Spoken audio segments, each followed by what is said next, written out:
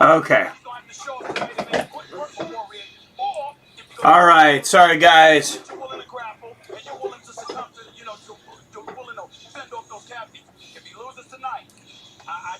I want to keep this on until I hear my own audio over this thing.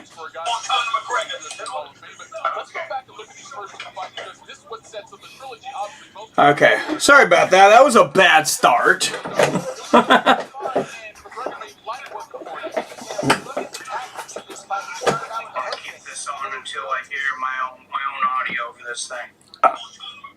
That was a bad start. But hey, guys.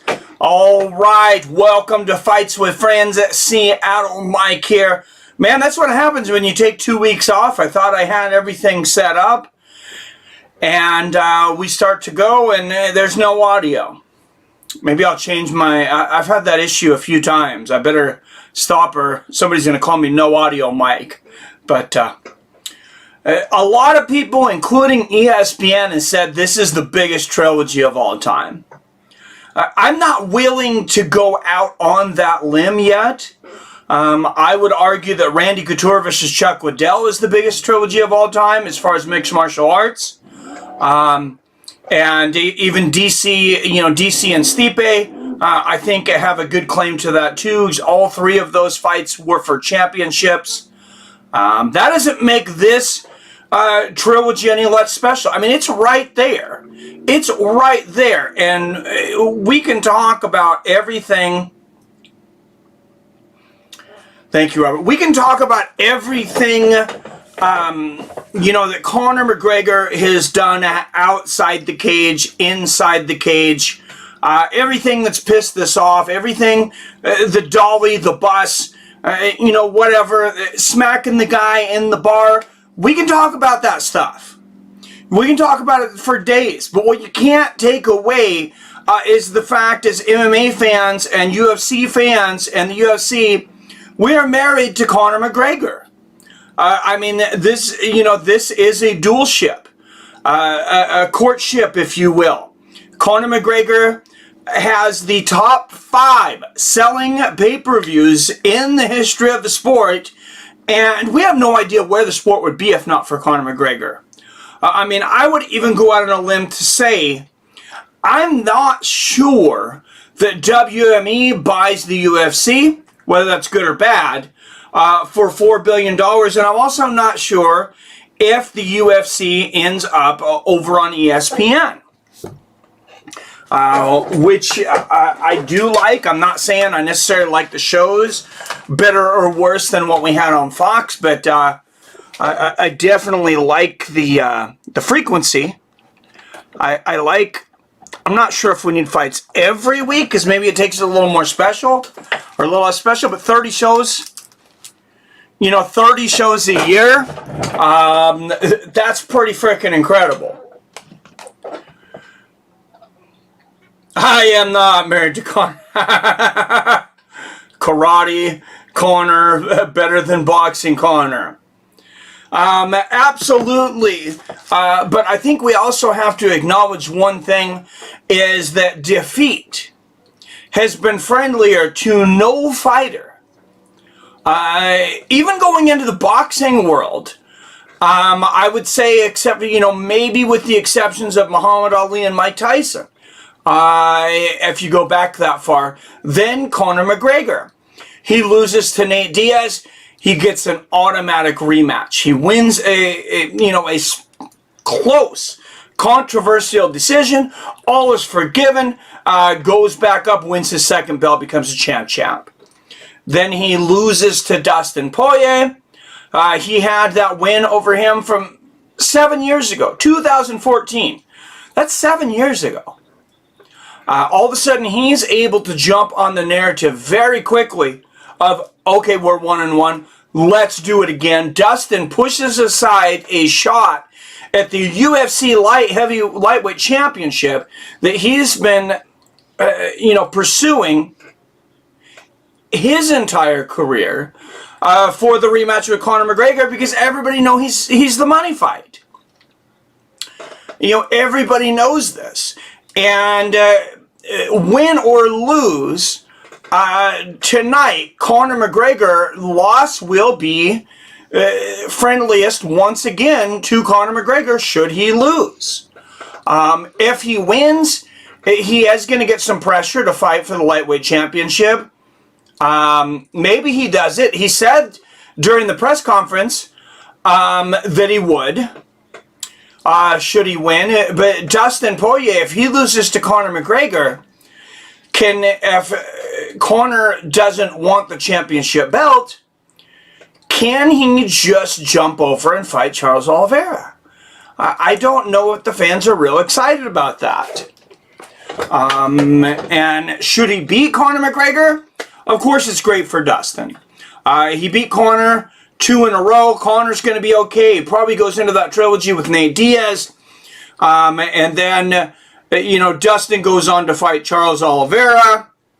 Should he beat Charles Oliveira, there's going to be a stampede of challengers for that belt, and he's going to be a rich, rich man.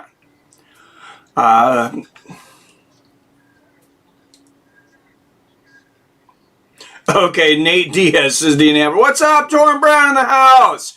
Haven't seen you out. Good to see you, my man. Dean says, when he wins. Okay, Nate Diaz, when he wins. Yeah, it doesn't matter. Like I said, it doesn't matter if Conor wins or loses. I mean, that Nate Diaz fight is there for him. I do think he won the press conference for what it's worth. I had picked Dustin earlier in the week. I thought Conor made Dustin very uncomfortable at the press conference. Most of the press conference, I felt like he couldn't wait to leave. Most of it. Dustin did have his share of one-liners, but it was very hard to gain any momentum because of all of the Irish fans there. And that may be the same thing, probably will be the same thing, in the Octagon tonight. We haven't had a big live crowd like this for a long time. This is definitely the biggest fight we've had since reopening the country. So even with the new ESPN model, I would not be surprised to see this sell over 2 million pay-per-views, which ESPN's already claiming. I don't think Conor won that press, says Torin. I watched it. I watched it myself, and I didn't necessarily avoid the media, but I guess I kind of did. I didn't see anyone's reaction on it. I didn't even look in the comments on YouTube. Just so I could kind of make my own decision of who I thought won it. And I thought Conor got into Dustin's head a little bit. I thought the momentum of the crowd was definitely on Conor's side. Conor had some one-liners he repeated several times. I thought Dustin was looking uncomfortable, though, for quite a while. And he even said at one point, he goes, I'm just done with this stuff. I can't stand this stuff. It's not his game.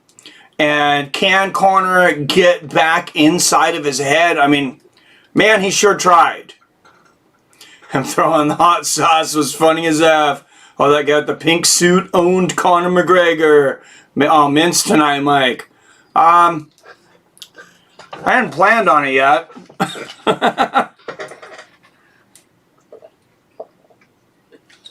That would definitely be later in the broadcast if we did, but Conor didn't get into Dustin's head, trust me. Only Dustin knows that.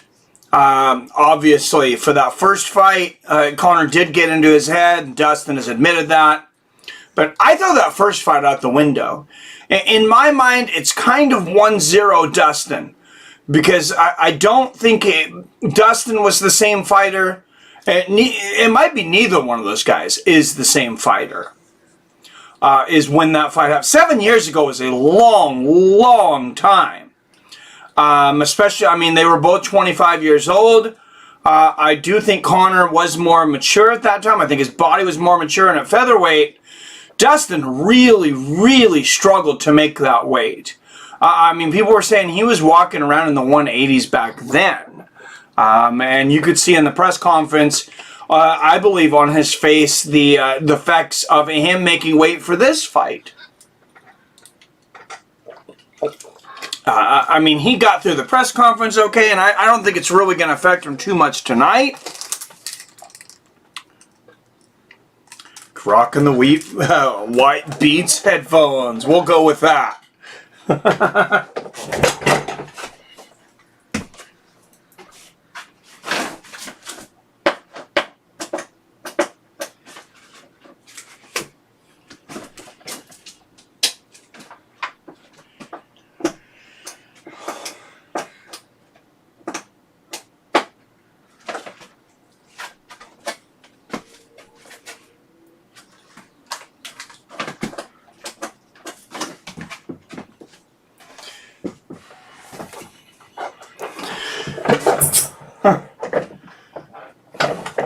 Well, guys, I guess technical difficulties abound today. My lamp that I've had up here for several years apparently just burned out. I mean, right as we were starting the stream, this lamp just went kaput. You know, it might be a plug. Sorry, guys. When it gets dark, though,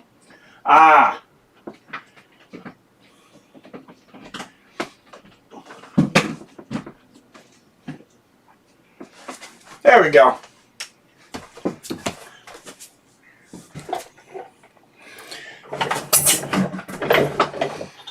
Can't I tried getting into my girls. Oh my God. Oh, you crazy comedian. Oh man, it's good to have you back. Daniel Curlin. Nope, it was just a false alarm.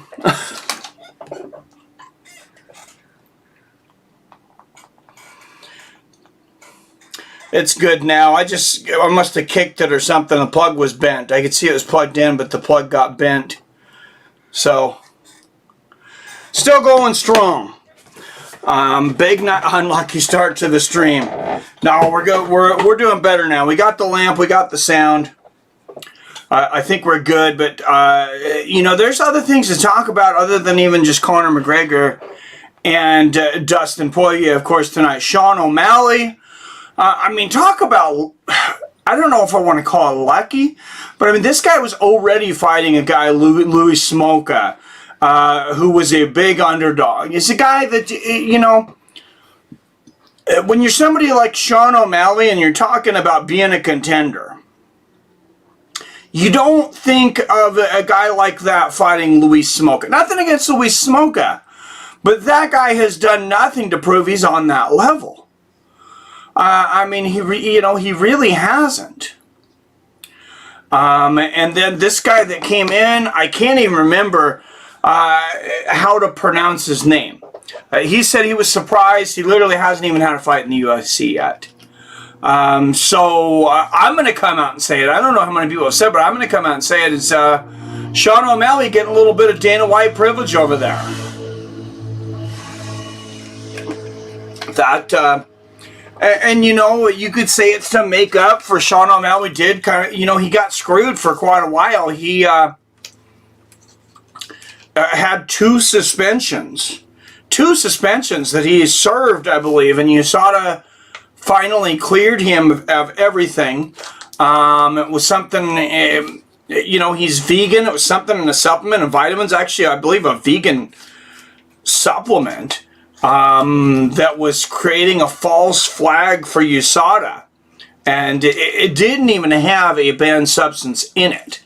But the way USADA was, this is the way it was explained to me anyways, the way USADA was testing was creating a false positive. So he did lose a significant amount of his career. Luckily, he's, you know, very young, but I think he lost 18 months or more of his career. I'm calling upset on the O'Malley fight. You're going to get like 9-1 odds. I'm going to take it out on young Dave. Oh, Jesus, comedic. Starting rumors. Hype for the Gregor Hardy-Tai fight. I hope Gregor Hardy gets his jaw busted. Yeah, you guys know I'm not a fan of that guy. at all, but I am a big Tai Tuivasa fan, so.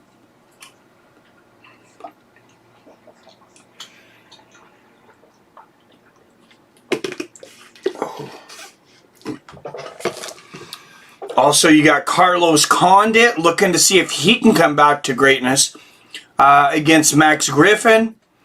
There's a big sleeper fight on this card, though. Sleeper fight could be fight of the night. Definitely one I am looking forward to. Maybe more than any fight other than Conor and Dustin. I mean, that is still the one I'm looking forward to the most. You know, but second tonight has got to be Niko Price and Michel Pereira. I mean, Michel Pereira is this guy that comes out. He comes out with all these, you know, this wacky stance and all these flying, spinning moves and things. And Niko Price, I mean, also a super unorthodox dude. I mean, what a great job by the matchmakers to put these guys together. Niko Price, of course, the only guy to knock somebody out off of his back with a hammer fist, and then knock somebody out off his back with the up kick. The guy's incredibly entertaining to watch. Why don't you like Greg? Torn, I don't like Greg Hardy. I think I've went in this because of his domestic dispute, domestic abuse trials, and then intimidating a witness, intimidating his former wife and girlfriend, and I just, it's hard for me to come back. I'm not saying a guy can't come back to that from that, but I haven't seen anything, and I don't know if you want an apology or whatever it is from that. Same reason I don't like Floyd Mayweather. You know, I just that's a line for me. You know, with a fighter.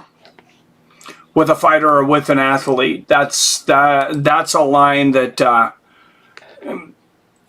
that's going to be hard to come back from. I don't know if I'm saying there's something you can do to come back from that. You know, maybe years later, when you're a totally different person, you disavow that person that you were. Kind of like Mike Tyson. You know, Mike Tyson came back.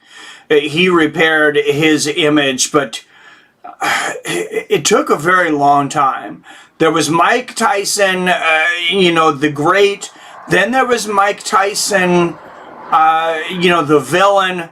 And then there was a long time in between, and there was Mike Tyson, I guess, the repentant. And I do think it took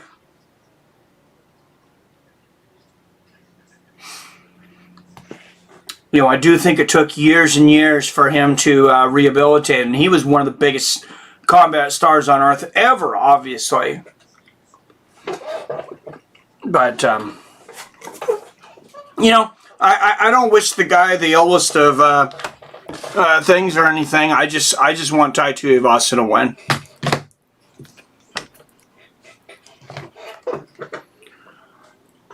Let's check the polls for Dustin and Conor up to this point. All right, guys. Go over to that community tab on the Fights with Friends homepage if you haven't voted already. 101 votes in. It's literally 50-50.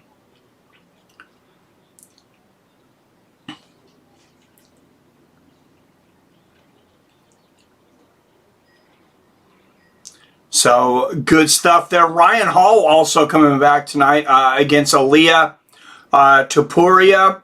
Topuria is a minus 230 favorite. That's going to be on the ESPN prelim trials. And then Irene Aldana versus Yana Kunitzkaya. I'm not super excited about that fight. Yana was pretty boring in her last fight, to be honest.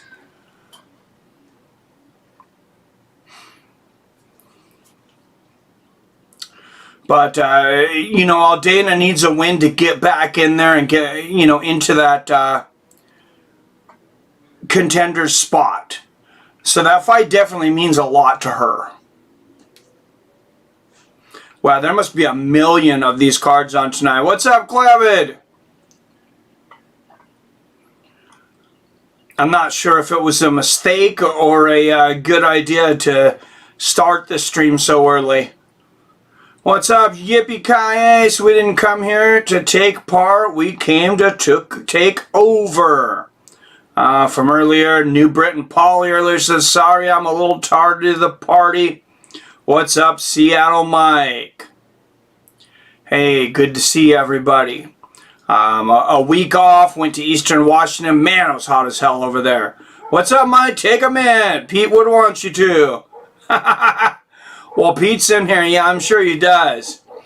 But that's hilarious. Yeah, I am feeling a little off my game. That's kind of why I wanted to start at the prelims too. Is that give me a chance to warm up. I'm sure as soon as this first fight starts, you know, we'll get back into the groove of things. But I'm not sure immense what I need right now.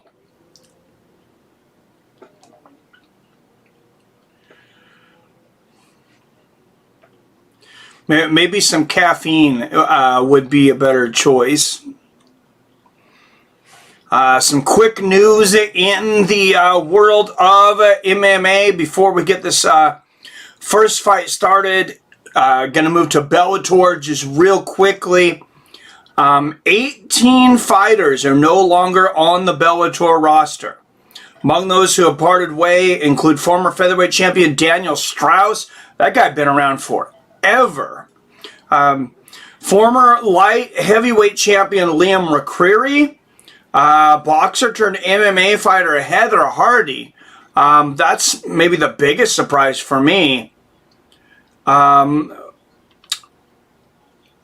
UFC fighter Beck Rawlings, Taiwan Claxton, losing recently, had been one of their guys, a big potential that they had put a lot behind. Also, John Teixeira, 23-6 as a featherweight.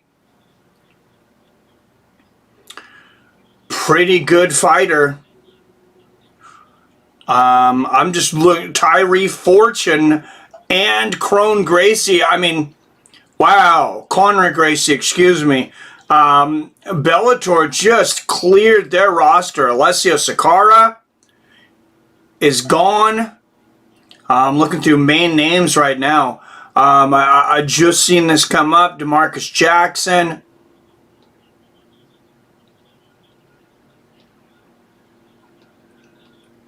There's some other names on here that aren't as notable. But wow. That is, some of those are definitely some big surprises. About 4.5 minutes until our first fight here. And by the way, tickets are on sale now for Derek Lewis versus Cyril Gahn. I don't think I'll be making it to that one, but man, that one would be a lot of fun in Houston, Texas. So anybody that's in the Texas area or can make it over there. Zhalgas Zumagala versus Jerome Rivera. Looks like it's going to be the first fight of the night. And 7 undercard fights.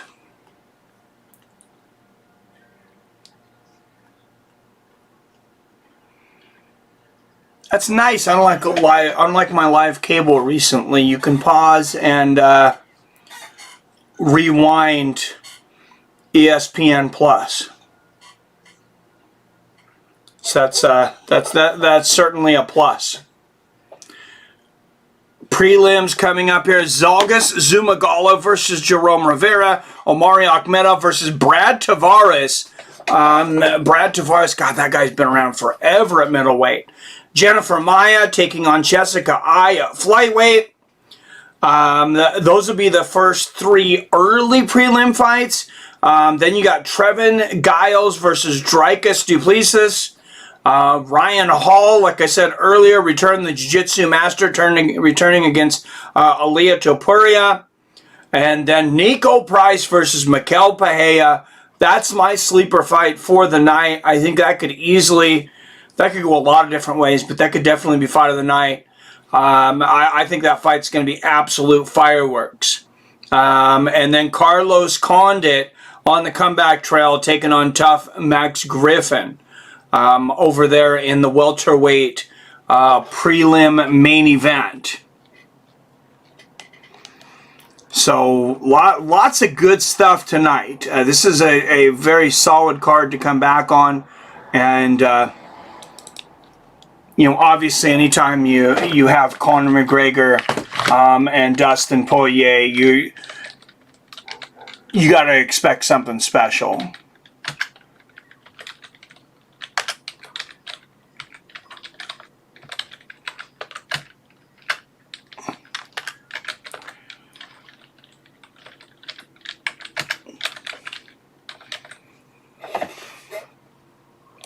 All right, and the flyweights will be first. Rivera and Zumagalev kicking off here in just a few moments.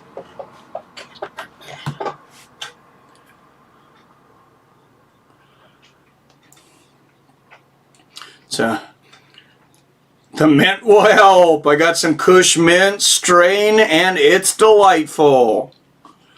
Yeah, they're edibles are pretty crazy. Got one hell of an old-fashioned. What are we all drinking? Nice. I haven't had an old-fashioned in quite some time. Since they weren't old-fashioned. No.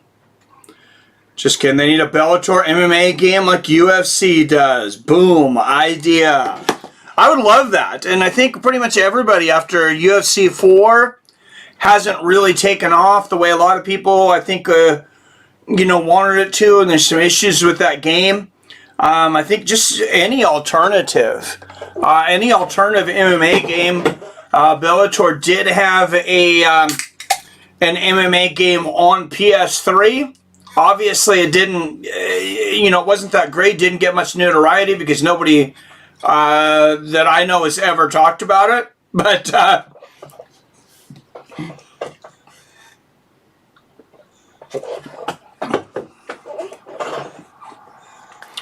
what's up, Joe? He says, what's going on, guys? So ready for this trilogy.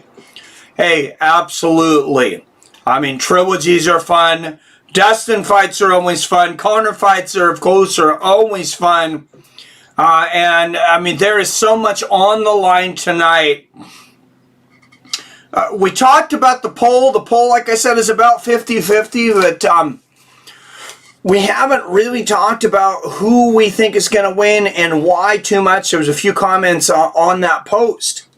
But I will say I had Dustin going through the whole week. And then something in that press conference kind of just gave me a vibe to lean towards Conor. I mean, this has been a toss-up fight for me. And it's all going to depend, for the most part, on Conor's style and how he comes in with the footwork. Is he able to go back to an MMA, or as some people say, karate style, from that boxing style that we've seen in that last fight? And like I mentioned before, though, it's not even a good boxing. It wasn't even a good boxing stance. What's up, Ordinary Pete? Back. Hey, somebody was speaking for you, saying you wanted me to take a mint at the beginning of my stream. That seems destructive. I don't think you would want it at the beginning.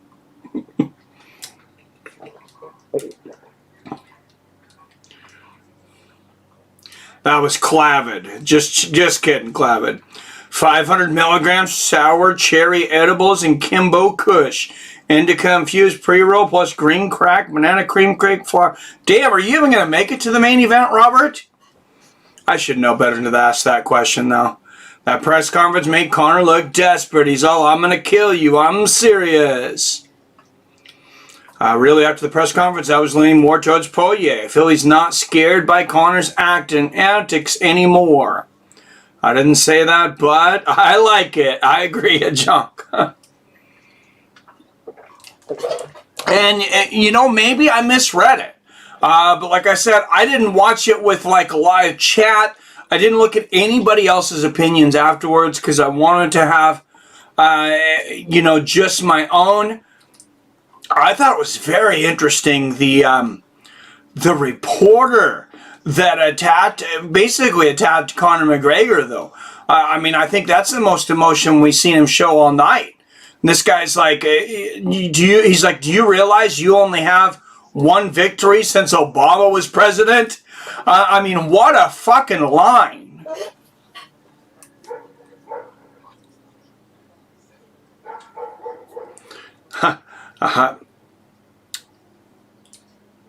I didn't say that, but $50 mints. Hey, it's $75 just for the pay-per-view. No. we get it. We get up to $100 with some pay-per-view night. I'm sure we probably will. And I'll pop a mint, and of course, one for $50 a mint for $50 every one after that.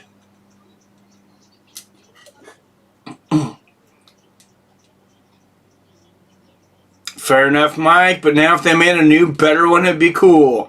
Oh, absolutely. I want to see it, for sure. I want to see a better MMA game. I have it on PS4. I've thought about bringing the PS4 up here so I could play and stream it and stuff, but it's hard to get into that game. It's hard. Before we start this thing, I did want to ask some of you guys, though, do any of you play much fighting games? As far as fighting video games, I know I've heard you guys talk about the shooting games and stuff, which I'm just not good at, guys. It's not going to be something I'm going to be streaming here because that would be borderline dishonest. And it would not be fun to watch. But for fighting games, I think would be cool play against some of you guys on here. I think that would be a lot of fun. That was good when he called him out 1-2 at 155. Yes. Jerome Rivera, 6 wins by submission, 3 first-round finishes. He is a Brazilian Jiu-Jitsu black belt here in this first flyweight matchup. What's up with that big guy always getting first question? Morgan. I'm not sure. John Morgan is the man. I think you should do 50 milligrams per 500. Dude, I don't have that kind of tolerance, Pete. I took, because it's been, I'm sure you guys have seen, this is like national news because we're just not used to it here in Washington, especially with the humidity. Nobody's got air conditioning. The Washington, Seattle area, entire Pacific Northwest, record heat wave. We were sitting there touching around 120 with almost 100% humidity and no air conditioning. It's been pretty tough. So I've taken a few more edibles just to get to sleep some nights. It's like you put a couple fans on, you cover the window. We got a big sliding glass door. You cover that in foil. You got like 3 fans on, jump out of a cold shower, and then hurry up and take an edible before that, and just to hope that you can pass out. But I hate Josh Morgan. Nah, no, Pete. What's wrong with John Morgan? He'd want you to eat a mint. Fire Gypsy. Oh, did I miss Jake's birthday? Happy birthday, Jake. Firefighter Gypsy with the first $10 donation of the night. But no, thank you, Firefighter Gypsy.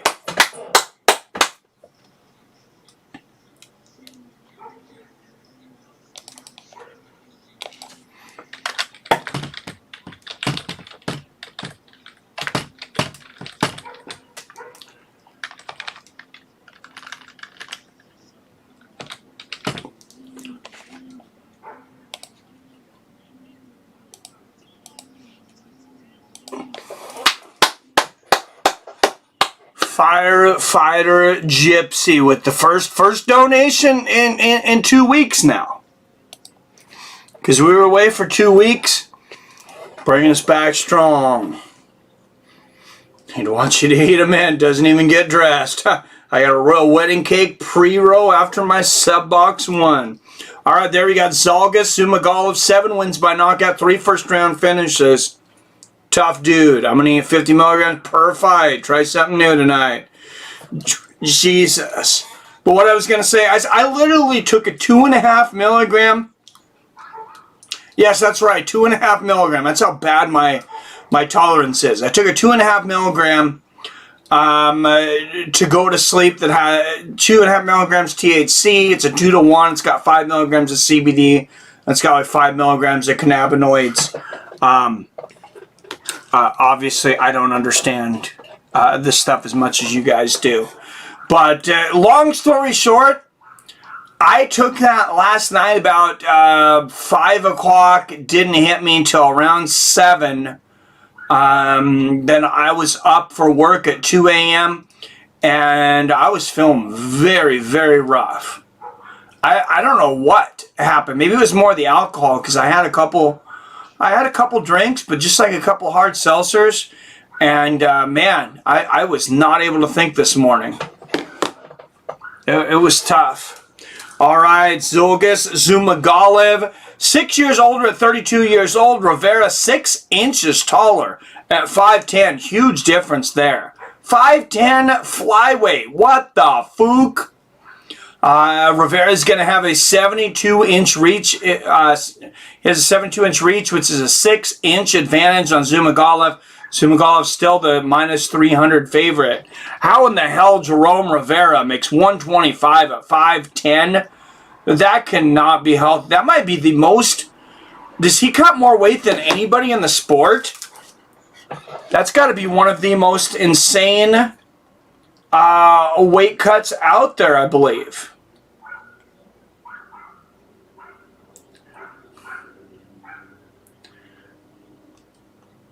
All right, guys. I'm sorry. I paused it for too long. We'll smoke along, but not same as edible. Oh, we'll smoke along, but not same as edibles. Dude, it's tough on me, man. I know I sound like a whiner here, but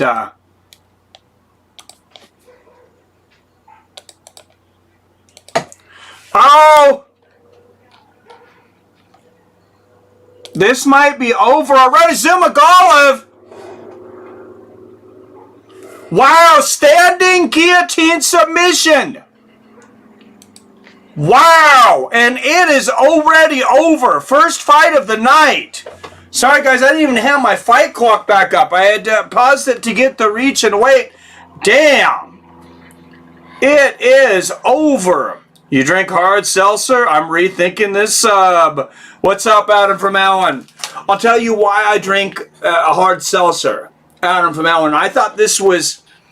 I know I've explained this before, but I thought that the whole gluten intolerance thing was BS until I developed a gluten intolerance.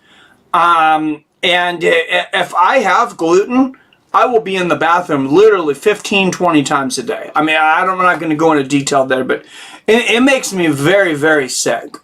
I pretty much had to go with like crustless pizza or just... pay the consequences for several days afterwards. Now pretty much like anytime I have gluten. So I just, it's helped me lose some weight, cutting the gluten out. But I mean, pizza is like my favorite food. So I've had to go to making pizza omelets. I get like pepperoni and cheese and olives and peppers and whatever. But, you know, that's the reason for that. I would make fun of me too, though. Damn, I got another damn AC for 150. Whoa.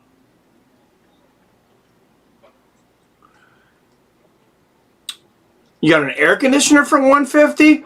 Oh, it is so hard to get air conditioners here now. I finally was able to order one. I ordered a portable one. Well, I ordered a portable one off of Amazon like 3 weeks ago. And I tried to get in front of it. I did it before we got our record heat wave. But it still hasn't showed up. They said the earliest it would show up is on the 7th. I'm hoping any day for it. But yeah, it's been pretty crazy.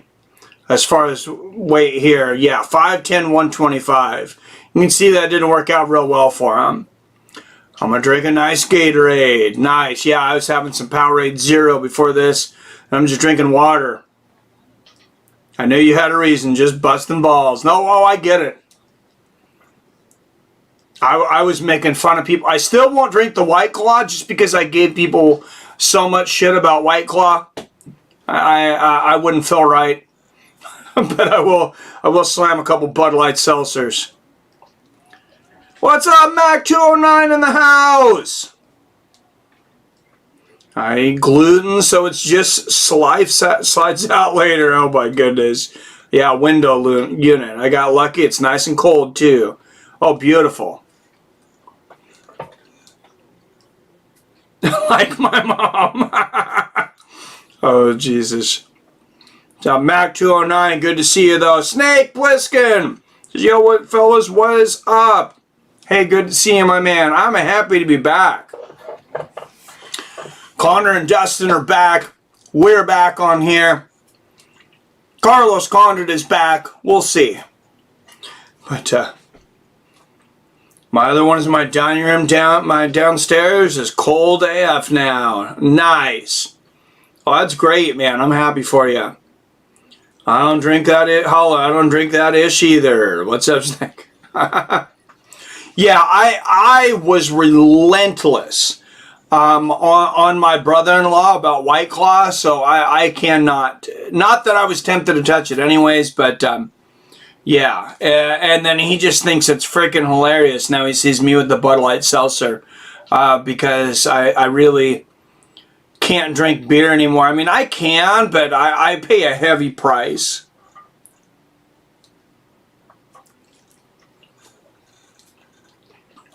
Snake, what's up? Pete Ula. Thanks, Mike. Yeah. Hey, thank you, Quavit. Thanks, everybody, for coming back. The channel was struggling a little bit before I took 2 weeks off. I don't think that helped a whole lot, but I got to go down and see my grandmother's turning 83 years old this week.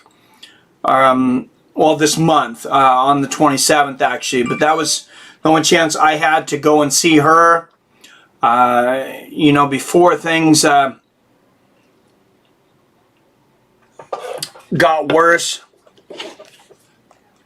Or, you know, before things get worse. She's still holding on to her faculties pretty well for 83, but she's freaking 83.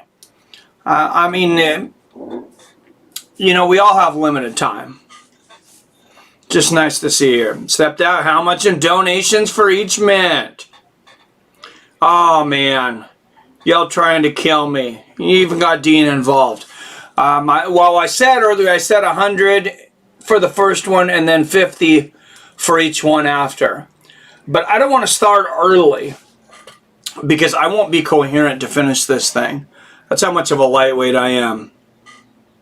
Every 50. Yeah, I'll even go every 50. I'll pop the first one for 50. Watching them Bitcoin ads to get in. What's up, Nuka Cola? Nuka Cola in the house. Hey, Bitcoin and MMA for some reason are becoming kind of synonymous. The Crypto.com actually just brought rights to the UFC fight kit. I might freaking buy one now. They're like $150 for the kit. I don't even know what the heck you get. But yeah, I'm a big fan of crypto.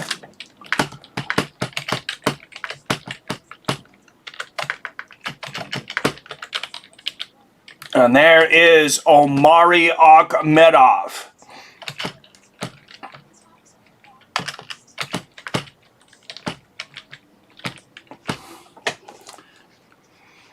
Coming in against the veteran Brad Tavares tonight. Oh, look at that. Dean Hamper dropping the $20. Got 50 right on Pete. Modesto here. He starts. I like the mint option, says Adam. All right, $20 donation.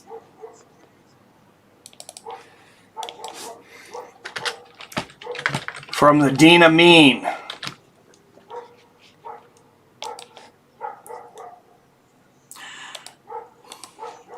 Actually, he's very nice, but Dean Amin sounds good.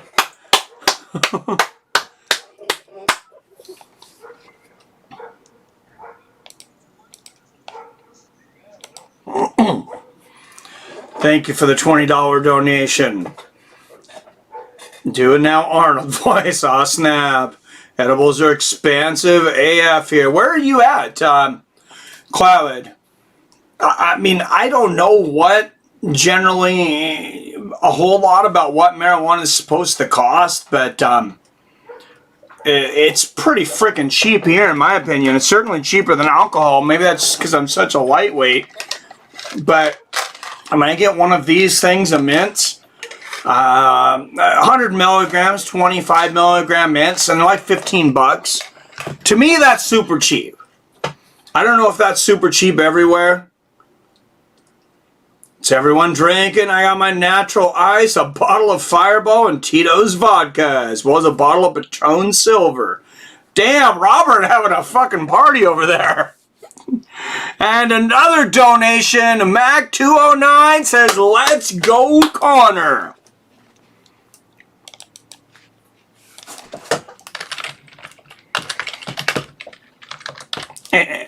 And you know, it's like I've been kind of hit by the mystic fever too.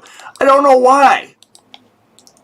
I don't know why. It doesn't make any sense. But thank you, Mac209, for the $10 donation, bringing us up to 40 bucks already.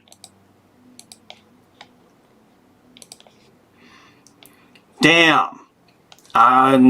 Just to let you guys know, I will not be taking any edibles until at least the main card starts. You get to your 50, that's, you know, I will take that mint, but you gotta wait till the main card starts or I just won't get through it. I'm an MD. It's expensive AF here, $60.08. I got my edibles 10 packs for $150. 100 milligrams chocolate, 10 milligrams each. And the drinks are either 100 or 200 milligrams, 20 or 40 bucks. Yeah, that's about standard with here, I think. I need stronger, less expensive edibles. Yeah, those drinks do something different to you. I don't know what they do to you, but man, they put me in another dimension. I'm new in my 40s to any kind of substance outside of alcohol. I never smoked. And that was not to be like some goody two-shoe or something. I think I just didn't trust myself. I mean, when I was younger, I was super impulsive. I struggled with my temper.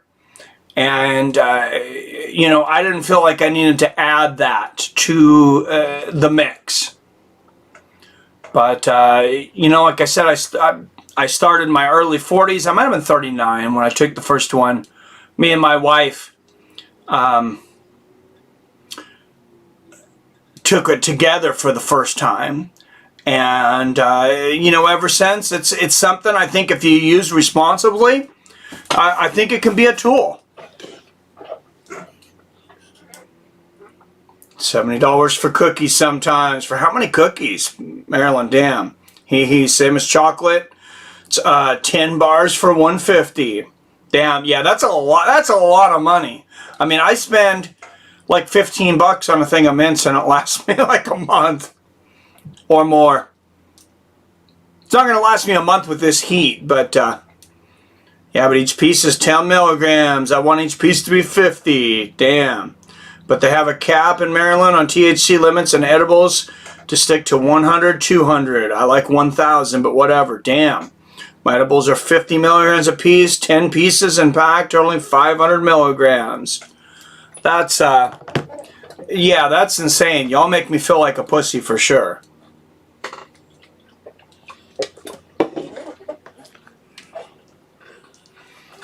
Alright, guys. I'm going to take just a quick break before this second fight. Just a quick break. I'll be right back. I just got to take care of something real quick.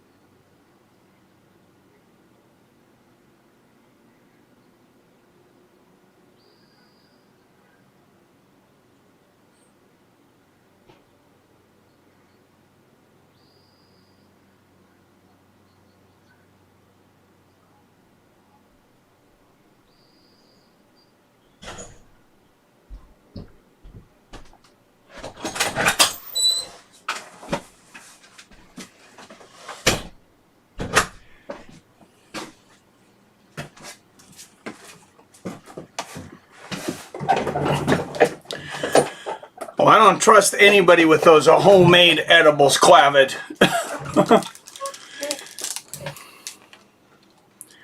I had to go find a focus factor. Not focus factor, excuse me, guys. Alpha Brain. We'll see. Hopefully it kicks in here soon, because I don't feel like my focus is back to what it was before our break.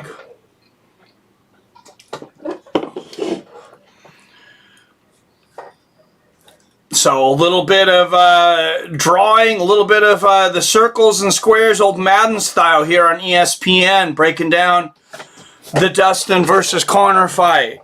I'll tell you guys, I was glad to see Max Kellerman doing some more UFC coverage. Hopefully that means the end of Stephen A. Smith. I have a huge amount of respect for Max Kellerman. Did boxing for a very long time, and I think he is going to take over for Ariel Helwani. That's just my, I think they're going to plug him into that spot. That's my feeling. I don't think they've said that, but I don't think they replace Helwani. I think they just expand and change the assignments of Max Kellerman a little bit. I actually talked to Art Davey, who is working with the UFC. I talked to everybody I knew in the game, basically, and that's why I ended up doing, several interviews in the last couple of weeks, and I haven't been doing them in quite a while because I was going through all my connections, because I was like, hey guys, Ariel Helwani is out, and ESPN, they actually offered him less money. I was like, hey, I'll do whatever they want me to, and I'll do it for, half the money. I'm new in the game, so I threw my name out there, and, Art Davey said he talked to some people. I knew, I wasn't even going to get an interview or anything for it, most likely. But to throw my name out there, I talked to as many connections as I could. But it looks like Max Kellerman is going to be the guy there. And I'm pretty happy about that.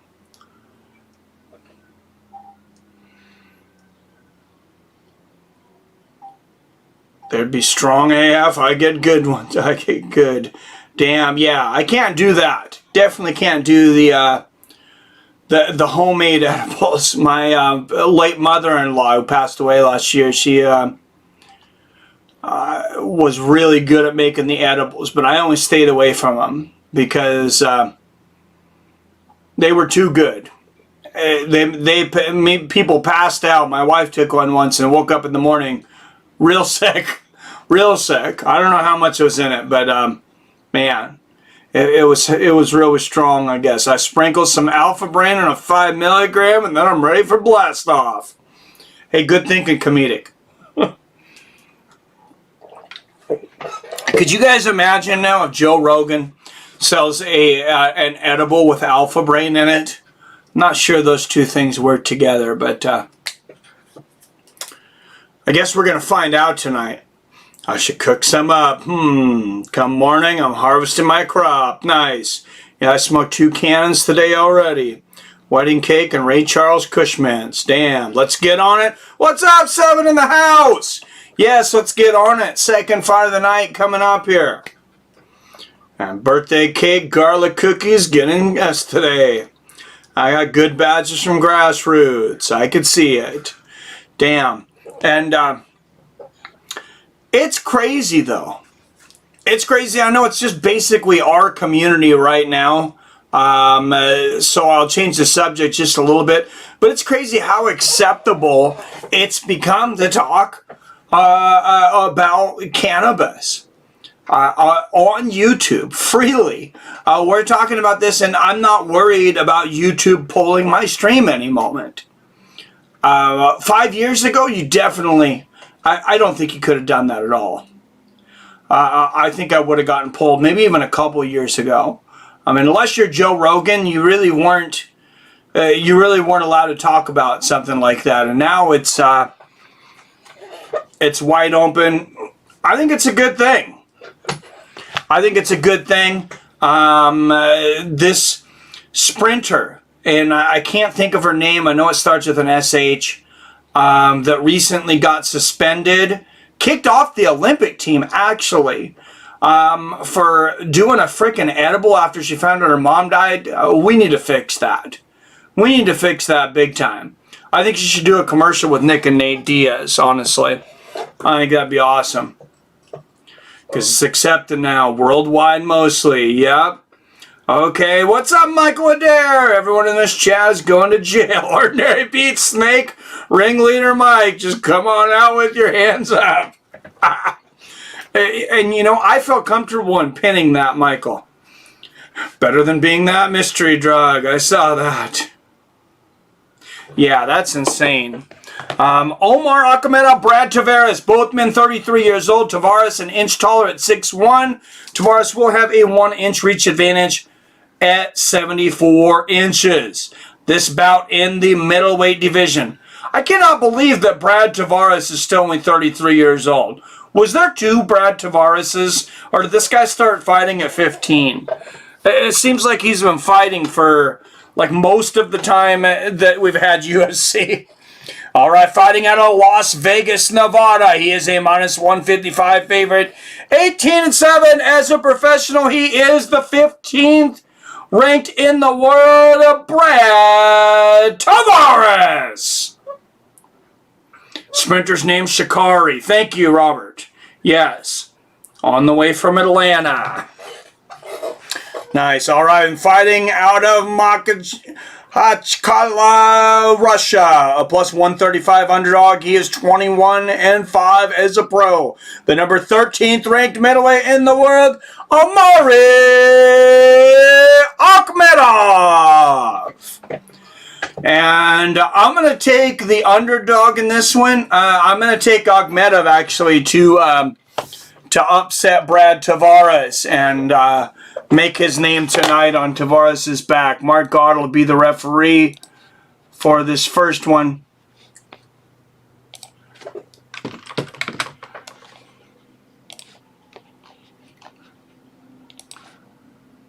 All right, guys, and here we go.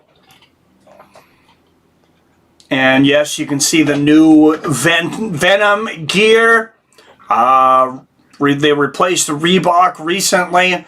Has anybody bought any of the new Venom gear, by the way?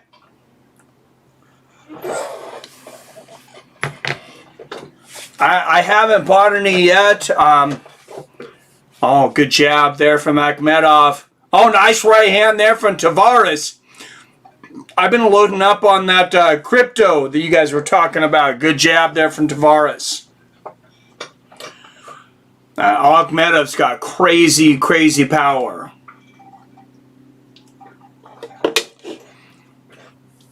Good jab there from Tavares. You can see still hardly, not a whole lot of people there. This is kind of going back to COVID levels to him. Oh, nice one too. There from Tavares and a good left hook. Kind of going back to where, before COVID for the big events, that a lot of people don't show up during the prelims and then they show up towards the main card. I'm not paying for a UFC and not watching every single damn fight. Those people are crazy. Plus, if you get there early, you can beat the traffic. I don't get it, but I guess a lot of people can't sit for 7 hours. Still rocking tap outs, Community Genius. Yeah, I still have 2 old tap out shirts sitting more as like collectibles now from back in the day. Actually, Comedic Genius. I don't wear them anymore. Good little leg kick there from Ahmmedov. Good right hand over the top from Tavares. I will never forget the day I knew UFC and MMA had become huge. Oh, nice jab and a right hand there from Tavares. Good outside leg kick there from Brad.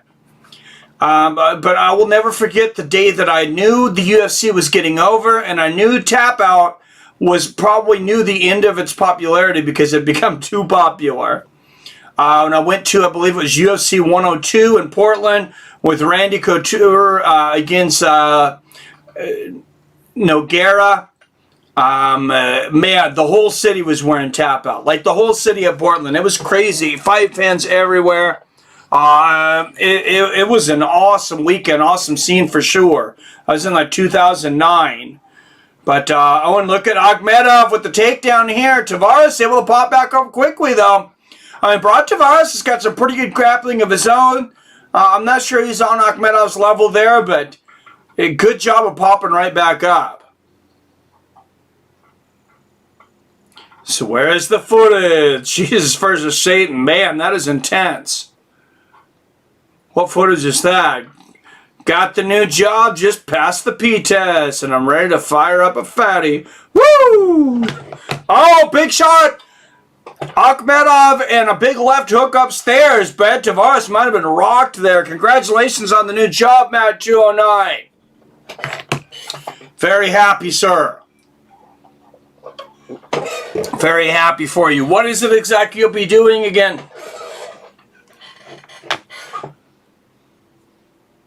Just took a retest, failed the first one. Let's go. They give you a retest? Oh, that's hilarious. Ahmmedov pushing Tavares up against the fence. Nice knee to the body there from Tavares.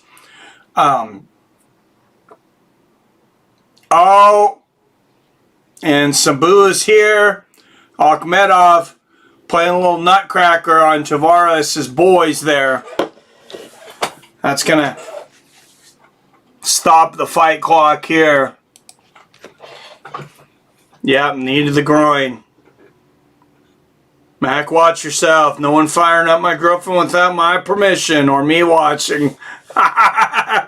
Oh, Jesus. All right, guys, I'll update you on the fight clock here. 105, 104, 103, 102, 101. 1 minute left here in the first round. Oh, beautiful uppercut there from Tavares. And even though it was Tavares taking the low blow, big combination there from Tavares. A good head movement. Nice right hand there from Ahmmedov. But look at the brains on Brad. With the defense there, getting out of the way of the 1-2.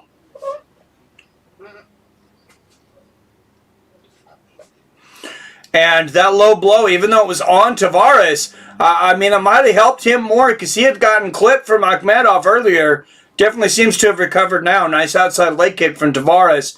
Ahmmedov shooting again. Can Tavares defend it? Oh, big defense there from Tavares.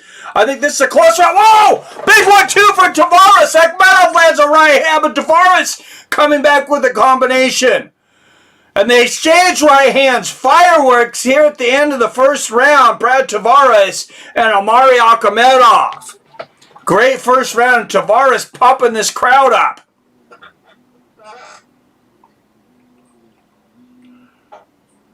Drank water like a fish for 3 days. That Michael, oh no, good luck, bro. Comedic. Thanks, man. Need it. Damn, yeah, that stinks. Believe it or not, Amazon here in Seattle was drug testing for marijuana, even though it's been legal in Washington State for, like a frickin' decade. More medically. And they were testing and not hiring people. It's hilarious. They're actually running out of people to hire. I'll talk about that more on my new show, Weapons of Mass Destruction. Weapons of Mass Destruction coming soon. A new channel.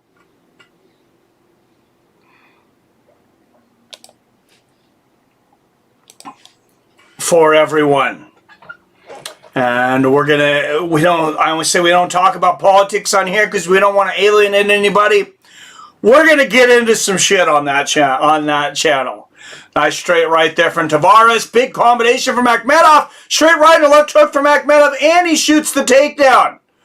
And he gets it. What a job by Ahmmedov of combining that takedown, putting it in the middle of that combo.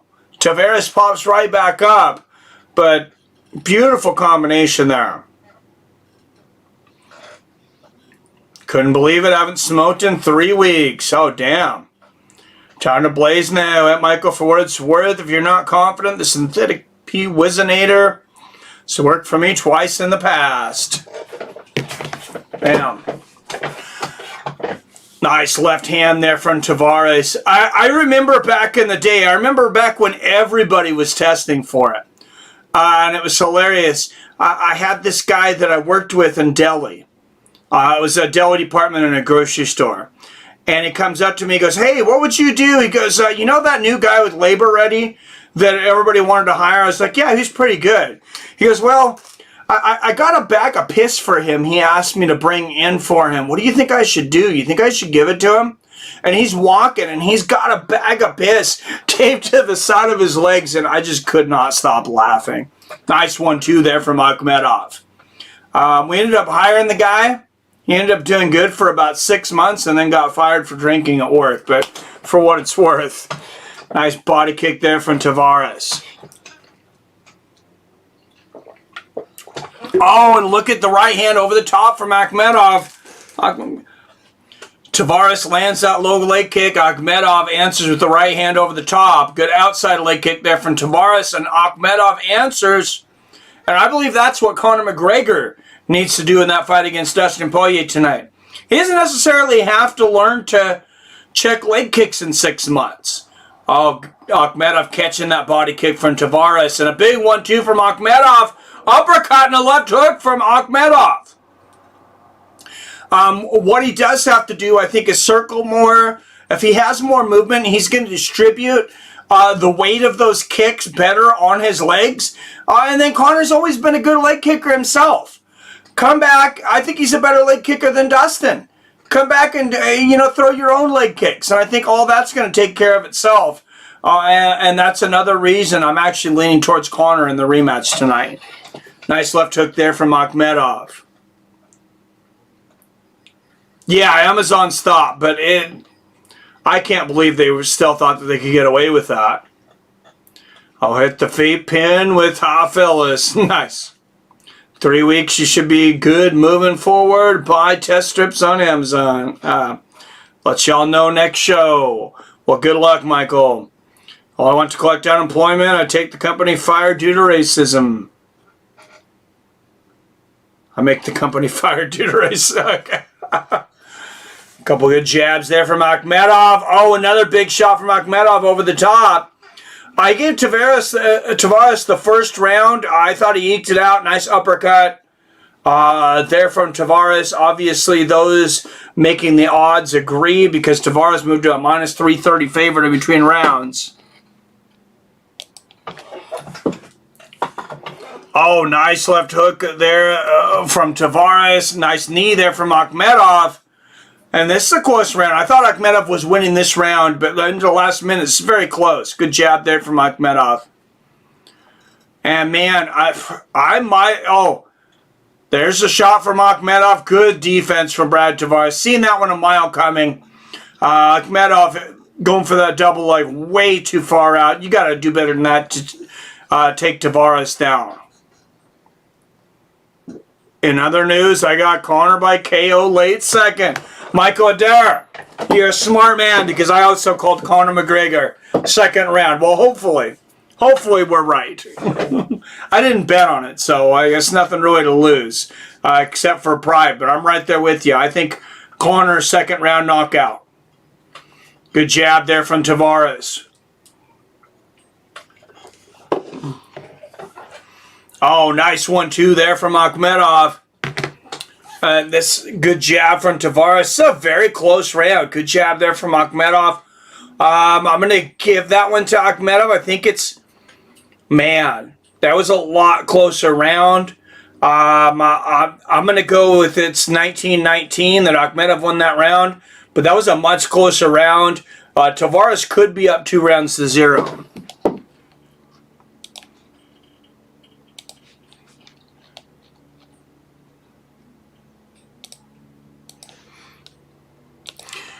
Let me know, how do you guys have it? Is Rob Iman or Billy Hughes up in the house scoring?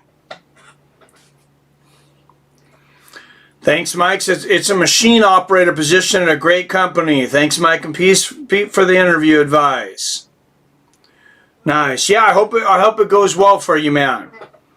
As the credentialed drug counselor, testing has gotten pretty sophisticated, depending on which agency is doing the testing. Criminals will always be a step ahead, though. So now these people are criminals? You're calling my people here criminals, Dean? No, I'm just kidding. But yeah, no, thanks for the knowledge there, Dean. Just got to stay off that one leg and move around. Yeah, absolutely. Good jab there from Ahmmedov to start this out. Low leg kick from Brad, but the right hand over the top here from Ahmmedov. Great low leg kick there from Ahmmedov. Oh, good jab and right hook from Ahmmedov. And if I'm in Ahmmedov's corner, I'm telling him you're down 2-0, because he definitely could be. And you can't trust, obviously we know a lot of these judges. Nice straight right there from Tavares. I know Chris Lee and Adelaide Bird are not judging in the main event. Oh, Tavares catches Ahmmedov off balance and knocks him down. That was more of a push or anything, but that's going to be big on the judges' scorecards. Kicks him while he's down 2 in the leg. Good moment there for Brad Tavares. Oh, and good defense on Brad's part. Carlos Condit, the Natural Born Killer, taking on Max Griffin later on tonight in the main fight on the prelims. That's going to be a good one. Roberts is 19-19. That's what I got. Good jab there from Tavares. Good left hand there from Ahmmedov. 19-19. I'm a criminal. Ran unavailable characters. Didn't realize I only had 200. Oh, man. They're getting like Twitter, I guess. Oh, nice left hand. Good right hand there from Ahmmedov. I think that might be new, Dean. I didn't realize she only had 200 either. Oh, that was very close. Tavares just avoiding that overhand right there from Ahmmedov.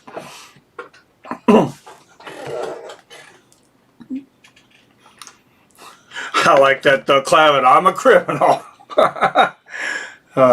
Hey, I guess you own it, right? So,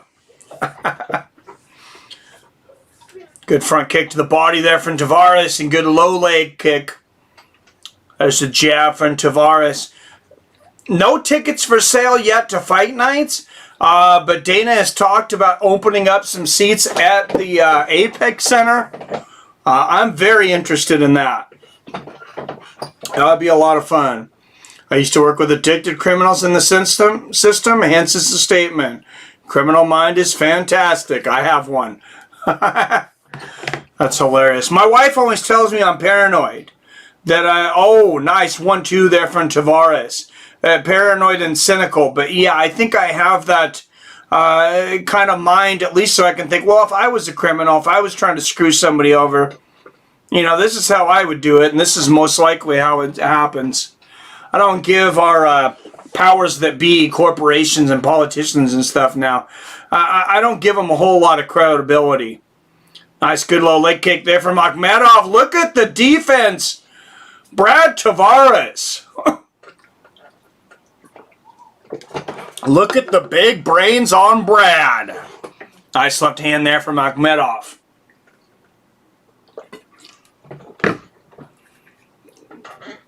Nice straight right there from Ahmmedov. Another low leg kick from Tavares.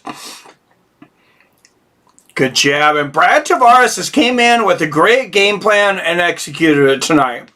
I'm very impressed. Green, gotta be off heroin and crack, so yes. Damn, I beat the system also. I quit, though, just weed. My sight cool with it. Good jab there from Ahmmedov. Well, I'm glad you're off the hard stuff, Clav. That stuff's scary. Not that I have experience with it, but I've seen some bad results. Nice body kick there from Tavares. Good left hook there from Ahmmedov. Inside leg kick from Brad. And, you know, I think Brad, oh, nice left hook there from Ahmmedov, but, oh, another good left hook. Good one, too, for Tavares. And this crowd going crazy for Brad here. Ahmmedov catches that leg kick. Good exchange there. Great moments here towards the end of the fight. This crowd really getting into it now. And Brad Tavares, man, he's been pumping that jab like a ninja tonight. Straight left and a good right hand. Inside leg kick for Brad Tavares. Beautiful performance from Brad Tavares. Spin kick to the body. Wow, and Brad Tavares looking great here. I got him winning the fight 29-28, 2 rounds to 1. That second round was very close. Could be 30-27. What a performance.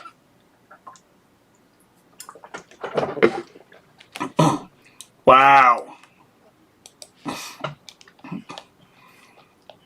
And Brad should be, he should be up in the rankings tomorrow. He should move up a spot. At least, I think, take Ahmmedov's spot at 13. 29-28, Brad Tavares, says Robert Kerrigan. Great minds think alike.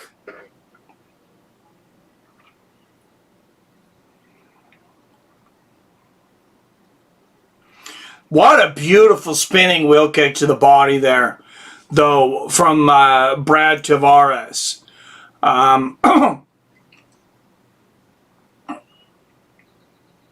There you go, the Chael Sonnen show with George Sedano and DC and RC. Of course, those were both shows that had Ariel Helwani on them before. Ariel Helwani no longer with ESPN. I know he's planning to make a big announcement of something to launch for himself.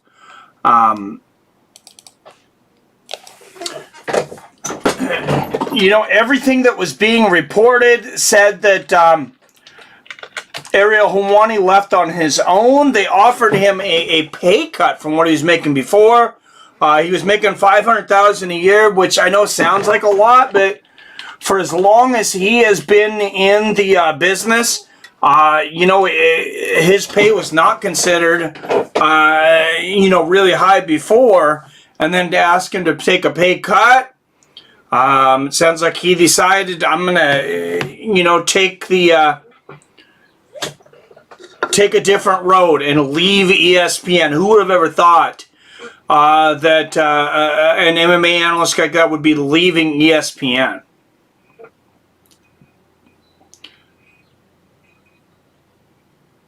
Wow, split decision. Mike Bell with the last card. 29-28, split decision, Brad Tavares. I'm not sure who that judge was. I didn't hear the judge for Ankalaev, but are you kidding me? Brad says, I thought I was about to get ripped.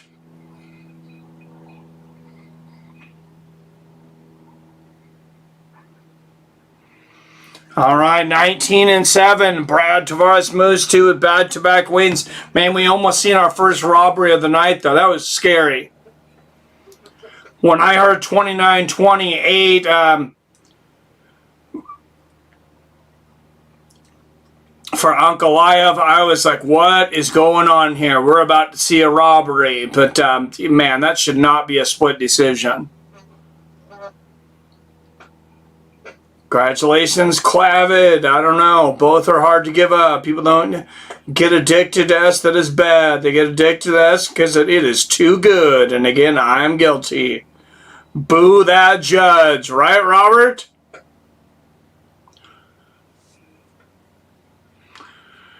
And Brad Tavares dedicating to this fight to the uncle he lost from cancer last week. Wow, and what a tough thing to have to deal with, you know, moving through fight camp and somebody you're close with. And you see Brad Tavares now moves into second with Anderson Silva for most wins in middleweight history. And Steve-O up there in the front row, he showed up early. He's a huge UFC fan. He was here at the beginning of this. I don't understand those people that show up for like the last 3 fights, but I mean, whatever. Obviously, a lot of them are not big fight fans, and they're just showing up to be seen.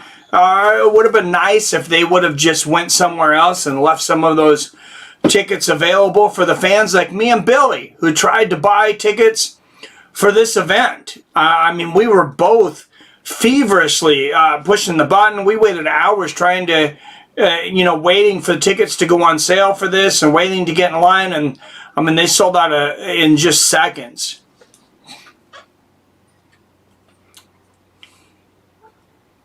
Boo that judge. He's bringing back MMA Hour. What's up, J Dick 1982? That's awesome. Yeah, I've been waiting for his announcement of what he was doing. I guess I missed it. The MMA Hour with Ariel Helwani. Yeah, he's going to make more than that, 400 and whatever thousand they offered him a year. I mean, especially now with crypto throwing a lot of money on the mix, between crypto, CBD, and probably soon to be THC, putting so much money into advertising, and then sports betting like DraftKings, BetDSI, all of these other things. I think there's a lot of money out there for Ariel Helwani, and as big as he is, I think that was actually a good move for him. Good for him. Congratulations, Ariel Helwani, on standing up to the man. A lot of respect for that. Stands up to the biggest sports network in the world, saying, "Hey, if that's all if you're not going to pay me what I feel that I'm worth, and I can go out there and make more money on my own, see ya."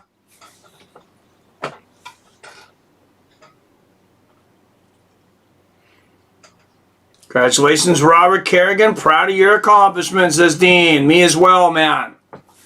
Proud of you, Robert. Been clean for 8 years from heroin and meth after 27 years of abuse. Oh, damn. Hell yeah, I'll be 20 years away from meth next March. Damn. Yeah, good for both of you guys, Robert and Dean. That's, I like how you put that, Dean, and nobody says it like that ever. Everybody says, "Oh, it's so bad," or whatever. Well, you think people are taking it because it's bad? You think they're taking it because they want to die or they want their life to be difficult? No, of course they're taking it because it's too good. I don't drink and take the occasional edible because I think it's making my muscles bigger and making my mind stronger. No, it's fun. Proud everyone clean. They are hard to quit. Yeah, no, that is awesome.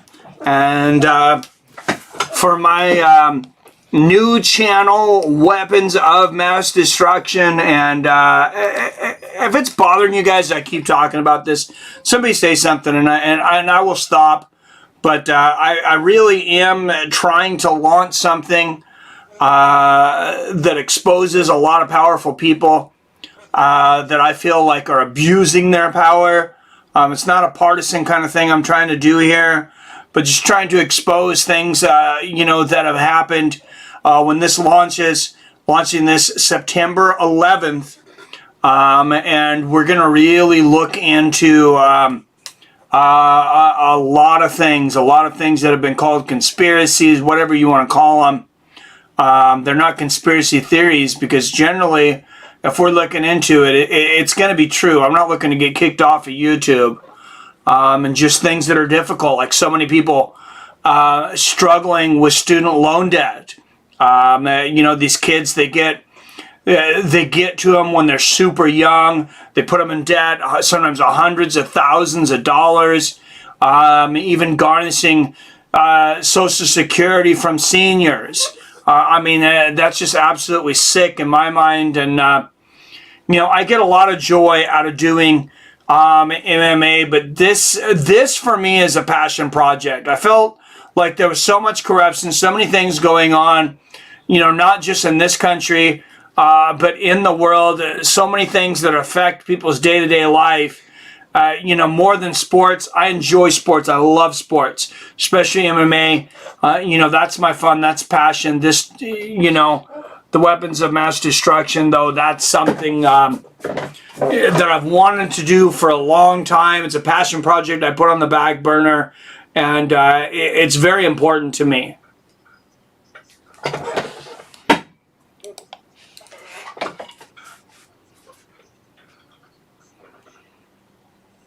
Ariel on BT Sport, MMA Fighting, and Spotify. Nice. Well, yeah, good for him. Took it because I wanted to die for a little. Well, yeah, I mean, yeah, the depression and then what the pharmaceutical companies have done to our country. You know, pushing Oxycontin and hydrocodone and all of the BS. I mean, those are the real drug pushers. And I mean, then they literally got people addicted to heroin. And I mean, I know people close to me. I have a family member, I won't go into it, but one in-law, my wife's family member, who is a doctor that got addicted to that stuff and actually lost his medical license for a short amount of time. He bounced back. I think it's been just about a decade ago. Luckily, you know, he's bounced back and is doing well now. But I mean, he was really derailed by it. And I mean, this is a guy who's super smart. I mean, went to school forever because it wasn't just this regular 8-year degree. This is a guy that I think spent 12, 13 years in medical school to become highly specialized. And I mean, if you can take somebody out like that, it can take any mind out. 3 years clean, beautiful comedic. I love it. I'm fine with it, said JD. Yep, congratulations, comedic. I've only been showering 3 years, comedic. Get him big, Mike. Thank you. Thank you, Michael. MRI came back with no meniscus tear. Nothing wrong with knees. Instead, they said, I need a hip replacement. Well, I was about to give you a round of applause, Robert, for the knee. I'm sorry to hear about the hip, though. That sucks. E-Tart Adventure says, who you have tonight, Mike? Placing a bet right now. I'm taking Conor in the second round.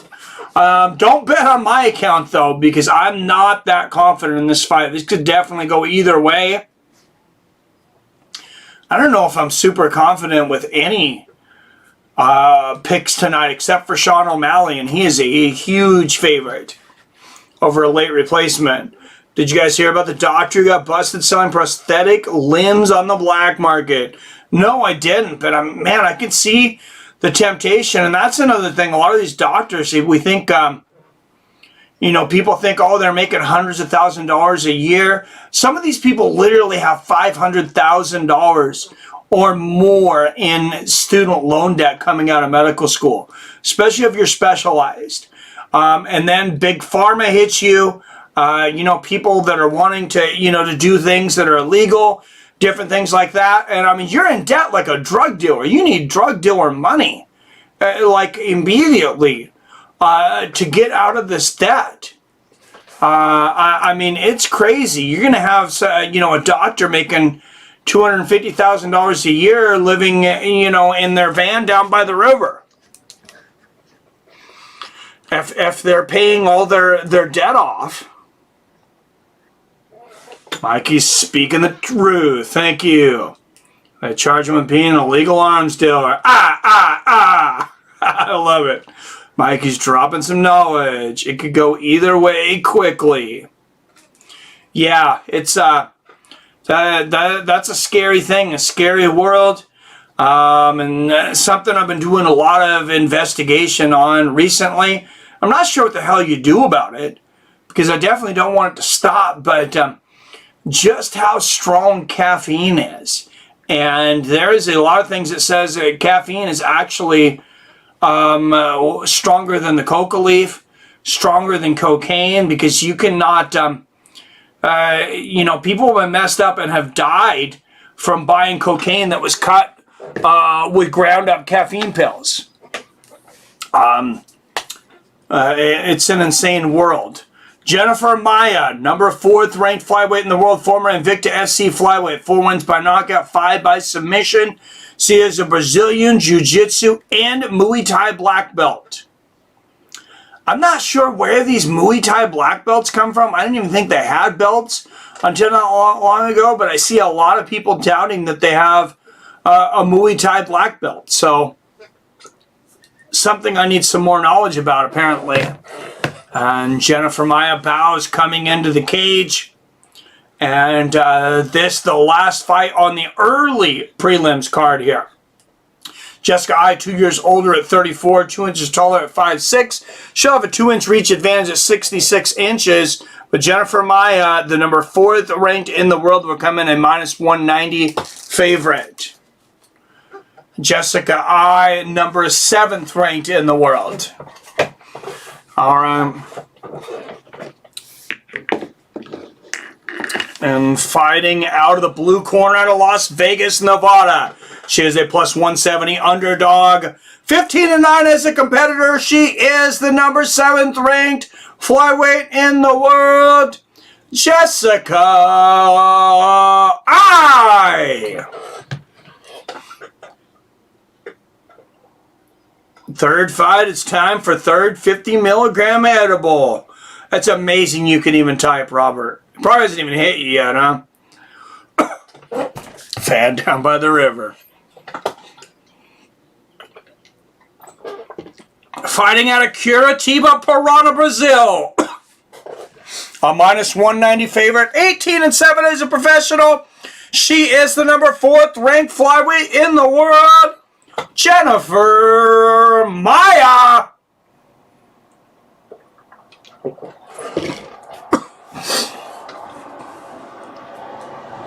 Hey, I don't count taps or decisions or whatever as losses.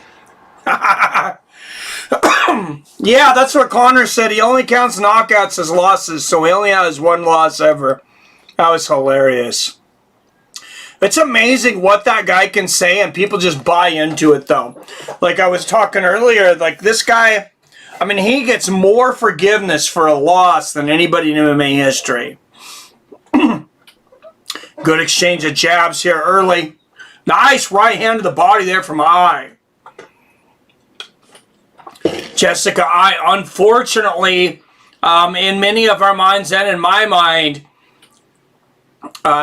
you know, we will never be able to look at her and not think about that question mark kick knockout from Valentina Shevchenko.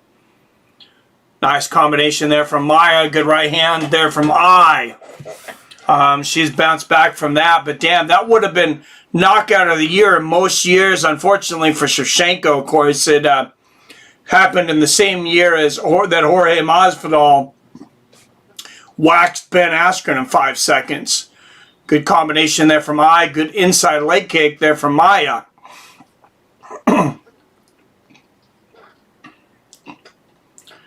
Leaning towards Burns. Diaz. Yeah, it was funny. Paul Felder responded, so I retired undefeated. Oh, that's great. Good combination there from Eye and the push kick to the body.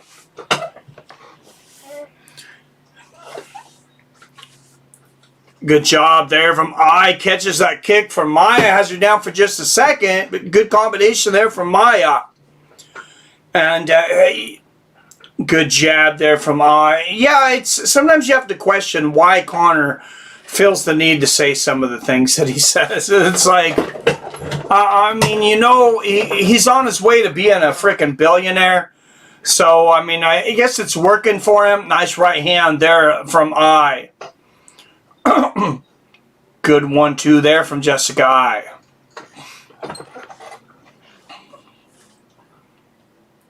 But, and as far as Stephen Thompson and Burns, I'm going to pick Stephen Thompson tonight. Like I said, I'm not super confident in any of my picks for tonight because there's some great matchups out there. But I'm going to take Stephen Thompson. Nice 1-2 there from Maia. Good body kick there from Jennifer Maia. Nice 1-2 there from Jessica Eye. Combination body and head. Maia. Good exchanges here. Guys, don't forget to hit that like button. I think it's all the usual gang, but if you're not subscribed for some reason, make sure and hit that subscription button. And just check again. Just check if there's 2 parts of the ringing the bell. If you hit it, there's a ring, hit it once and you'll receive some notifications. Hit it again, it'll say get all notifications. So I don't think I've mentioned that a lot in here before. So if you want all notifications, you actually have to tell YouTube now that you want all notifications. Nice combinations there from I. And don't forget to hit that share button. Share this on any social media you have. The channel can use any help we can get right now. And Billy Hughes in the house. What's up, Clavid? Says it won't let my membership renew. What the F? I have no idea. That's crazy. Thanks for letting me know, Billy. I will, I'll check into it, see what I can do. Has anybody else had that issue? Joey Diaz would be great as a commentator. Billy in the house. He's still alive from jail. Remember he said after the first Anderson fight, I thought a tap ended the round, not the fight. Oh, it's hilarious. My girlfriend says if it's not a knockout, it's not even a fight. So in that case, never been. Oh my God. Thompson wins. I can see him leapfrogging Edwards. What's up, Iman Report? Yeah, I don't think Dana has much love for Leon Edwards. Nice left hook upstairs and right hook to the body there from Maya. Good jab there from I. Good front kick to the body there from Maya. Left hook upstairs there from Maya. It's a pretty close first round, I believe, though. Oh, nice exchange there. Oh, and I with a takedown here at the end. I was somewhat leaning towards her. Before that, that's a huge moment. If she hadn't won the round, I think that might have clinched it right there. And I got this.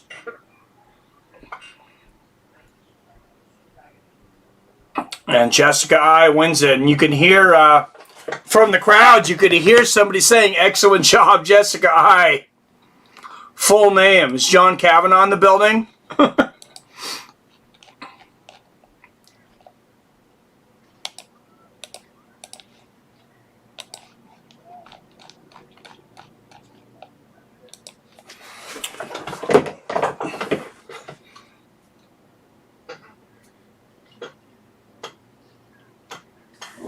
Waiting to spark my pre-roll, just a .33. Got it for $1, so why not? Could have gotten a shirt today, Schmeh. 10-9-I, Simon Report. Sparking my pre-roll, starting main card, royal wedding cakes, and mostly my screen. Don't want to pass out. I have no idea what that is, Clavid, but sounds like a good time.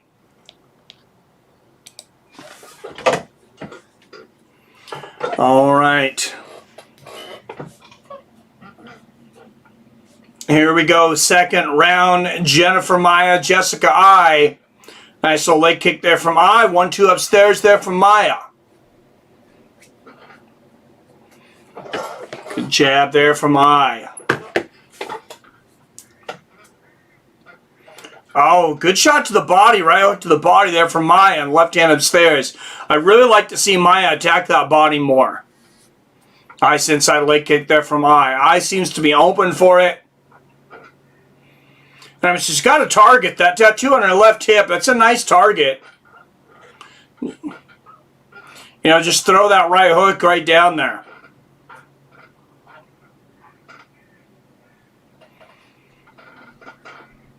And there's a straight right to the body there from Maya. Oh, Maya going for that axe kick. Not able to get there. Good jab there from I. Great right hook there from Maya. And speaking of axes and axe kick, the axe murderer, Vanderlei Silva, for those that haven't heard, rights have been bought to his life story to bring the motion picture maybe to the big screen. So That would be exciting. He's had an incredibly amazing life. Oh, and getting the takedown. Maia sweeps her, gets back up, lands a right uppercut and an elbow in the clinch. Great shot in the clinch there. In tribute to Kimbo Slice, smoking Kimbo Kush pre-roll. Nice. Armando's nice target. Yes, it is. Yes, it is. Right on the hip there. Good jab there from Maia.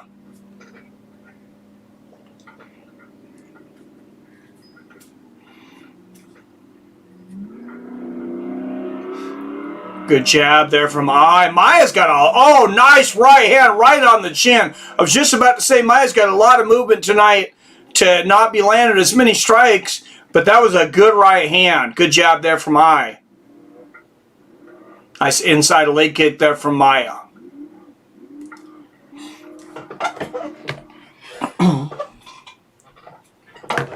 And Billy Hughes, Iman Report, you guys just coming in.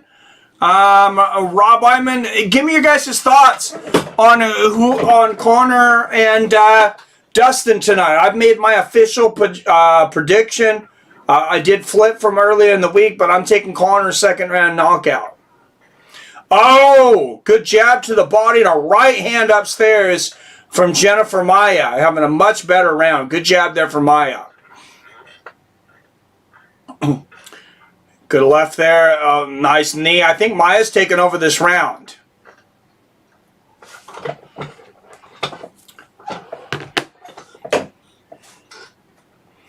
Jessica keeps punishing that front leg of Maia. Something, of course, Conor McGregor will have to look out for tonight. I don't think he became a great leg checker in 6 months. It's just not a talent I think that you're going to attain that quickly at this point in your career. Nice 1-2 there from Maia. Good right hand from Ai. But what he can do, like I said earlier, is, some kind of circular movement. He was just straightforward in that first fight. Or the last fight, excuse me. Good jab there from Ai. It seems like a first fight. Their very first one was so long ago. But, if he just circles, he's going to take a lot of the weight of those leg kicks off from Dustin. Nice right hand there from Maia. And like I said, throwing a lot of leg kicks of his own. I think he'll be just fine then. Pete says true. Dustin continues to evolve. I'm taking Dustin in the Trilogy. He definitely does. My pre-roll, I hit her all the way. Oh, wow! And Maia landed big shots on Jessica Ai. Just busted that forehead open. Good exchanges here with Maia coming in for the kill now. Nice knee to the body. It's on the forehead. It may have been from a headbutt, as Daniel Cramy said, but that is a nasty gash. That or from an elbow. Good knee to the body there from Maia. But either way, I gave this round to Jennifer Maia. I have it 1 round apiece, 19-19, going in to the third and final round. That is a knife gash. Wow. And they are saying clash of heads. Oh, yeah, that was a bad, obvious clash of heads. Man, it's going to be who has the harder head. So I believe if they have to stop it, they will go to the scorecard at this point. This is 19-19. What are the odds on Conor pulling off a submission? They have to be astronomical. I believe it was like 20-1. I think it was like I believe it was like a minus 2,000.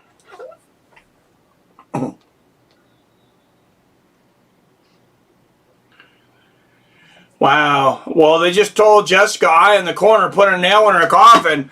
It looks like somebody put a nail in the head of Jessica Ai. All right, here we go, guys. Final round. Machete to the head, forehead, it looks like. Damn right. Headbutt. Dustin Durst, round KO. Oh, first round KO. I gotcha. Damn, not bad. Yeah, it's pretty bad. They did a pretty good job Vaseline is an amazing thing, or whatever. I'm guessing that's still Vaseline, the cream that they put on the cut there. Nice 1-2 there from I. But the cut people in this game are absolutely amazing. Mo Larry Curl, what's up, my man? Gonna be a long night. Thanks for your efforts. I think the co-main event will be great fight. I agree, sir. Thank you for the donation. Yeah, Stephen Thompson, Gilbert Burns. That's a barn burner.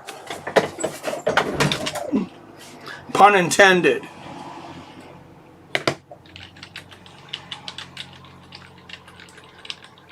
Oh, big shot there from I. And Mo Larry Curl with the $5 donation, getting us out to 45. And like I said earlier, for every $50, I will take an edible mint later. I know you guys like to make things more interesting. But I will not take it at the beginning of the night, though, just because by the end, my commentary would be dog shit. Edible mint, for those that don't know. Nice left hand there from Maya. THC. Nice right hand there from Jennifer Maya. Good right hand to the body there for I. Good jab for I. But this is the fight right here. The third round on my card, on Rob's card, and probably most of the judges, I would imagine. Good check there from Maya. Checks that leg kick from I. And a 1-2 from Maya. Nice front kick to the body there from I. Oh, good right hand there from Maya. And I answers. And I'll come back to the comments after this round. But I really want to concentrate. This is a very close fight. Nice right hand there from Maya. And I answers. Yeah, I don't want to screw up the judging too bad on this fight. So, good jab there from Maya. Oh, nice 1-2 there from Jennifer Maya.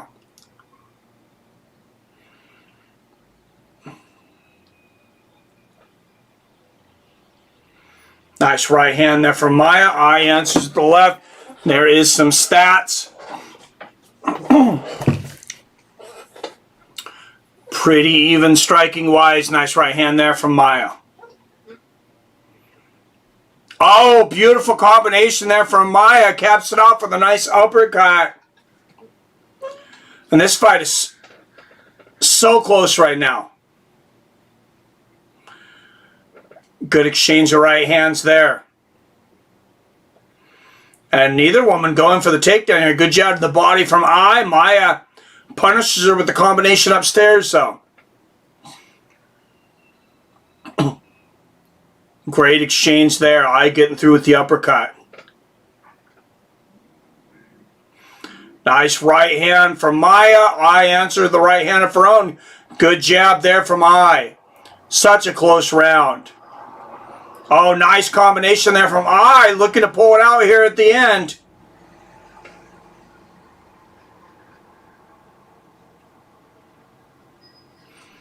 And I think her style right now might be a little more appealing to the judges. Nice right hook to the body there from I. Good right hook upstairs there from Maya. It just seems to be a little easier to see. She's a little more, a little flashier. Such a close fight, though. Now I bleeding all over the face of Maya. She's like, hey, take some of my blood. Get some in your eyes. Body kick there from Maya. Coming down the last 20 seconds. Nice left hand there from Maya. Somebody can steal this fight in the last seconds. Oh, nice knee there from Maya. I coming back with a 1-2, though. What a close fight. Good jab there from Jessica. I right hand combination from Maya. Oh, my goodness. I would hate to be a judge tonight. Wow.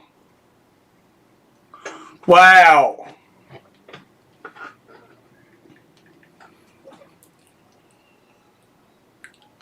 Talk about difficult to score. Masvidal said he thinks WonderBoy gets up. Oh, chicken. Your commentary goes way up. You think it's better, huh? And your filter goes bye-bye. Which is why we love it. This is true. This is true. It's a good thing I'm a business owner now and don't have a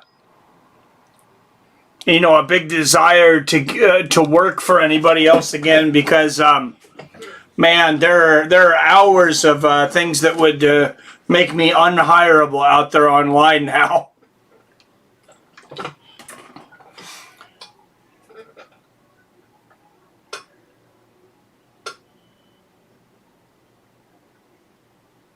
Former president sitting next to Dana at the fight tonight. Interesting, Pete. He's bleeding real bad. Wow.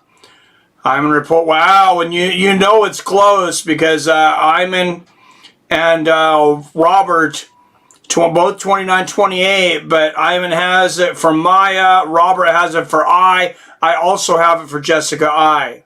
But man, it is close. There he is. Officer goes down by the name Ordinary.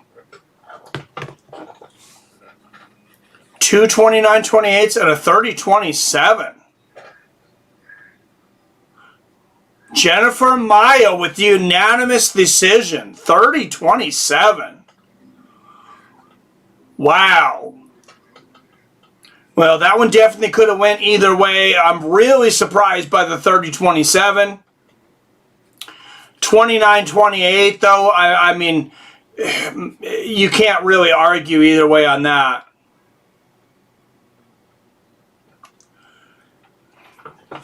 Maya 19-7. Moving to 19-7 here.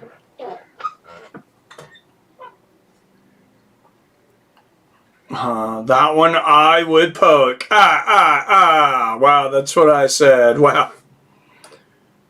At Michael, I dare you wish.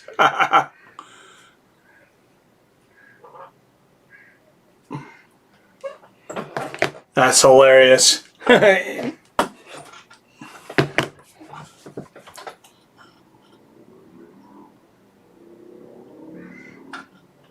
And the translation here to Jennifer Maia. Why does her translator look like a member of the Russian mafia?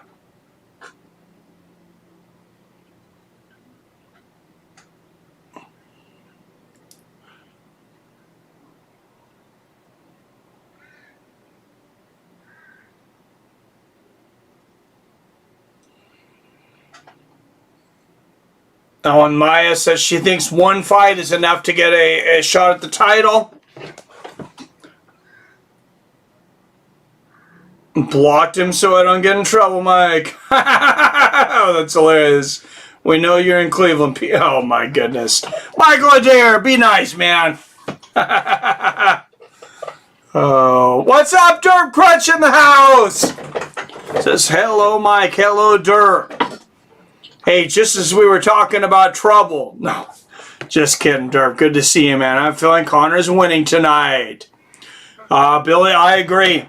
I have Conor by second round knockout. I had been leaning towards Dustin pretty much the whole time. I watched the press conference. Was it Thursday night, Friday? No, actually, sorry, Friday night. Early this morning. It was actually about 2 a.m. I watched the press conference and I just said, man, I got a feeling for Conor. Don't bet on a feeling. Guys, that is not financial advice by any means. Who knows what way this is going to go. But Mike, the Massacre Benedict, needs a championship fight versus Bruce Buffer. I bet Mike wins 10 out of 10 times, 100%. I don't want to hit old men. Deep, derp. Says Robert, just kidding. Wish I was out west. Georgia's a bit stiff. I have $20 of PayPal bucks. Let's make $5 bets. Going for Dustin.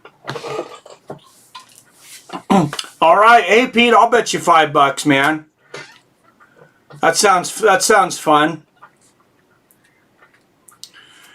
We can swap PayPals.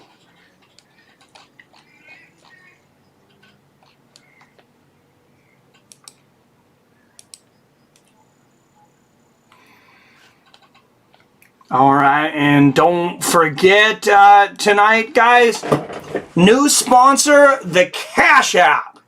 Thank you for the Cash App for sponsoring this stream officially. And if you don't already have a Cash App, guys, I can get you some bucks. We're going to hook you up.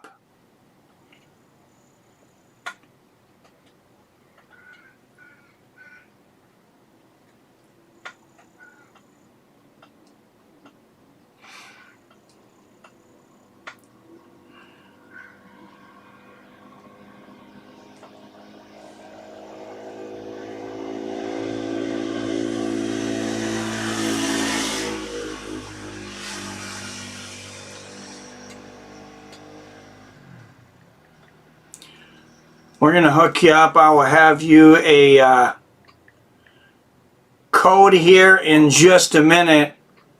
You can get some cash.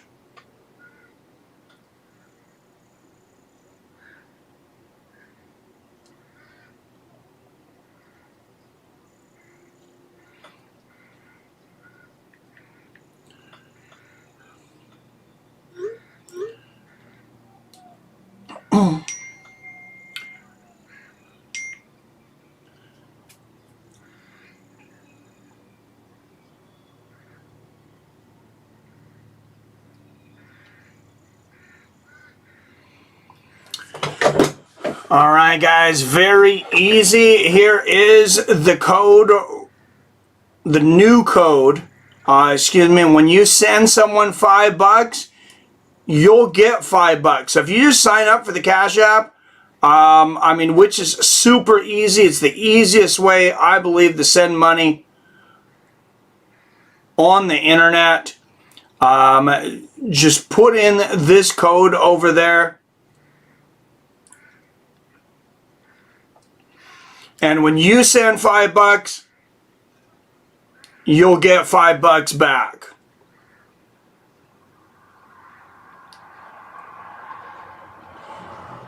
So if you think I'm worth $5, go to the Cash App, put in that code if you haven't signed up. Otherwise, if you do have it, go to Seattle Mike. You'll get put in the Cash App. ID Seattle Mike, you'll get the same kind of shout out that we do with the super chats. They just take less money than YouTube does. I didn't really mention that in the past because I appreciate everything you guys give so much, but YouTube does take about 30% of super chat money. They take closer to about 5% on the Cash App. So I did think you guys should have the facts, though.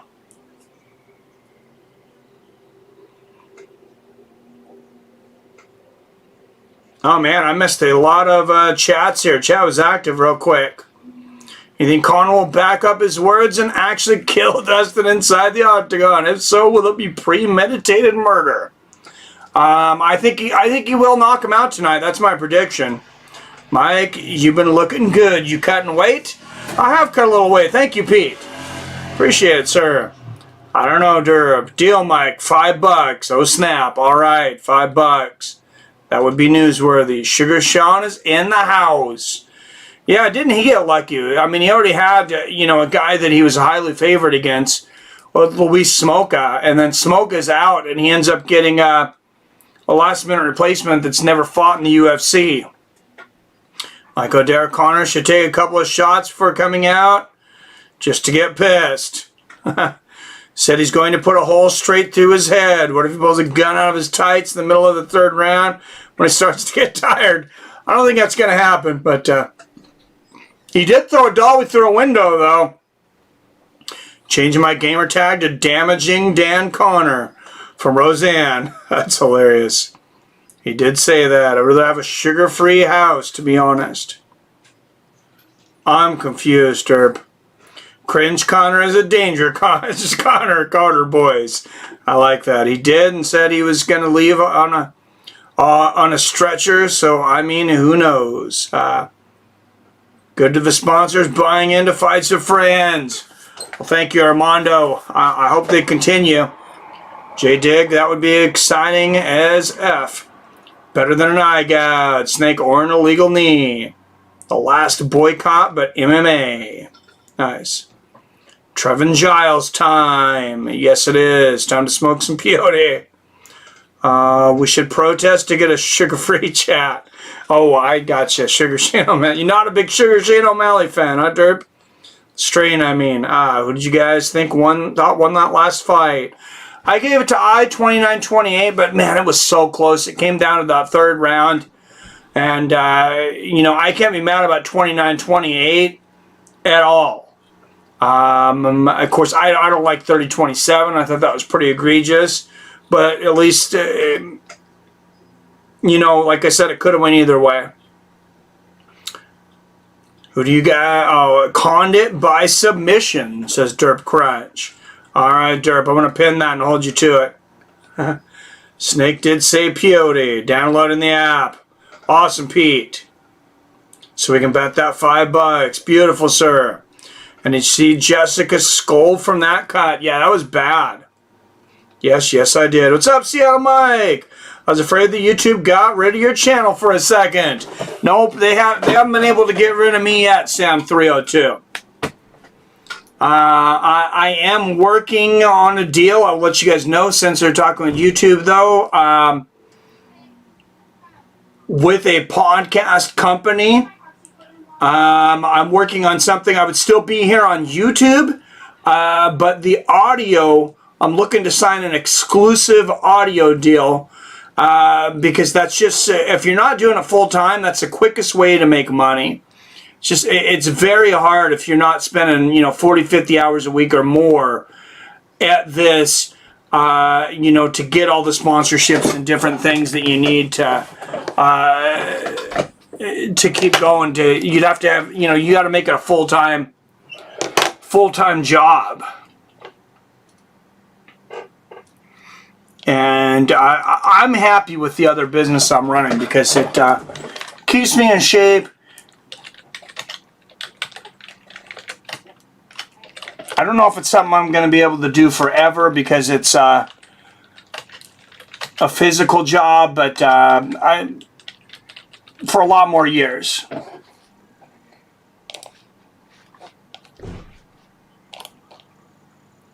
If I choose to, I think I can do it for a lot longer.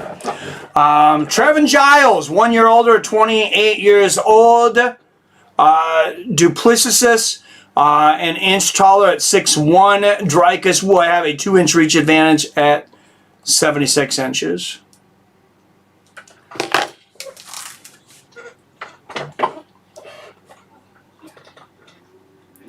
Out of the blue corner, Dricus Duplessis.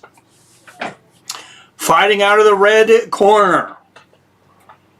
Representing Houston, Texas, he is a plus 100 underdog. 14 wins against just 2 losses as a professional. Trevin Giles.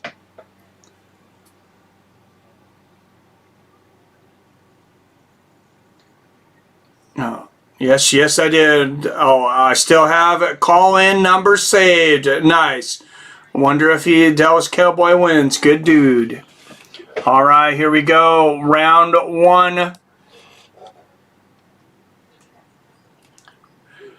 And beautiful ring girl there. Anybody know when it's going to start? What's up, Boxing History Made? Main card will start at 7. I imagine Dustin and Conor will make their way down to the cage about 9:30. Nice body kick there from Duplessis. This is a good matchup here. I like those odds, very close odds. I think the odds makers are pretty on right now. Man, it's a tough game to bet in right now if you're betting on MMA. Nice front kick to the body there from Durkis and a good low leg kick there. Oh, nice body kick there from Dricus. And Dricus definitely the quicker starter here. Another good body kick there. And a low leg kick. Man, those kicks are hard to see coming. Not a whole lot of tell there from Duplessis. Inside leg kick there from Plessis. Or Duplessis, I guess. Oh. Heard Trevin Giles, a Houston police officer. I didn't know that. Sugar Shane, a.k.a. Little Scuffed Conor. That's hilarious. Trevin Giles is getting knocked out. It's boxing history made. Can't type tonight. Lack of pepperoni hot pockets. Oh, and Duplessis swinging for the fence there, missing big. A nice body kick there from Giles. As Giles tries to impose his will now. Duplessis, the quick starter here. Giles taking a little longer to get into it, but seems to be... oh, nice right hand there from Giles. Seems to be finding his footing now.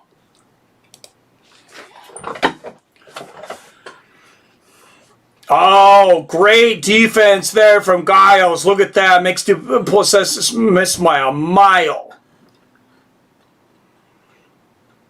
Nice outside leg kick there from Giles. Duplessis got great footwork, though. In and out. Nice body kick there from Duplessis. Both these guys, Conor could learn something from him. Nice outside leg kick there from Duplessis.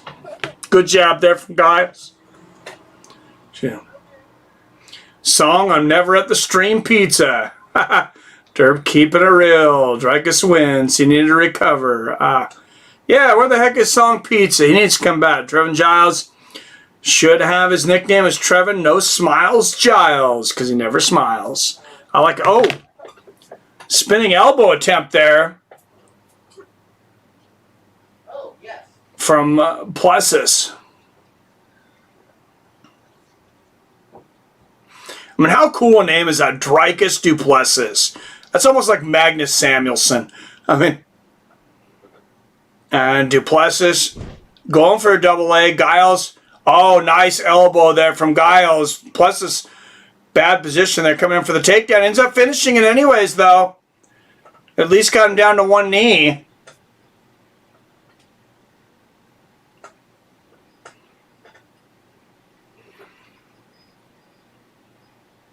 Oh, Giles looking for that guillotine. Plessis shucks him off. It goes to side control, though. Big moment here for Dreykus.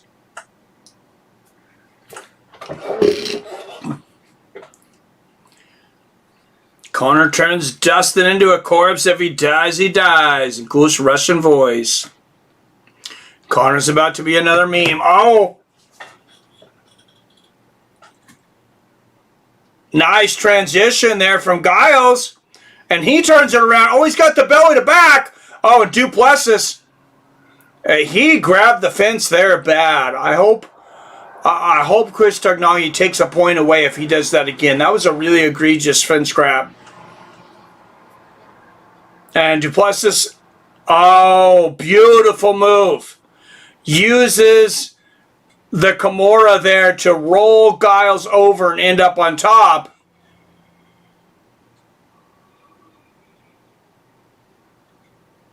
Giles had toes in the fence there. Tognaghi slapping his foot there.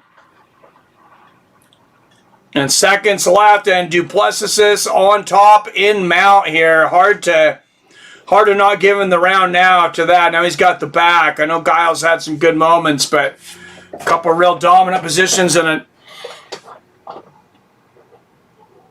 great round. I think Duplessis pulled it out there at the end.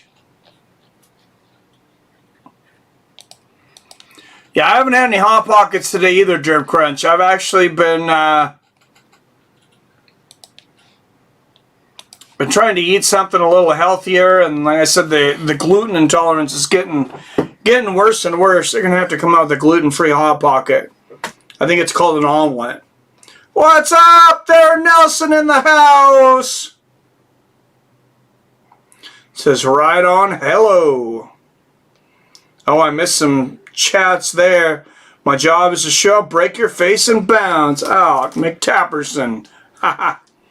Hi, Theron. If Khabib says he was going to kill someone, I would definitely be worried, right? Changing my name to effing pissed. No Smiles Giles is a great name, but kind of boxes you in a corner for birthdays and Christmas parties. I like it. He would send Hezbollah for the hit. Oh, Jesus. That's hardcore. Go Ninja Go. Neighbors are bumping ranchero music.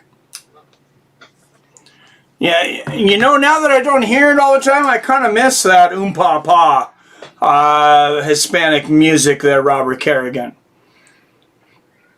In Eastern Washington, man, we used to hear that everywhere. And yeah, I definitely kind of miss it now. Reminds me of home. Nice body kick there from Duplessis.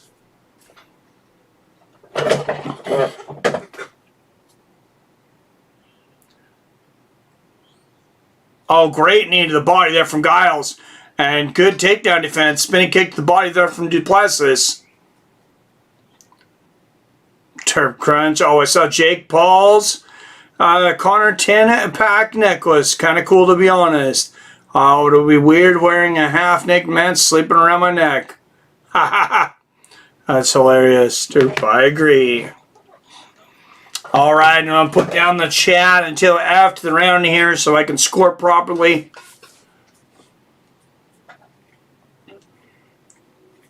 Pace slowing down quite a bit. A nice counter left hook there from Giles, though. Off the miss from Duplessis. Nice inside leg kick there from Plessis. Oh, beautiful right hand there from Giles. He's really starting to get the timing of Duplessis down, I think. Duplessis, he's having issues with the kicks, though. Duplessis is missing by miles with the strikes. Misses the right hand spinning back fist. But he's very successful with the kicks. Nice body kick and a low leg kick there. A beautiful elbow and a right hook there from God. Oh, big 1-2 for Duplessis. It is all over. Dricus Duplessis putting the stamp on Trevin Giles. That was a beatdown. What a shot. Put your hands up, kids. You're in a fight, put your hands up. Wow, especially if you're moving forward like that. Let's look at the replay on that. Oh, and look at, he misses the jab, right hand, right over the top. And I mean, Giles... Boom, right on the chin. Giles possibly a little over-celebrating for a shot that he had landed just earlier. And man, what a right hand from Dricus Duplessis. Big, big victory there for Plessis. That's a big feather in his cap.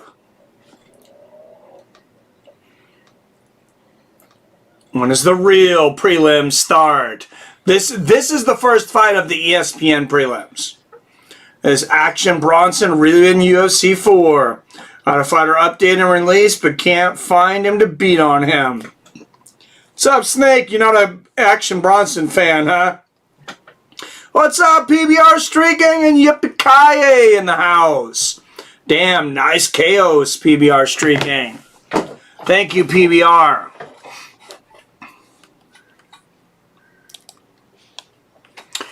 Wow, and we'll see what is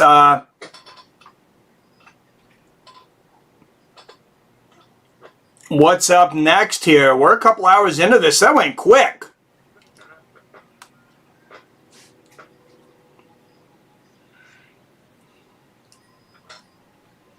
Amazing what happens when you get proper sleep. I got about 6.5 hours last night. Then got home, took a 2-hour nap before the show, and that first 2.5 hours just flew by. All right.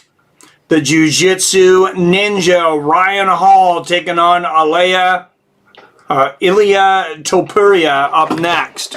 I'm sure I'll get a better pronunciation to fix that from Michael Buffer coming up here.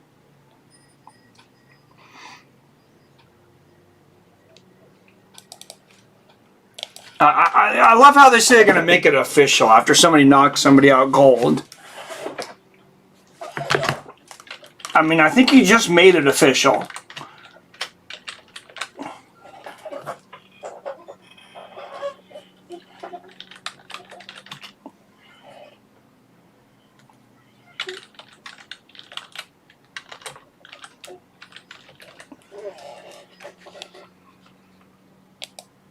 All right. Winner here, Dricus Du Plessis, getting his moment with Joe Rogan. Yes, I picked a winner. First one, 250 at bingo, then 50 on scratch off. Now this. Woo! Nice. Theo Vaughn's there. He was Joe's +1. Supposed to be sitting behind Joe. I'm a big Theo Vaughn fan. And that reminds me of something, Robert. I was listening to Theo Vaughn's podcast. I've only listened to a few of them now, but I'm listening to more. And he had a couple of auctioneers on there. And he said those guys, they said that they live on cough drops. That's how they keep their throat like slick to keep from, coughing and having that where you constantly have to clear your throat and stuff, like I had a few minutes ago. So I might have to bring me up some cough drops. That's nuts, man. I don't bet. Don't always remember the KO when you get KO'd. No. I have enough addictions as it is. I basically stopped betting when I was very young. I think I was like 21, 22. And I lost $100 in back-to-back hands on blackjack. And I just told myself, I'm like, this is not for me. I'm not I can't handle it. $200. My wife should have been really pissed at me because, $200 was a lot to us at that time. And, I was thinking I'm this big baller and just dropped $100 per hand. I'm like, oh. In my mind, I was like, oh, I'll bet $100 on the first hand. If I don't win that one, I'll win it back in the next hand. Well, of course, I lose 2 hands and I'm done.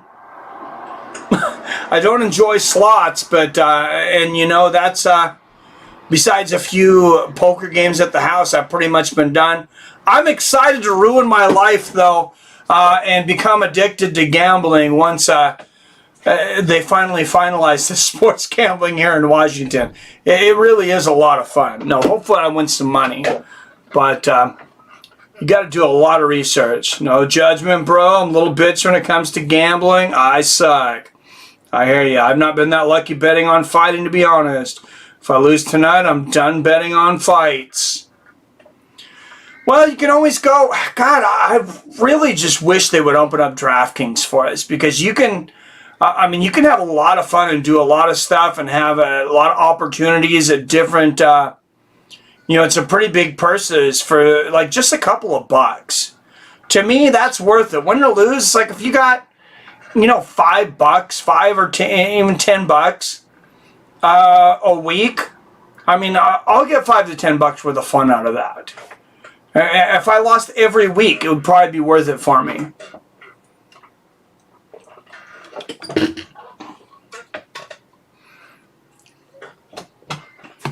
But yeah, if you got, I could get tempted. I'd have to set myself a limit. Because I know that you could get tempted to place some pretty big bets pretty quickly. And obviously the odds are in favor of the casinos. Conor is betting underdog in tonight's fight. Just slightly. If I was going to bet Conor, I'm definitely going to bet by knockout. Because you get a little better odds, and he's not winning it. In my opinion, he's not winning it any other way. Obviously you would be upset if it ended up going to decision and he ends up winning it, but I just don't see him beating Dustin in a decision. I think inside of 3, 2.5 even, it's Conor. After that, I think it's advantage Dustin. Unless Conor really emphatically puts away those first 3 rounds, I think a decision to win for him is going to be really hard.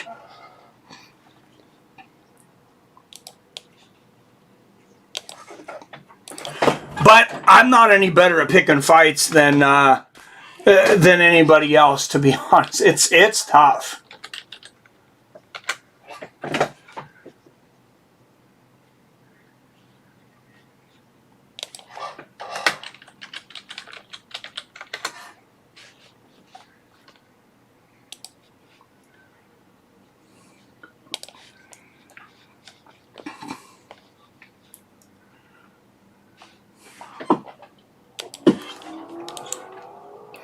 I mean, it is very tough. And speaking of investing, gambling, whatever you want to talk about, you know, sports bets being,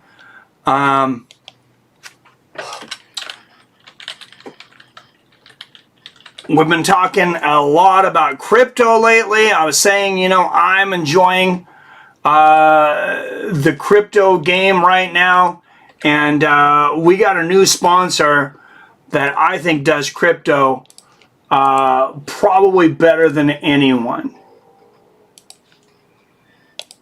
And that's Voyager. Voyager, your new favorite place to invest in crypto. And the newest sponsor here on Fights with Friends. I have a little bit of Bitcoin there. I have some Ethereum. I had a little bit of Dogecoin. I even have a little bit of that Shiba Inu. I know it's most people say it's a shit coin, but hey, maybe I'll get lucky on a little pump and dump.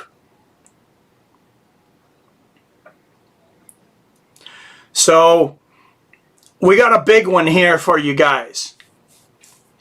So this is Voyager's offer to me. You and a friend earn $25 Bitcoin when your friend deposits and trades $100 using my code. So this is the code.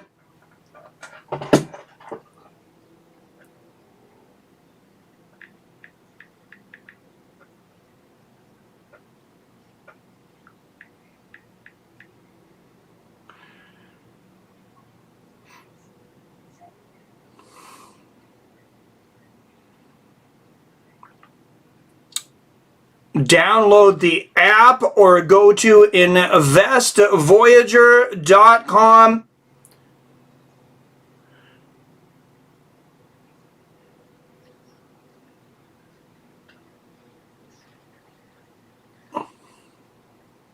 And this is the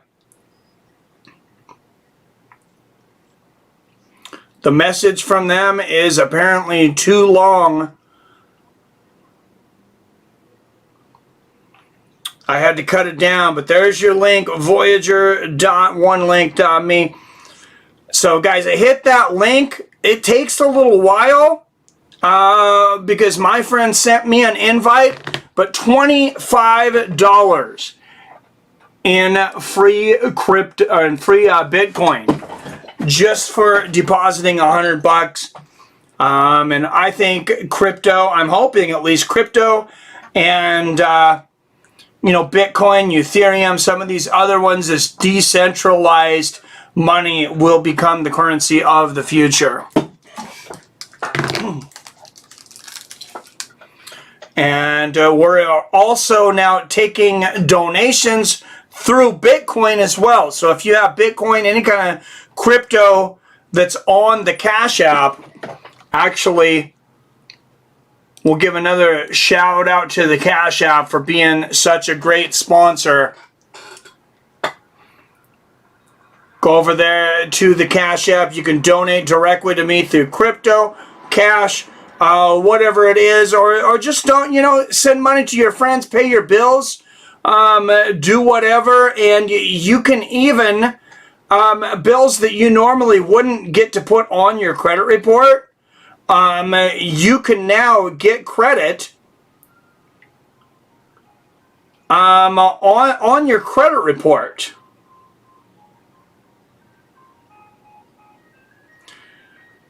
So that's pretty damn cool. Hit that link for Cash App. Go there. You're going to get $5 when you deposit $5.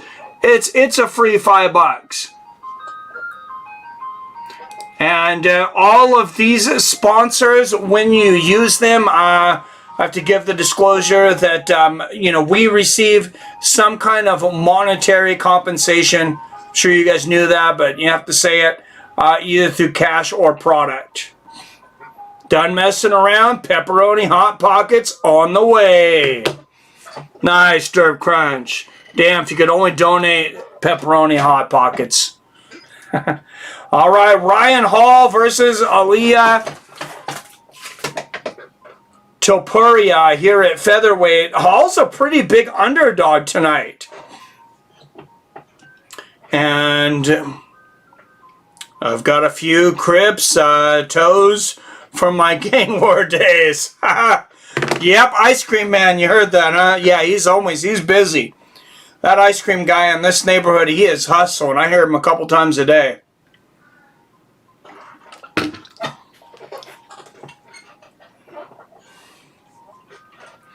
Most people from when they were younger have their poor stories. My kids will have their poor stories. It used to be when they were young and they heard the ice cream truck, they would ask me if they could go have a freeze pop because they knew that's all they were getting.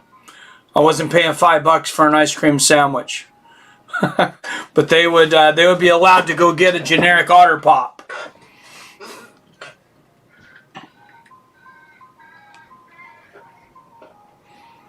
Go chase that ice cream man down. Derp, what are you DoorDash Hot Pockets? Nice, Mr. Ice Cream Man. Hi, just joining Ryan Hall, one of my favorite fighters specials. What's up, Robert? I'm gonna attempt, if I don't get this right, I apologize. I'm gonna attempt to pronounce your last name though. Xeris? Sorry, I'm just gonna call you Robert. Might go out there and copyright him.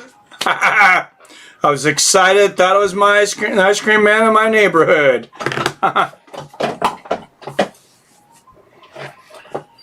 He's secretly using your platform. Oh, that's hilarious. Love the ice cream push pops.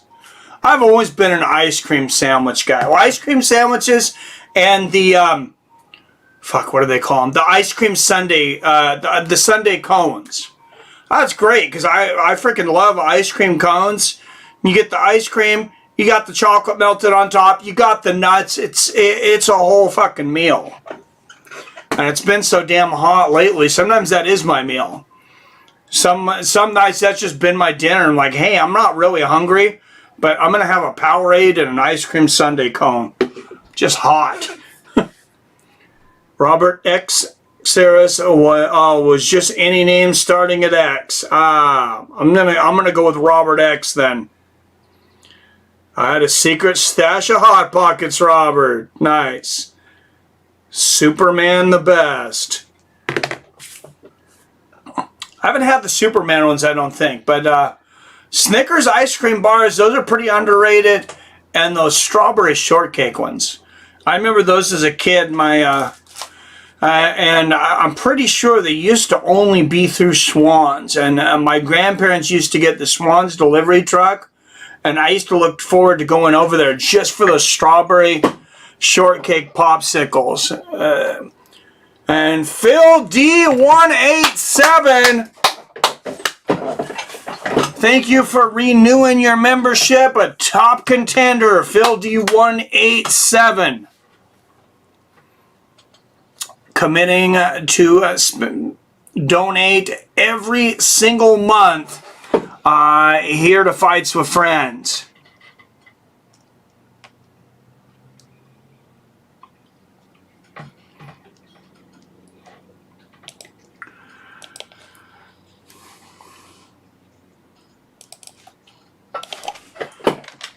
So thank you for that, Phil.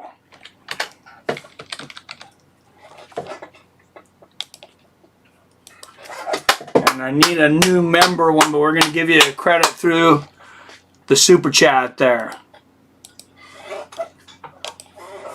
Thank you to all the premium members: Greg Brimstone, Milton Nelson, PBR Street Gang, Arcade Chaos, Billy Hughes, Brock Ellery, John Coffey, Phil D187, Chef Johnson, Yippee-Ki-Yay, PBR Street Gang, also on my Patreon, a member of the Patreon community. So thank you very much. Debit card expired and I forgot to renew it until last week. I hear you. Guys, I had to take a quick restroom break though. I'm sorry, I know this fight's starting, but that's how you know I'm getting older. You've been watching me for a few years and the bladder's getting smaller.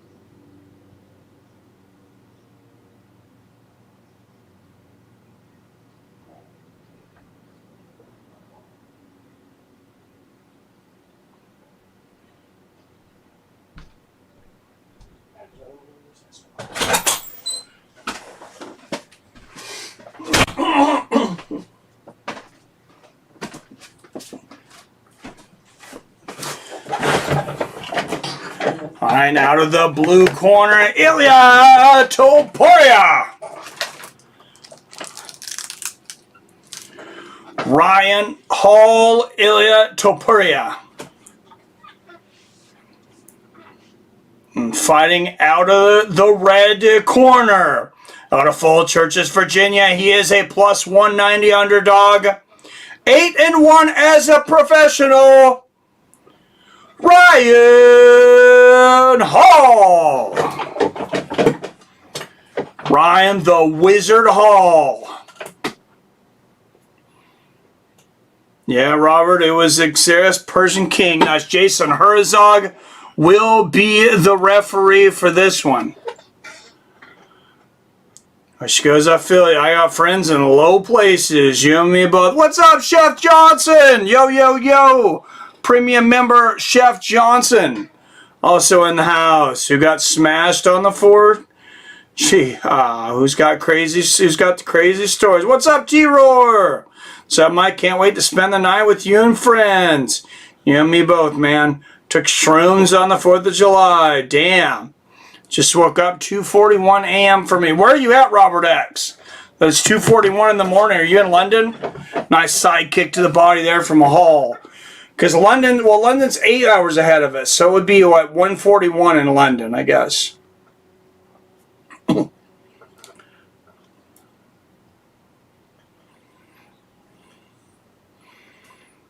And Ryan Hall just switching back and forth. Stances here, backing up into the corner a little bit, not engaging with Topuria.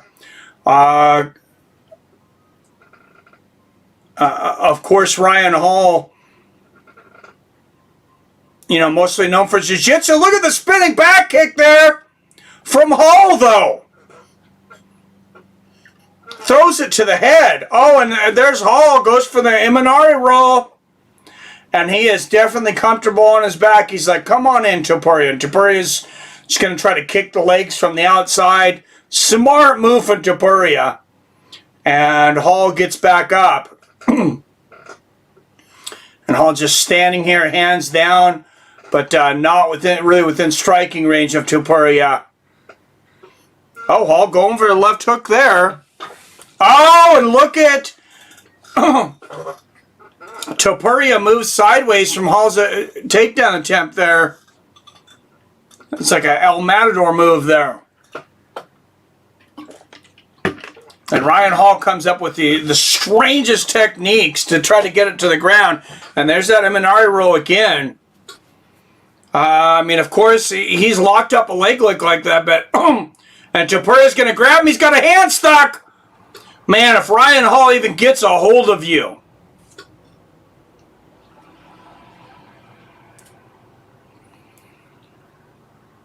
Yeah, this is an old school style here from Ryan Hall. This is like a Hoist Gracie style. Oh, nice elbows from Hall here. Nice shot to the body there from Topuria. Hall trying to get that leg. Oh, beautiful combination there from Topuria. It's so entertaining. Oh, big right hand from Topuria. That hurt Hall for sure.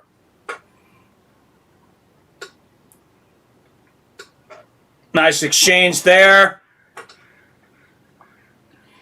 Hall obviously has, no ideas of winning a decision.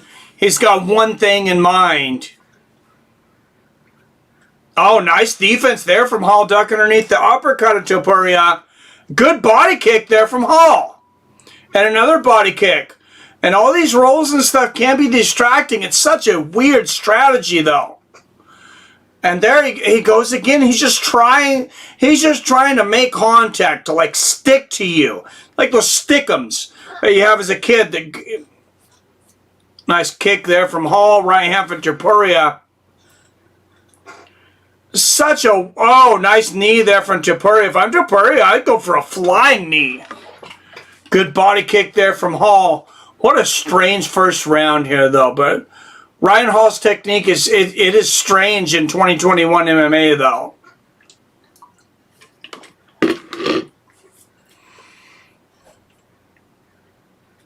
I mean, Ryan Hall, nice body kick there from Hall. Some of the audience getting a little restless. You hear a few boos. Not a lot, as many as you would expect, though. Because I feel like we do have some educated people here in the audience, because you don't hear a shower of boos yet.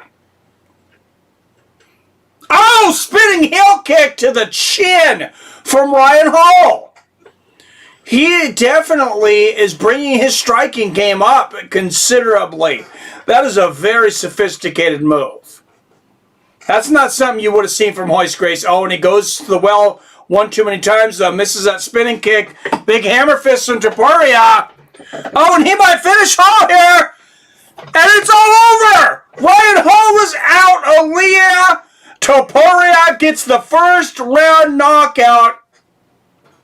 And that's the chance you take when you fight with that kind of style. Ilia Topuria still undefeated. 11-0. Robert X says Poland. Jason Town. Ha. Nice. I'm going to have to go to Poland sometime. Seems like a cool place.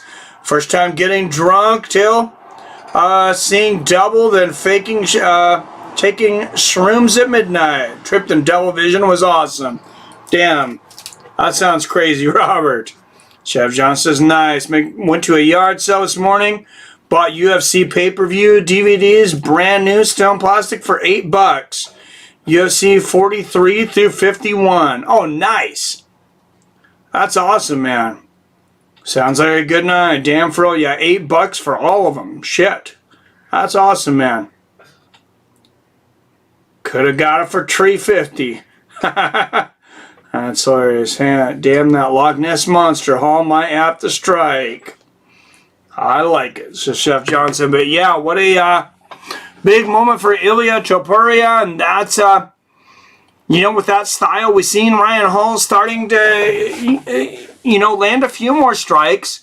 He's got that spinning wheel kick down. That's a that's a very difficult move, but still a lot of work there to be done, obviously, to become a full-fledged mixed martial artist. And Ryan Hall proves the odds maker is right tonight.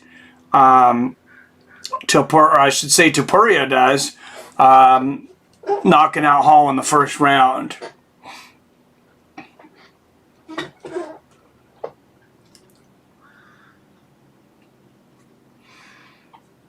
And we're deep into, just like that, we're almost 3 hours into this stream, and we only got 2 more fights on the prelims. Niko Price versus Michel Pereira, and Carlos Condit versus Max Griffin.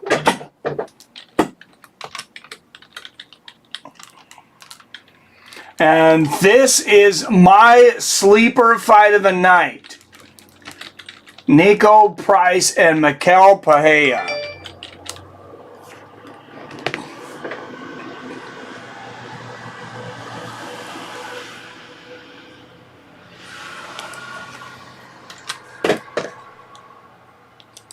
One hour in Pereira. Wow, Pereira coming into this a minus 177 favorite.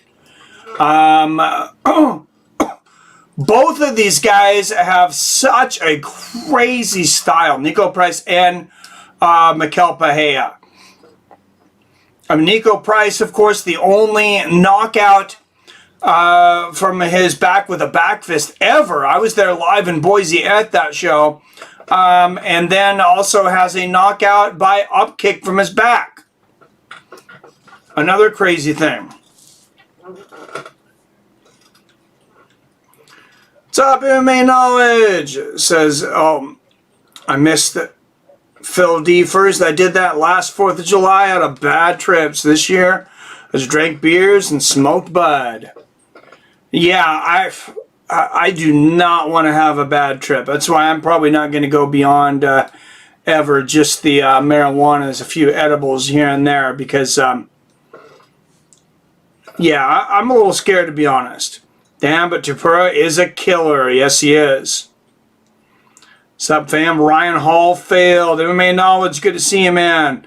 Of UFC 1-12 on VHS. Oh, that's awesome. I used to have some on VHS. I don't have them around anymore. I mean, I might have them in a box somewhere out in the garage. I don't know. Rob, what do you get when you mix acid with birth control? A trip without kids. And that's it. That's clavid. All right. Everybody, please hit that like button. If for some reason you're not subscribed yet, would love to invite you to the family. Make sure and ring that bell so you're notified whenever we drop a new video or go live. And look at the notification button, guys. If you haven't looked at it lately, it's one tap to get some notifications, and then I believe it's 2 taps to get all notifications. So there's a difference between some notifications and all notifications. So if you're not getting them all, make sure that you click on receive all notifications. Have 3 VCRs, none that work. They're expensive now. I'm lucky I still got a DVD player. I just used, we got a PS3 and a PS4 downstairs. Those are the DVD players I have now. I don't remember the last time that I used it. My daughter had some friends over the other night though, and one of them brought a DVD. So they were actually watching the movie on DVD. Would sure be a hell of a lot cheaper than all these streaming services, but man, especially since DVDs are so damn cheap.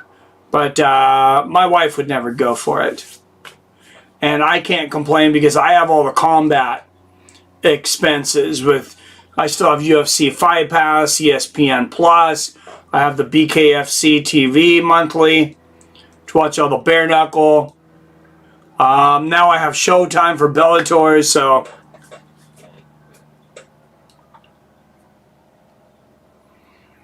just hit all. Watching Rick and Morty at the moment. That's a fun show. Young David got me into that show. That's some of the episodes are like, yeah, not so great, but yeah, that's a fun show though. And there's a new season out. I wish the whole thing was on Hulu, because we're caught up on there. Jamming UFC 4 right now. Oh, season 2, nice. Niko Price versus Michel Pereira. Gonna be sparks all over the place, right? That's a hell of a fight. I mean, how did we sleep on that? I think I don't know if I forgot it was on there or whatever, but just a couple days ago, I was looking on here and I'm like, holy shit, Niko Price and Michel Pereira.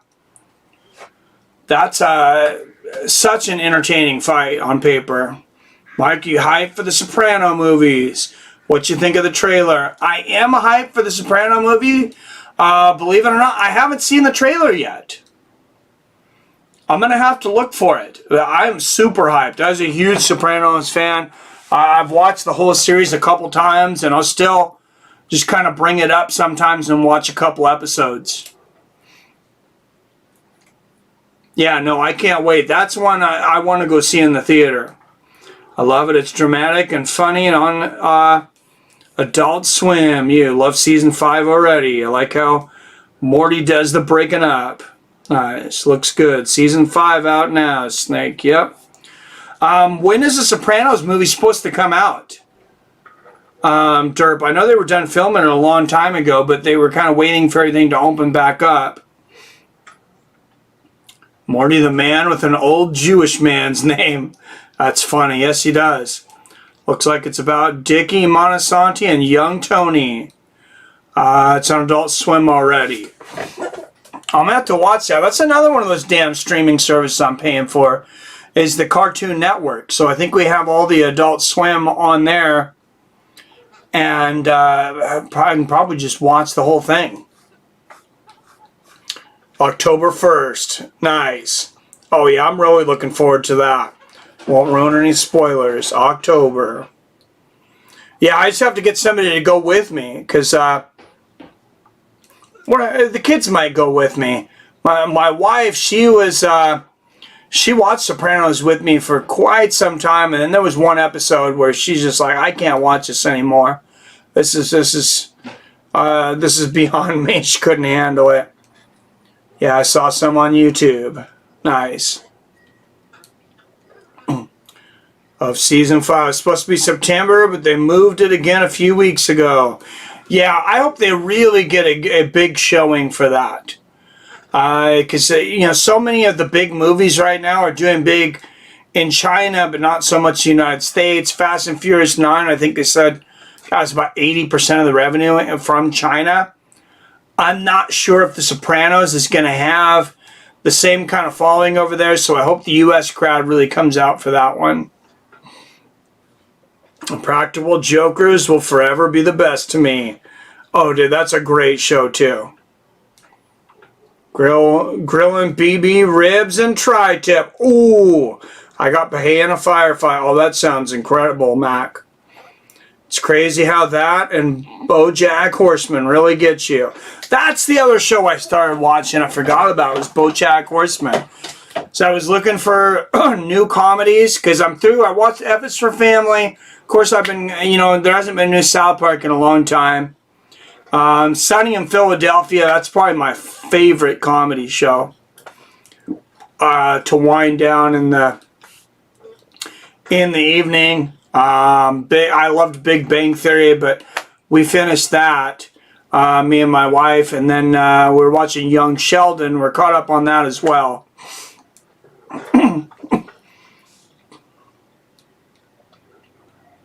You love BoJack, my man. Oh, nice.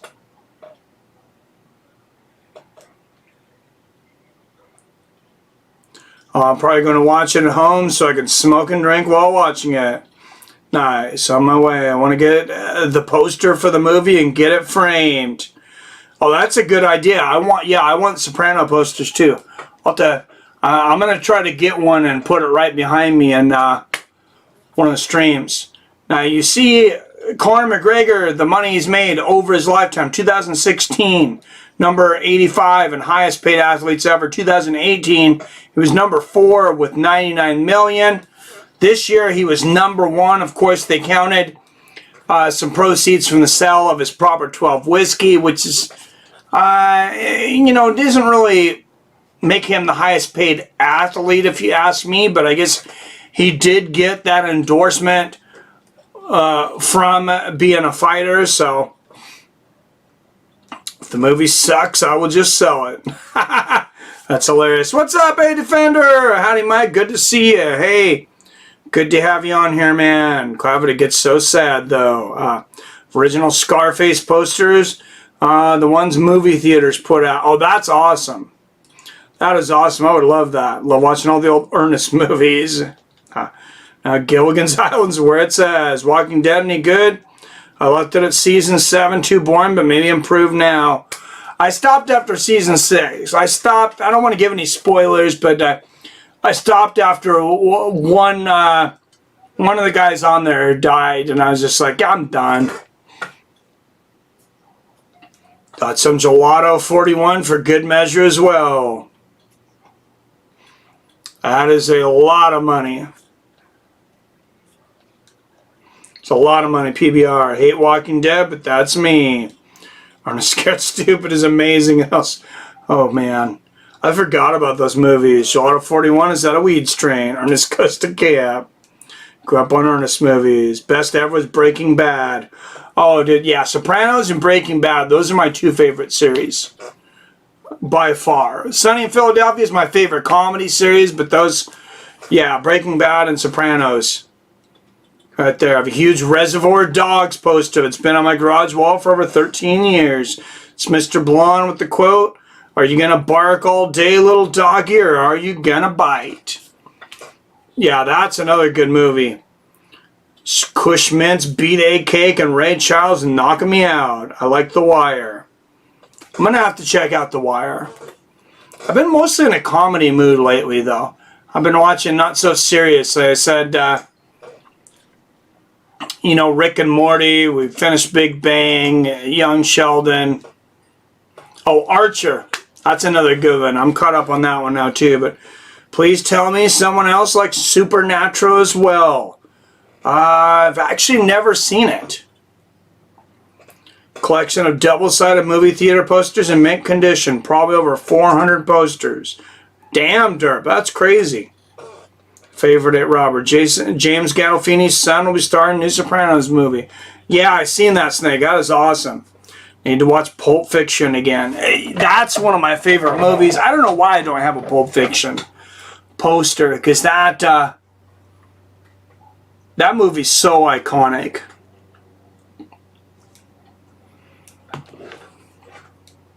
I don't really like switching the flags or posters behind me though, because it's so hard to get them all straightened out. I need to have more frames. I need to have a frame for the UFC poster there behind me, or the flag, because it's hard to keep straight. I loved old Quentin Tarantino. Oh, Pulp Fiction, Jackie Brown. Even new the Hateful Eight. Hateful Eight was insane. That was an insanely good movie. It's one of those movies. It's like, wow, that was really good. I'm not sure I'd recommend that you watch it, depending on who you are. So that's I know, a strange recommendation, but that's a dark, dark movie. That's one of the darkest movies I've ever seen. Feel like John Travolta in that movie. Nice. Oh, and I have watched Supernatural. Now that it's over, I want to start from beginning and watch it all. Nice. Now my sister's watching Fight Club. Watches Fight Club when she feels depressed. Strange. Yeah, I haven't seen that in forever. Another fight down. Another 50 milligrams going down. Next fight. How many total fights tonight? I already lost track. How many I ate? Which fight we on? Well, there's 11 fights. And this is number 6 coming up.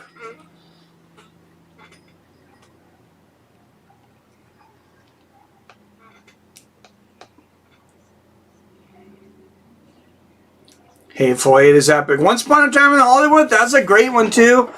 I mean, I'm going to get on Quentin Tarantino a little bit for the hate on Bruce Lee. I know it runs fast and furious through his veins, but man, it's deep with him. All right, Niko Price finishes the last 6 wins, 4 knockouts, 1 of 2 upkick knockouts in UFC history. Of course, he had the only, I believe, ever hammer fist knockout from his back. Niko Price. That was a crazy one. I was betting with my friend that was next to me there live. I mean, we were just betting like a couple bucks, you know, for fun, back and forth. And then like whoever wins gets to pick the next fight. And after Niko won, I started running the table because he was a pretty big underdog that night. All right, Niko Price, 4 years older at 31 years old. Pereira, an inch taller at 6'1". Price has a 3-inch reach advantage at 76 inches, though. Pereira is a minus 180 favorite. What's up, Matt? Lost stock and smoking barrels. I really liked Once Upon a Time in Hollywood. Get show. Yeah, it was good. 300 milligrams down. Damn. All right, fighting out of Las Vegas, Nevada. He is a minus 180 favorite. 25-11 as a professional. Michel Pereira.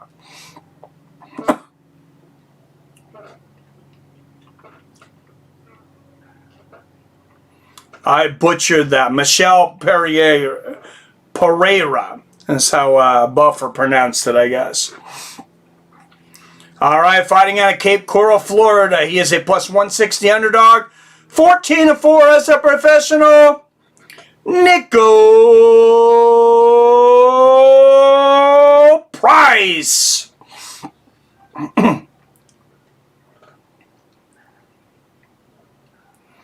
Expecting this fight to be in consideration for fight of the night. You and me both, man. This fight could be a slobber knocker. Oh, dude. Clockwork Orange. That is a classic. I've never seen Jacob's Ladder, though. I'm going to have to check that one out, too. Is it the same kind of trippy thing like Clockwork Orange, like sci-fi kind of thing? All right, here we go. Watching the Green Inferno, a 70-inch TV on LSD. Damn. All right, here we go. Niko Price, Michel Pereira. That's a tough name to pronounce. All right, Price moving forward early. Oh, nice 1-2 there from Michel. He's a great striker, and of course he is all over the place. Whoa, and a blackout here at ESPN Plus. Is everybody else getting that? The screen's still there, but the fight went down. It says, we will fix this. Thank you for your patience. Experiencing technical difficulties. Ouch. Niko gave up weed, he said. Dan, did anybody else fight just go down? Oh, yep, cut off on my end. Oh. All right, there we go. Pereira got poked in the eye. We're back here. Last Tarantino movie, Hollywood, I couldn't stand. I wanted to leave the cinema, but lasted to the end. That's, damn. No idea, but you pay for that from me. Blocked out on ESPN 2. Yeah, that was weird. I wonder if something actually happened, like out in the crowd or something, that they blacked it out. Price, nice right hand, gets to the body kick of Pereira. Nice little unorthodox shot from Price here in the clinch. Michel's letting Price use a lot of energy here on a stalemate. Nice knee to the inside of the thigh there from Price. But Pereira is using very little energy to stop this takedown attempt here from Price. He's just holding that underhook, and Price really not able to do a whole lot. Lands a couple knees to the inside here, and they break. This is where we want to see these guys. Center of the cage. Two of the most dangerous finishers in the game right here. Nice body kick from Price and a right hand, but Michel catches that leg and throws him down to the ground. Good thing it was an eye poke, right? Mine stands. Snake, what's the Green Inferno? But how about Cannibal Holocaust? Oh, Jesus. Oh, and Price catches the kick from Pereira and lands a body kick of his own.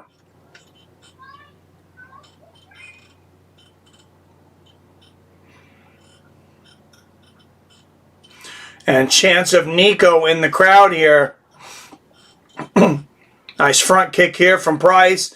Not the, oh, nice head kick there from Michel and a nice outside leg kick. Not the blistering pace we might have expected from this fight so far. Oh, Superman punch attempt off the fence there from Michel. Price is going to clinch him up and exchange some knees to the body in the clinch here. I saw elbow there from Price. Oh, both guys land. 1-2 for Price. And a good straight right and a back fist there from Michel. Good exchange there. Nice inside leg kick there from Michel. Just a little touch. He's got some crazy kicks, though.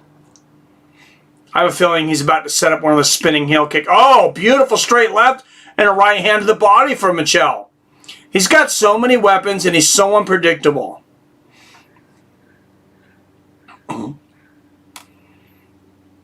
Oh, beautiful combination there from Michel, and Price is struggling mightily on the feet right now. Nice 1-2 there from Pereira.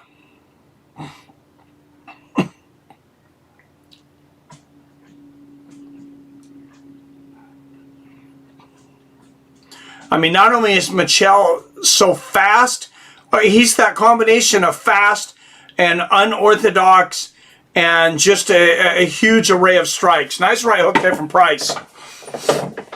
Good knee to the body from Michel. Nice knee to the body there from Michel.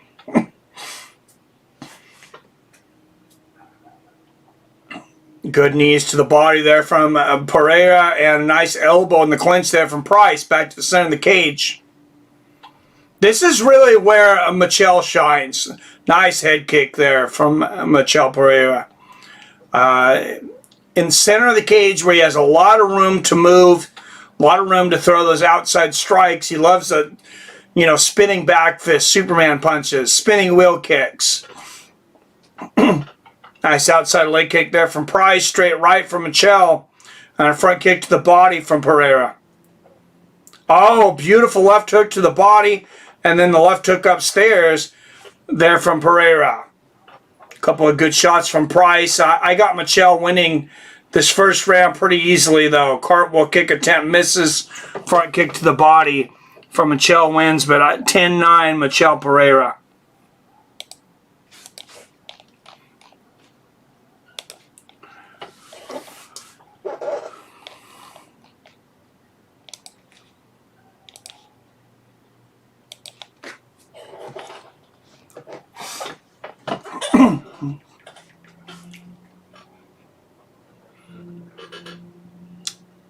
What's up there, Nelson? No, Hall did not win. Snake.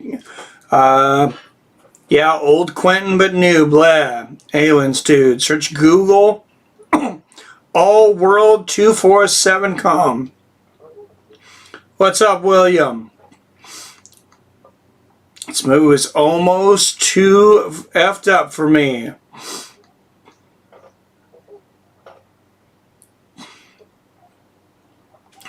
Damn, I like both these fighters, but I'm leaning on one Price to win. Yeah, Paul lost. Snake, that movie was disturbing as effort. Watch Cannibal Holocaust when I was younger, probably won't again. B-Day is in 5 hours. Happy birthday, Billy Hughes. That is right. Double jab there from Michel. Nice right hand there from Michel. Price misses. Oh, Price might have pulled his groin or something. I'm not sure if he got hit with the shot. A couple of little leg kicks there from Michel. The referee didn't stop the fight, though. Nice front body kick there from Michel. Nice low leg kick there from Price. And yeah, he might have gotten hurt to the body. It looked to me like he might have pulled a groin, though. That was kind of the look. Nice outside leg kick there from Price and the inside leg kick. But, oh, Michel with the backflip onto Price and ends up in mount. What a move. This guy is really just one of the most entertaining fighters in the world. Michel Pereira, win or lose, you're going to see something that you really don't see with any other fighter out there right now. Michel looking at a Kimura here from mount. Nice combination there from Michel.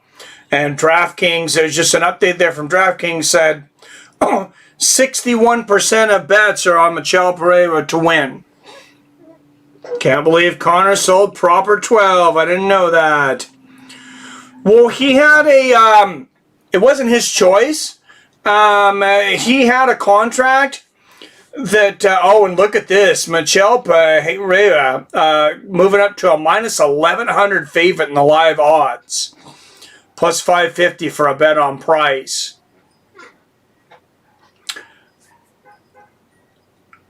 Oh, damn. Big ground and pound here from Pereira. And Price gives up the back. This could be the beginning of the end for Niko Price here. Michel's got hooks in. No, he always had a thing in his contract. He owned 49% of a proper 12. He always had a thing in his contract with the distillers that they had the right to cash him out. Because they had 51% at any time, and they exercised that. Still a sponsor. I mean, it'd be dumb for them to get rid of him as a spokesman.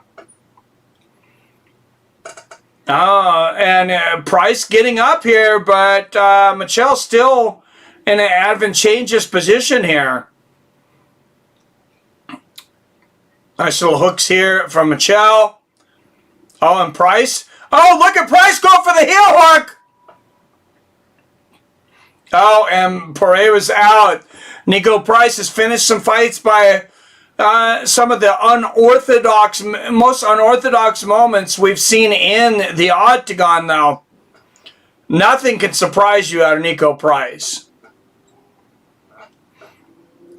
Oh, nice combination from Michel, and a good jab there. Nice left hook there from Michel Pereira. Niko Price is a great talent. Oh, big right hand for Price, and a big left snap for Pereira's head back. Niko Price's time seems to be coming here. Michel may be slowing down a little bit, and Niko Price is catching up.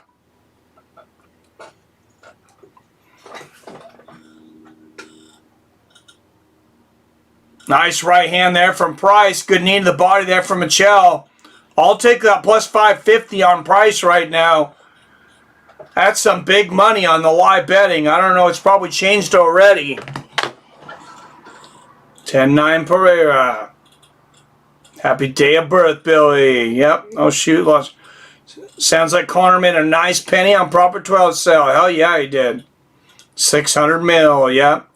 Kel sounds like Michel, but I would not say that to his face, right? And they break. Good exchange. They break. Niko Price moving forward. Good left there from Price. And Michel Pereira, that's been his biggest criticism is the gas tank. Nice right hook to the body there from Price.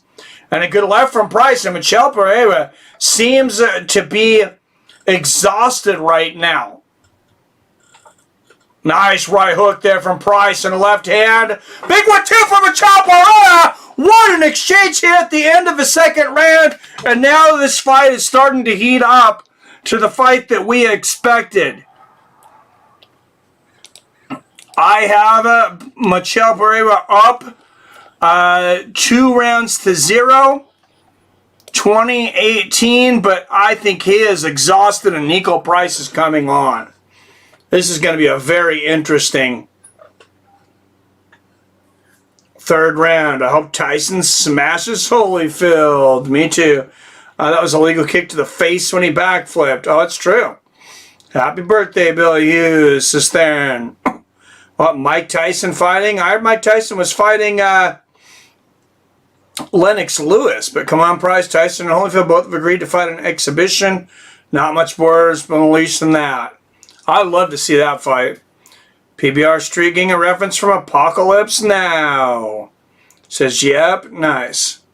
Great movie. USA fighters taking L's so far. What's up, Sam? 302. Yes. Yeah, they are tonight. But I think the tide's turning towards Niko Price right now. WTF is cut off on my end. Oh, last Tarantino movie. But I couldn't stand. Oh. I was too far back in the comments, sorry. Come on, Niko. A lot of poor fight IQ being shown. Oh, look at this combination of Niko. Both guys landing. Big shots, right uppercut from Niko Price.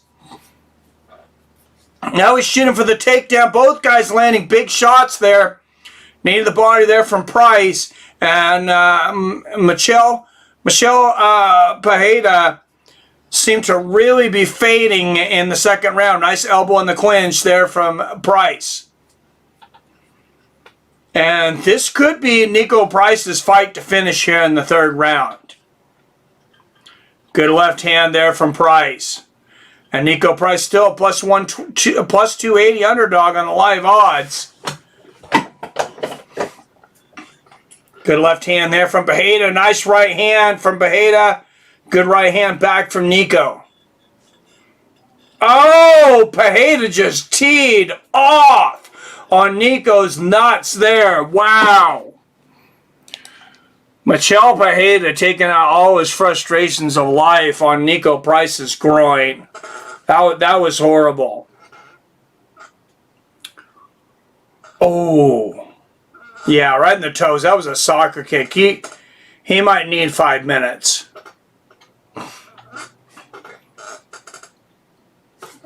Oh, this isn't...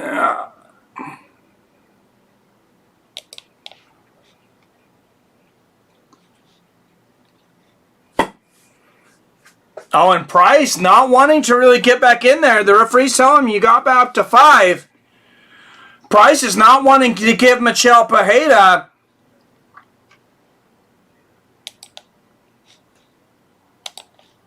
a chance to get going here. And I'll count you down. We're at 350, 49, 48. Oh!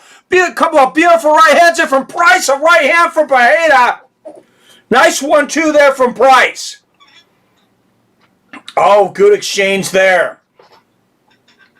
I don't think we're going to need the fight clock, guys. I think somebody's finishing this here in the last 3.5 minutes.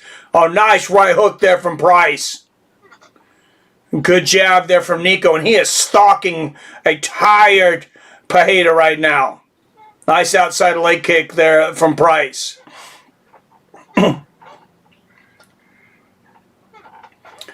Good left hand there from Pereira. Oh, good counter right hand from Pereira. Right hand answer from Price. And good exchange there. And Pereira maybe seems to have gotten a little bit of a second wind. Ducks under that head kick attempt there from Price. But Price is doing a great job of cutting the cage off right now. Lands a right hand. Nice right hand there from Price. And Pereira wiping the blood coming out of his left eye. Nice uppercut there from Price. Good body kick there from Pereira. Wow, knocks Price's mouthpiece out with a body kick. And if you're Pereira, he hurt Niko earlier, I believe, with a body kick. I would go back to that body. And Pereira just looking to survive here. Smart game plan here, dodging most of these shots. There he hit a right hand, though. Good exchange there. Oh, front kick to the face from Price. And nice knees to the body there from Michel.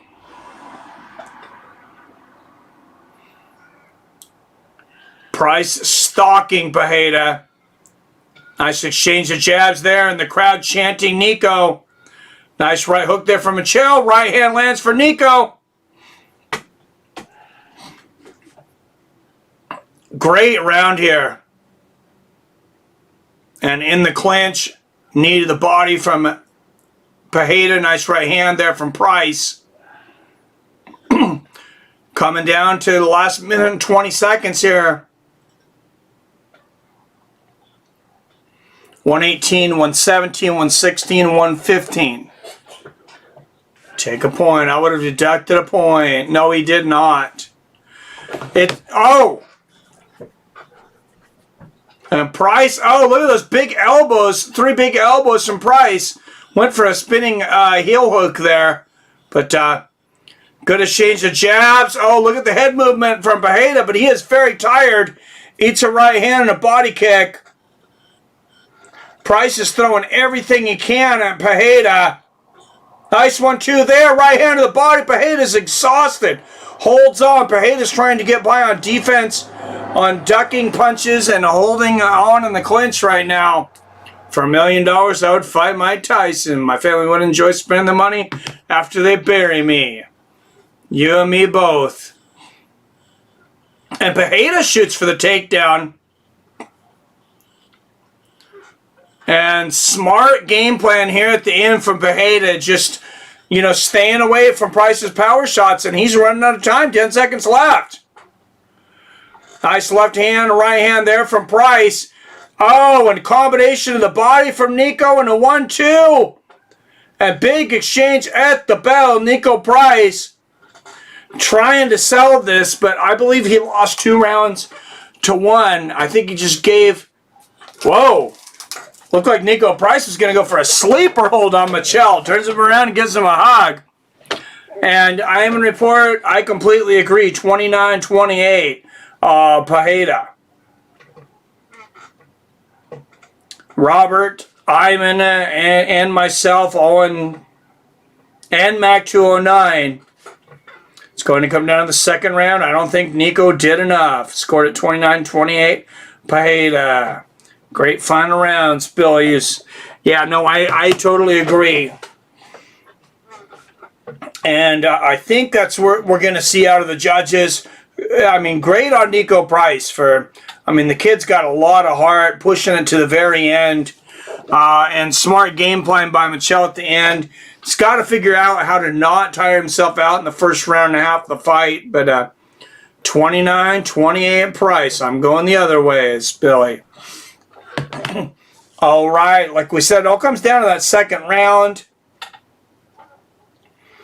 I gave Pereira that round. I thought the difference was him ending, getting Niko in mount and, you know, several legitimate submission attempts. He had mount, then he had the back. Sean O'Malley versus Kris Moutinho. Kris making his UFC debut later on pay-per-view. Mike, can you pray my dog? He died last month. I am so broken and sad. Sorry about that, Alexander. That sucks. All three scored 29-28.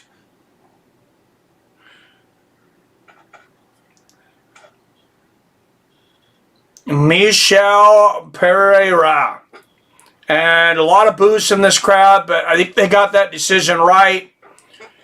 Great sportsmanship there from Michel, putting Niko on his shoulders.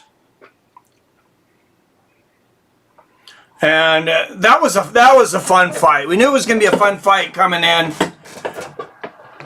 Not quite sure it lived up to the expectations of how great a fight there were, but still a very good fight. Niko, one of the fighters, always has great fights, but alas, will never get to championship level, in my opinion. I agree, Derp. One more round, Niko would have won. If that's a 5-rounder, I'm definitely saying Niko wins.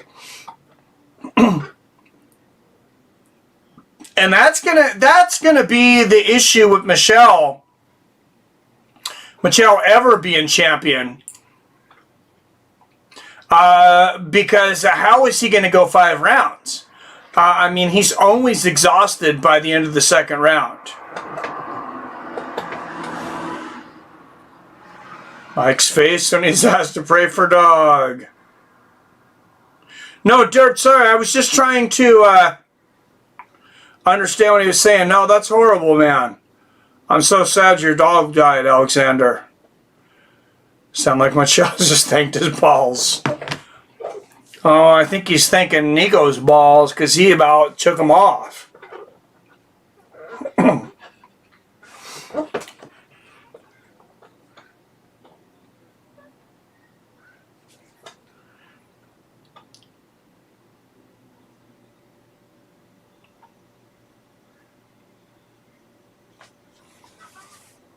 Michel says we have to respect him. He fought a great fight. And I mean, Niko's a warrior.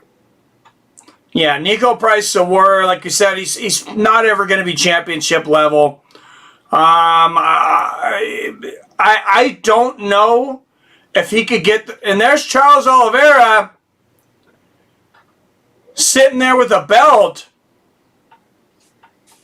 all by himself. People are not showing up yet. Look at these stars sitting here in the crowd and nobody around them. What's up with this? Me and Billy tried to buy tickets to this. There's nobody in there. This is so empty. Yeah, that sucks, man. We're all sorry about that. Man, yeah, that's the sad thing about having a dog. It's like I love my dog Sasquatch so much, and it's like, you know, they have a short life, and he's a big dog, 120 pounds. And, I mean, you know they don't live as long, and it's just like, try to enjoy every moment with them.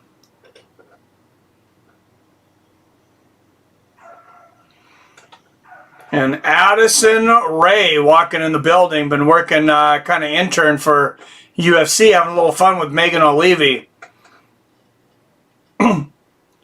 And Derek Lewis in the house, coming in right now. Looking classy in the button-up shirt there.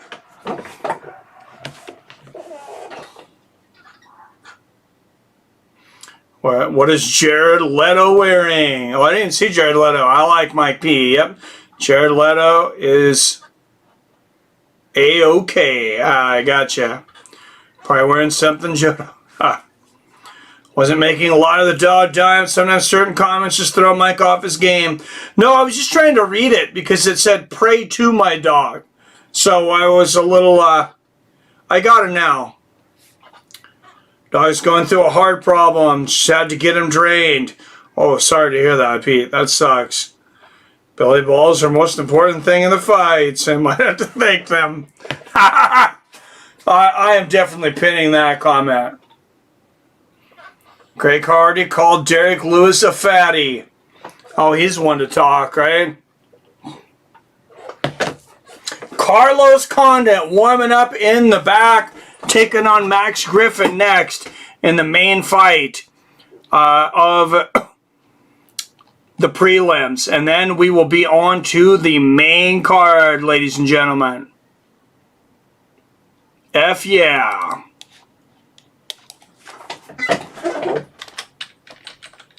The Natural Born Killer coming up next. First fighter. Carlos Condit was the first fighter that me and young David ever met. We met him at a weigh-in in Seattle. The first UFC in Seattle. God, I don't remember what year that was. I want to say like 2007 or something. But, yeah, young David wore that shirt everywhere. Carlos Condit signed his shirt, and at the time, I didn't get anything signed from Condit because for whatever reason, I was like, oh yeah, I'm just here for my kid. I was feeling real self-conscious about looking like a fanboy. I don't know why. And I didn't, I shook his hand, but I didn't get anything signed from him. I should have. He was there signing autographs. But,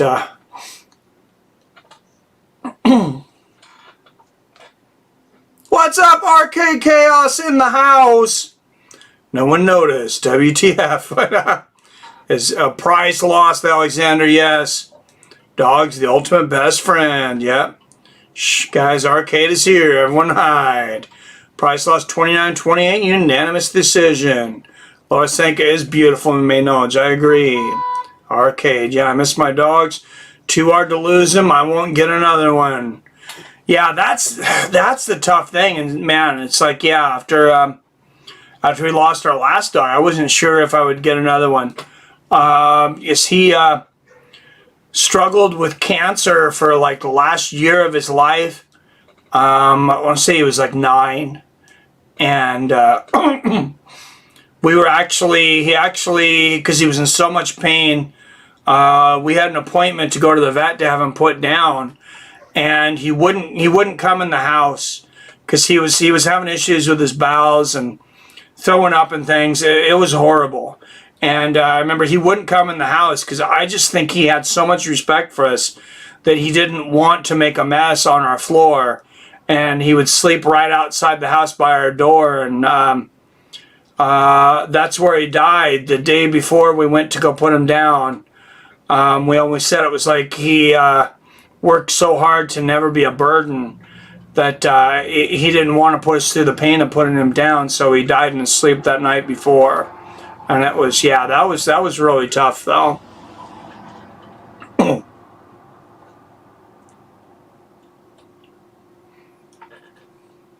This my pick, the Natural Born Killer by submission. Let's go, Carlos. Greg Hardy, in my opinion, gonna win tonight. Carlos Condit, the man. Hello, Arcade. What's up, Multi-Speedo? Who's up next, and who have you got? Carlos Condit versus Max Griffin. I'm gonna go with the Natural Born Killer by knockout. But man, I mean, Max Griffin, he's a good fighter. This is pretty much a toss-up. Pete says, what's up, Arcade? Josh Barnett signed my post-draft right 10 in UFC 36. Well, that's awesome. Yeah, my dog was mean AF, but got meaner towards the end. Oh, damn, Pete, you know. He bite at me, but showed me love when my mom left. Ah, that sucks. Hasn't Condit washed up completely? Well, he came back and won his last fight? I don't know, man. So let's see. That's so sad. Man's absolute best friend. Yep. NBA 2K21 training. Now Carlos is the man. Max Payne Griffin. Should walk out to Pain by 3 Days Grace. A good song. Do you have to have ESPN Plus to order the fight? Yes, you do. Luckily, it's only it's $5.99 a month now. But thanks, fam, for the love. 143 y'all. Nice. Of course, we love Condit, but let's see. That's cool. Is he related to Forrest Griffin? I don't know what you guys' code is, but be right back. Miss waking up, not having to let my dog out.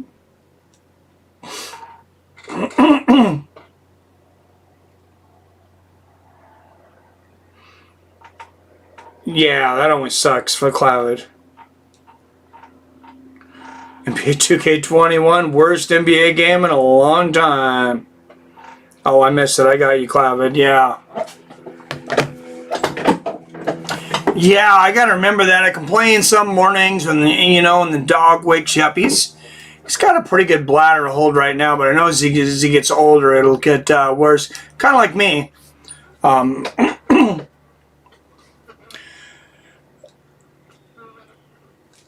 But yeah, you try to remember that they're only with us for a short time. Bro, take another dog. I will do that. Or watch the weigh-ins just to see the ring girls behind them. Nice. Oh, hint, Pete?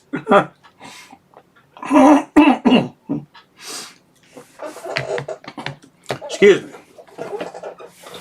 All right, yeah, just one more fight, and then the main event. So anybody who has not ordered your pay-per-view, get on it now. I'm going to go take a quick restroom break, and I'll be right back.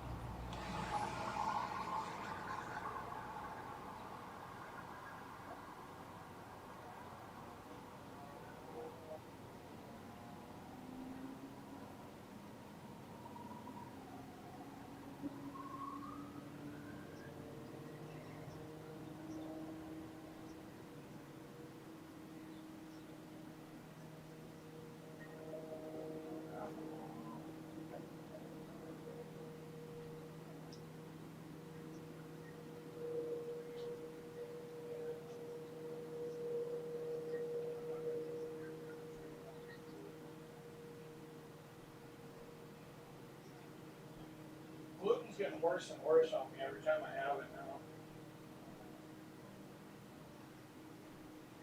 Yeah, no, I'm good. Thank you.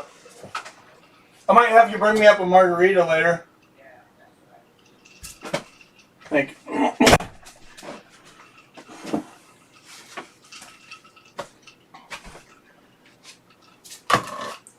Oh, sorry guys.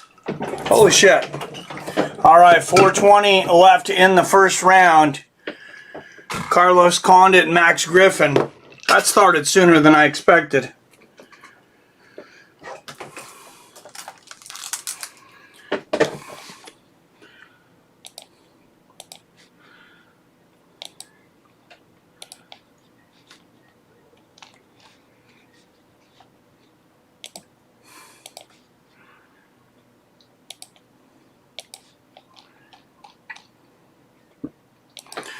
Oh, nice 1-2 there from Griffin. Nice low leg kick from Max.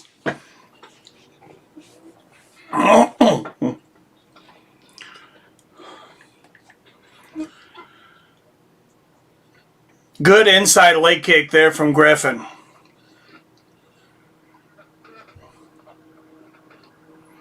And, I mean, we'll see. I guess we're going to really see how much Connor's got left right now. Nice body kick there from Griffin and a good outside leg kick.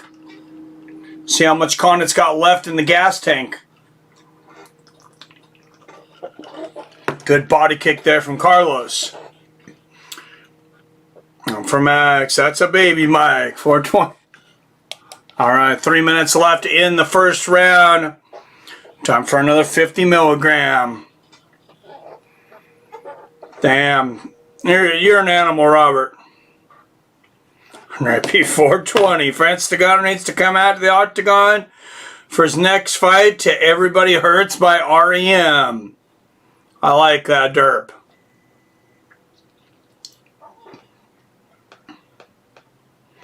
And then his opponent can come out to Do You Really Want to Hurt Me by Boy George.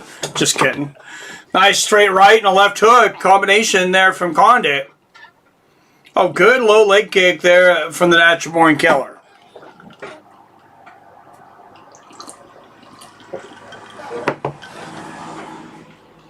And Condit's a tall welterweight. Oh, nice right hook there from Condit.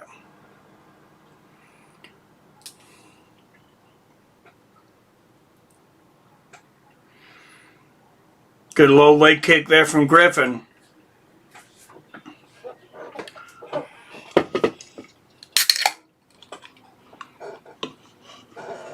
Oh, nice little right hook from Condit backing up there.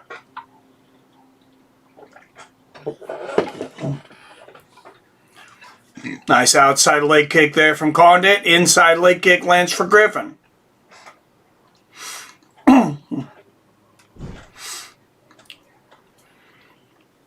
Body kick there from Carlos. Oh, nice combination there from Griffin.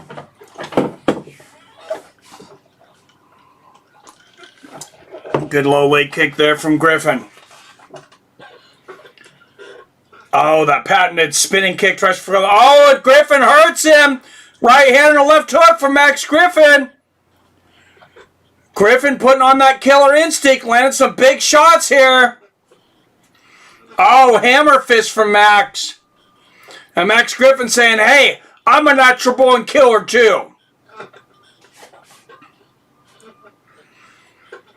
I got the crowd going. And Condit seemed to have weathered the storm for the moment.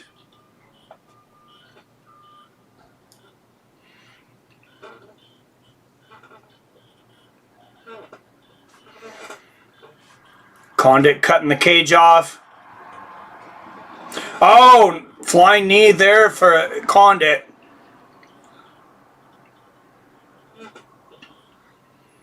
Nice low leg kick from Griffin. Good right hand from Condit. Left hook. There's the head kick from Condit, mostly blocked.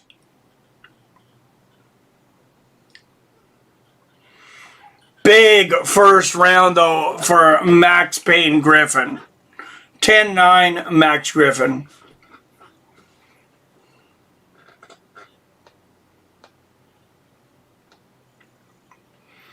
Okay, 420s then. Mike needs to eat that first mint. Yes, sir. Hey, I'm not even at 50. 10-8 Griffin. Well, I didn't watch enough. I missed a little bit of the beginning of that first round, so I didn't see enough to call it a 10-8.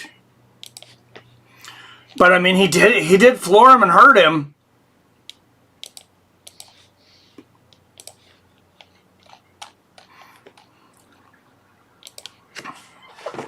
which generally should be enough for a 10-8. Francis coming out to Rocket Man.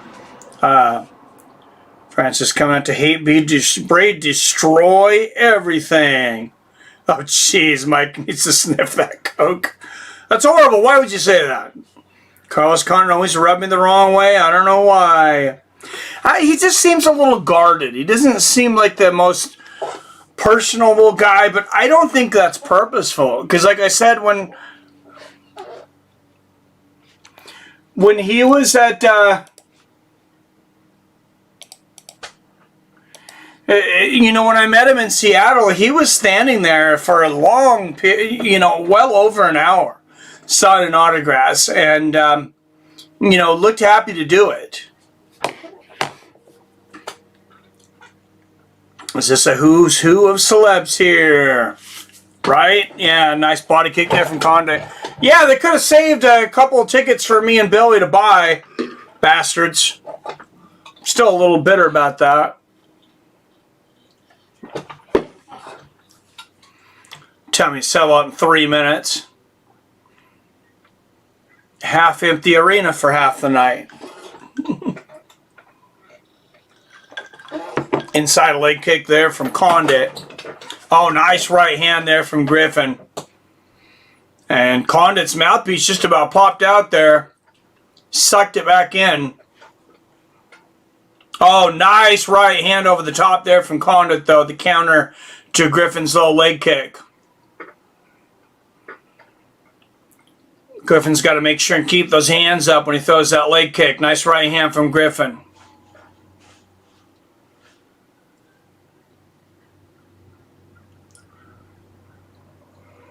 Good low leg kick there from Carlos. Good jab from Griffin.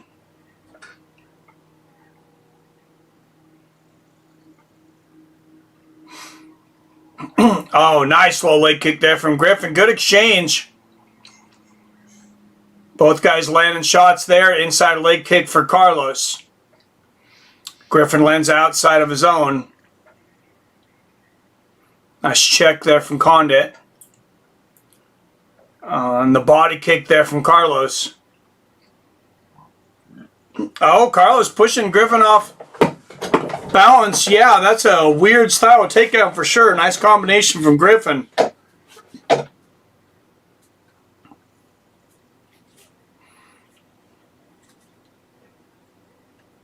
Oh, nice 1-2 from Carlos. And that was right on the nose. He might have busted Griffin's nose open there. Nice left hook and a right hand from Condit. And will we see a repeat of Price and Pereira from the last fight? Nice 1-2 there from Griffin. With Griffin starting quickly and getting tired. Nice body kick from Condit. A good left hand.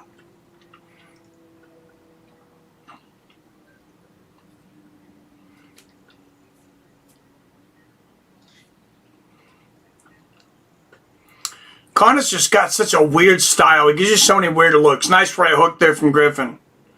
Spinning kick to the body there from Carlos. Oh, nice counter right there from Griffin. Waits for Condit to miss. Nice left hook to the body there too. 10-8. Carlos 37. Didn't realize he was that old. Let's go Carlos. Yeah, he's getting up there.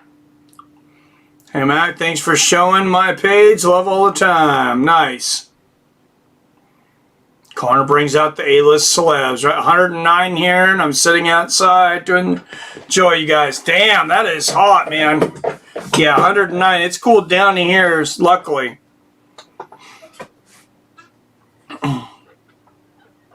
And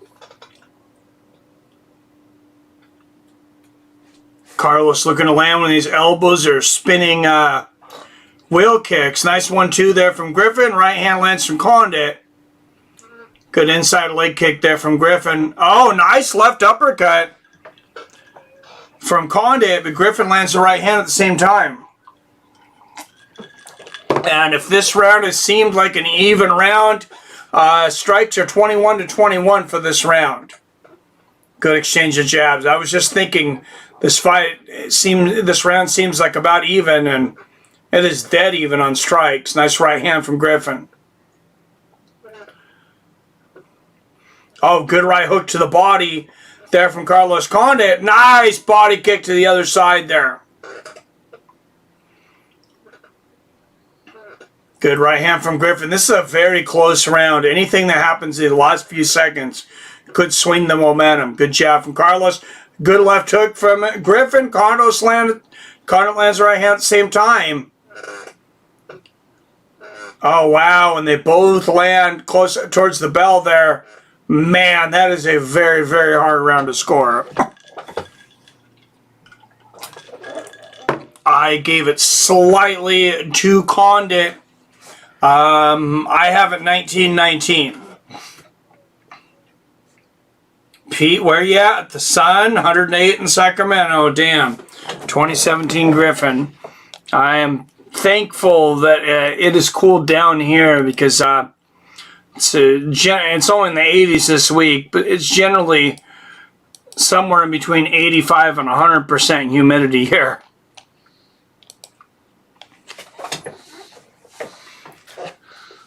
But I'm filming for you at 109. I can give it 19-19, even though I have it 19-18 max.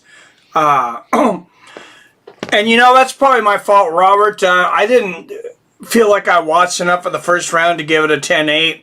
But with you and Rob both giving it a 10-8, sounds like it was probably a 10-8.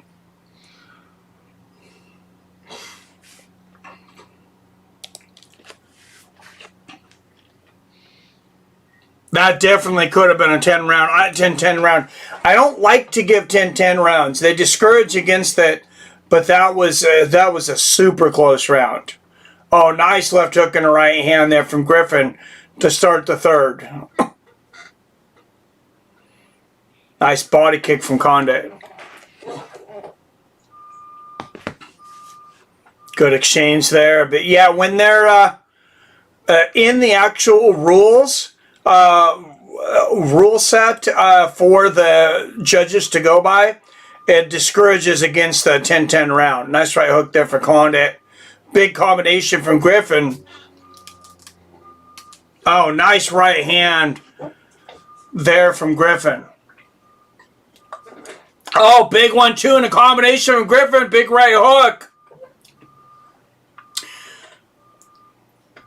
Oh, and Condit catches that body kick from Griffin. A little combination of his own. Nice combination there from Condit.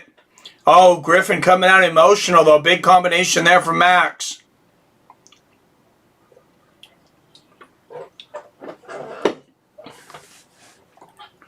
Nice inside leg kick there from Griffin. Left hand for Condit. Big left hook upstairs for Griffin.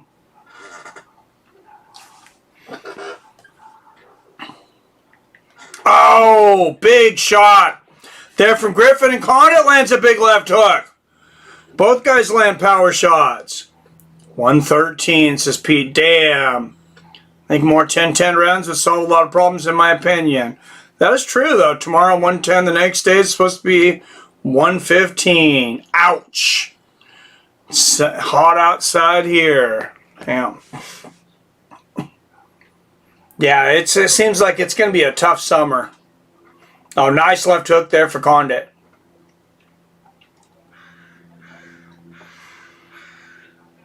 Oh, beautiful left hook there from Griffin, though.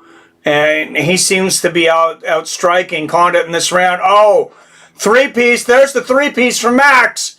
And a right hook right on the chin. Max Griffin on the attack in this third round. He seems to know that last round was close, and he wants to take it back. Oh, beautiful left hook to the body there from Condit. Straight right upstairs, left hook to the body.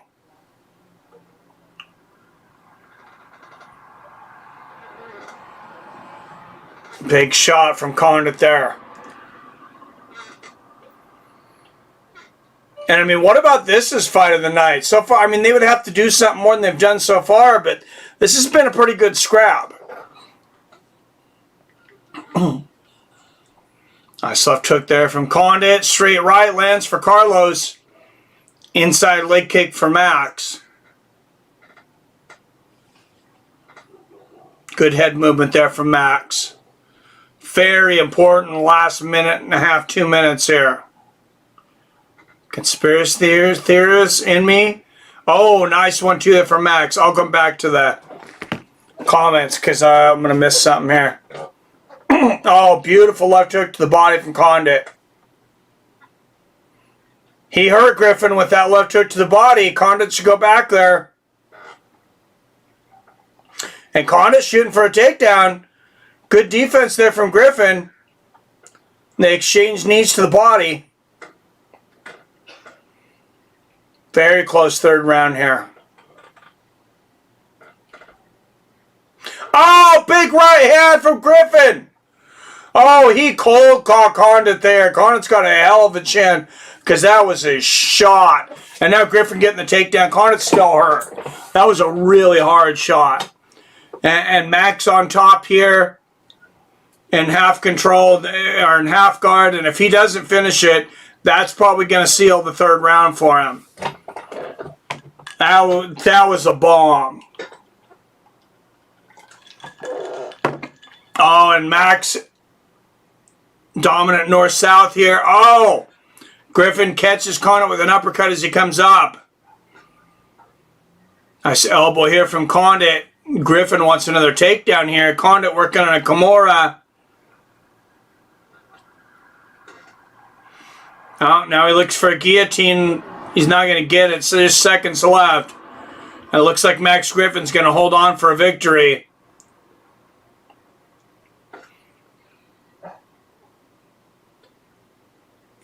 And there it is. I got it, Max Griffin, 2-1. You could argue for 3-0. Conspiracy theorist in me thinks that anytime it's close, I feel the judges are told to give it to the younger fighter who is their whole career ahead of them instead of the older fighters. I mean, it kind of makes sense. Derp, I don't know if that's the case. That would be highly illegal. Lightning, that Gary Payton. Oh, was Gary Payton in the crowd? A huge Gary Payton fan. I mean, of course, former Sonic great. Got 1 foot out the door. I hope it will cool by September. Prime Condit would destroy Griffin. I agree. MBK stronger when tested weight. Natural Born Killer always been one of my favorites. Nice. Everyone knows more than likely Conor versus Dustin will be fight of the night. This is true. 30-26 Griffin. Says Rob Iman. Damn, that Gary Payton is so... What? Just trying to get me to say that, aren't you, Pete?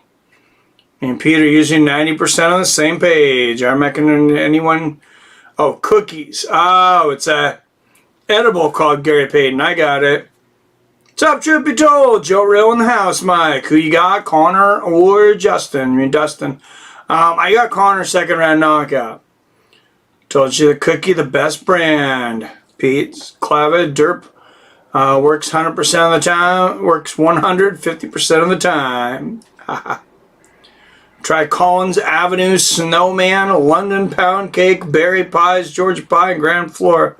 And you're just making stuff up now, Clav. You're making me hungry. No, Mike. Oh, Max 1. Yep. I got it. Mike's Weed Company cookies makes a strain called Gary Payton. So good. Tastes like it would be from Seattle. So it's dirty, homeless, and covered in graffiti? No.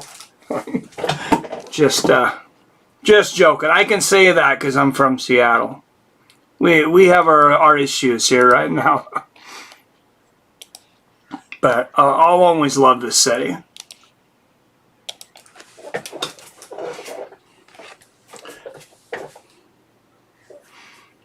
Yep, winner of the fight, Max Griffin. Conor by brutal KOs, truth be told.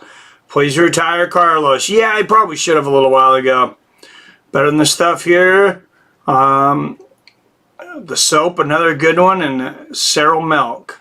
Speaking of the Sonics, Mike, Oh, of course I remember the 96 NBA Finals.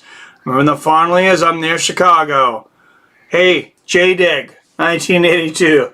That's for you, buddy. No. Yeah, I hated I'm a huge Michael Jordan fan now, but God, I hated him back then. Cereal milk, amazing. I want to try the cereal milk. Dustin in the Forest, Arcade Chaos. Clive needs to make a channel for trees.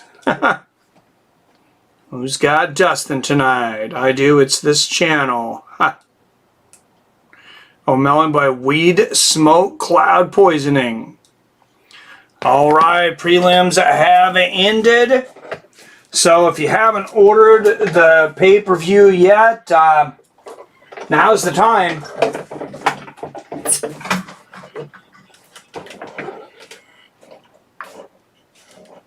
It is right on 7 o'clock.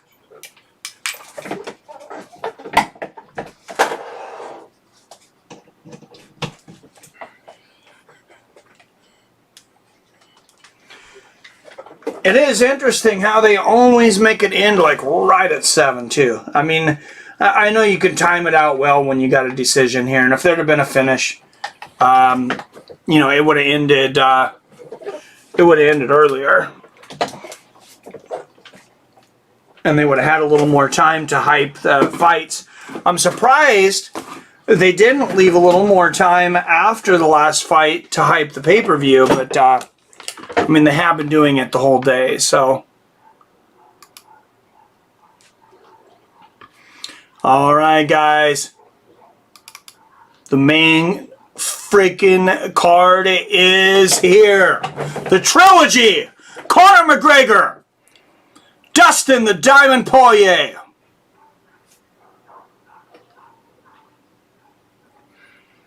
And I've got the stream begins soon. Please stand by.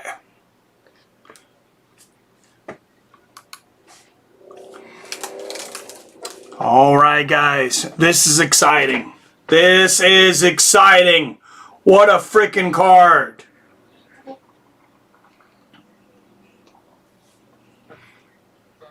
The update on the box, a game change. I took an update not too long ago. I think I've got all the updates. Put $10 on Moutinho. Maybe he kicks the leg. Yeah, I mean, yeah, why not, man? And that's why I can't wait until they finally get the legalized gambling all finalized here in Washington. Takes so freaking long here to do anything. They've had it. It's been legal here, supposedly since 2018, but nobody's taken any bets because they're still arguing over the freaking logistics. And at the moment, it's going to be only tribes here in Washington, that is. You know, the only state. Our governor feels like we got to be the only one.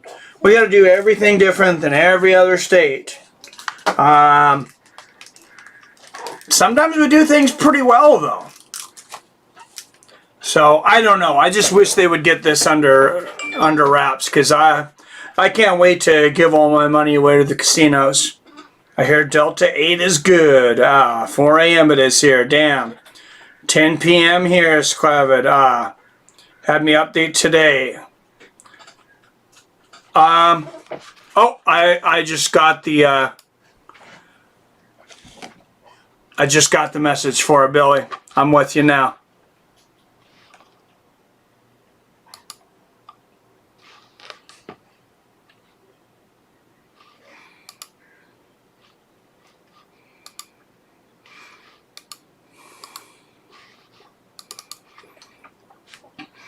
Mike, are you a black belt? I am not a black belt. Highest belt I attained was a brown belt in judo. Way back. Marijuana legal in all 52, Mike. Yes. Cloud, you got to make an intro, then talk about the packaging. Color, smell, prices. Show the apparatus, show smoke, and then smoke and Tell us how it is, and then sing a song. That's funny. Makes it 4K finally. Oh yeah, I noticed the difference there. Sweet.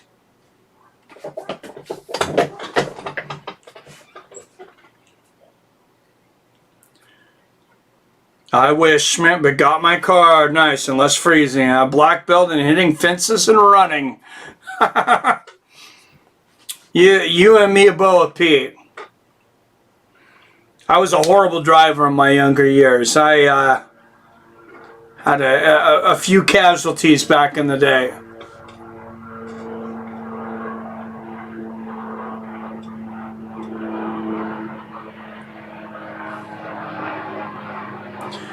All right, guys. Dustin Poirier, Conor McGregor. Poirier is so durable. That's the biggest thing coming into this. And Dustin Poirier lately, he defeated Justin Gaethje, which I thought was one of his toughest challenges. Of course, defeated Conor.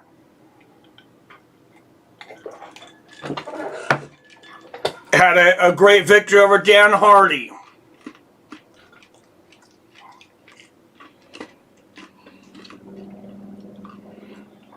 Since the first fight, Dustin Poirier has lost only 2 fights in the last 14. One to Khabib Nurmagomedov and one right after the Dustin fight, actually a knockout loss to Michael Johnson. That's around the time he decided to move up to lightweight. And you go back to that first fight, like I said, I barely count the first fight. I mean, I know for trilogies, this is number 3. But really,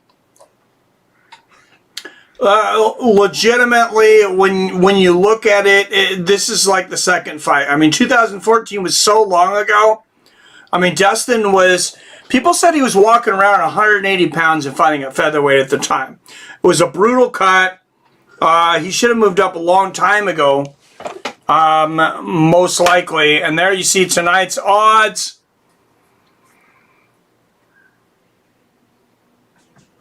Minus 139 in favor of Poirier. At the last fight, it was minus 300 in favor of Conor. So quite the flip there.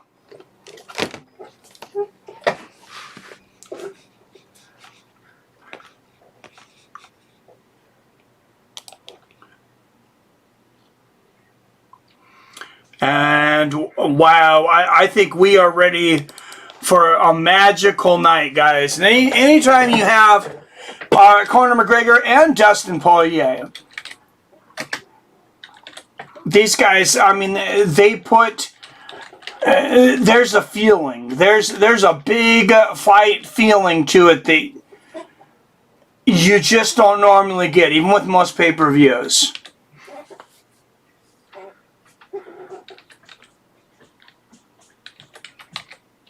Oh, Jesus. We got Stephen A. Smith at the table. Let's see what stupid shit he can say. I got 15 seconds to make a vid, remember. Word up, my peeps. What's up, Greg Brimstone in the house? Take it easy, fellas. I got my son is dying to watch the event. Go Conor. All right. Hey, shout out to your son, Matt209. What's his name? Cloud, have you seen songs too after you hit the bowls? People start requesting songs. See you, Mac. Go Dustin. All right. Have a good one, Mac. I have no black or brown belts. I have no belt at all. My pants are only kept up for my pepperoni hot pocket filled belly.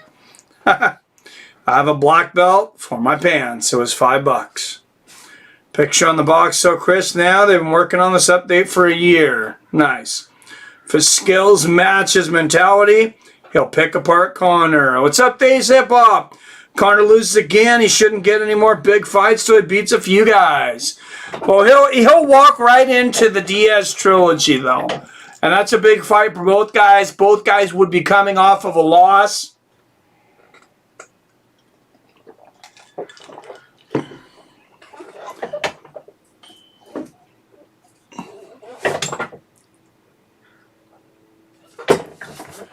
You know, it's yeah, this is going to be very interesting. Mentality. I think Conor's got the mentality he's had in the past coming into this fight. I've not seen he sold me on his confidence during that press conference, and I don't feel like I've seen that for a while. All right, who's the warlock that summoned that gentleman? Stephen A. Smith. Get that heap of trash out of... Yeah, put Max Kellerman in there. What the fuck? I'm sorry. This upsets me so much. You got Stephen A. Smith sitting next to the great Michael Bisping. You see Michael Bisping's just turned away. He looks kind of disgusted. They gotta just be like... He's gotta just be like, are you kidding me right now? Now you got Karen Bryant and Max Kellerman. Karen Bryant saying, "Yeah, we're gonna step away from the sound of the crowd." She's being nice. She's really saying you gotta step away from the sound of Stephen A. Smith.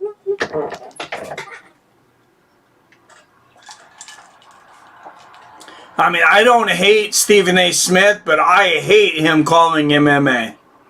It's a cancer. He's a cancer on this sport. I'm going to say Dustin wins by KO again, but anything could happen. Yeah, it's such a toss-up, Phil. Amen, Greg. Can't stand Stephen A. Hope Dustin wins, says Clive. Yep, agreed. Hope. Pete says same. Conor's going to kill Dustin, literally. Conor said it, so better not disappoint me in my bloodlust. I love it. Dustin said he used to weigh over 200 pounds. Yeah, he cuts a lot of weight. He's a big boy. Conor versus Dustin, real life Kumite. It's the last real chance for Conor, or he is dusted. Conor either rises or falls from grace. Depending on how it goes down, honestly, I mean, like I said before, Conor bounces back from losses like anybody, and he doesn't even necessarily have to do it in the cage. He's got this following that is just, it's different than what the Diaz brothers have, but in a way it's similar. I mean, they're not the same kind of fighters, but their fan base kind of is. As far as, you know, ride or die, win or lose, they're coming, they want to see their fighter. And, I mean, who in here, honestly, is going to say if Conor loses tonight, that they're not going to want to see him fight again? You're not going to tune in the next time he fights. I can't say that. I'm going to tell you, both of these guys, win or lose, the next time they're back in the octagon, I'll be excited to see him fight again. And there's Bam Bam the Shoey, Tai Tuivasa. Craziest night ever, WonderBoy by submission or Conor by submission. Love both contenders, but betting wise, go Conor. What about Dustin? He ain't got a big money draw, and if he loses, he got 8 losses. So, yeah, honestly, even though he won the first one, the last one, it feels like the first one. It was so long ago that first fight happened. But even though he just won, I feel like Dustin has so much more to lose tonight. And there's Sean O'Malley, 13-1 and 9 knockouts, warming up there in the back. Some reason feels the need to wear the sunglasses inside, but there you go.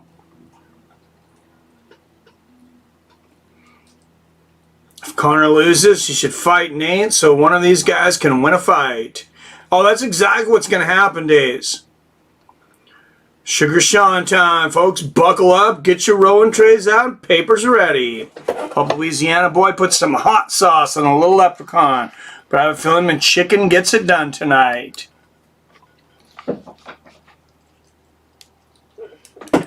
Yeah, honestly, I like both of these guys. And yeah, I've had my issues with Conor about his outside the cage antics.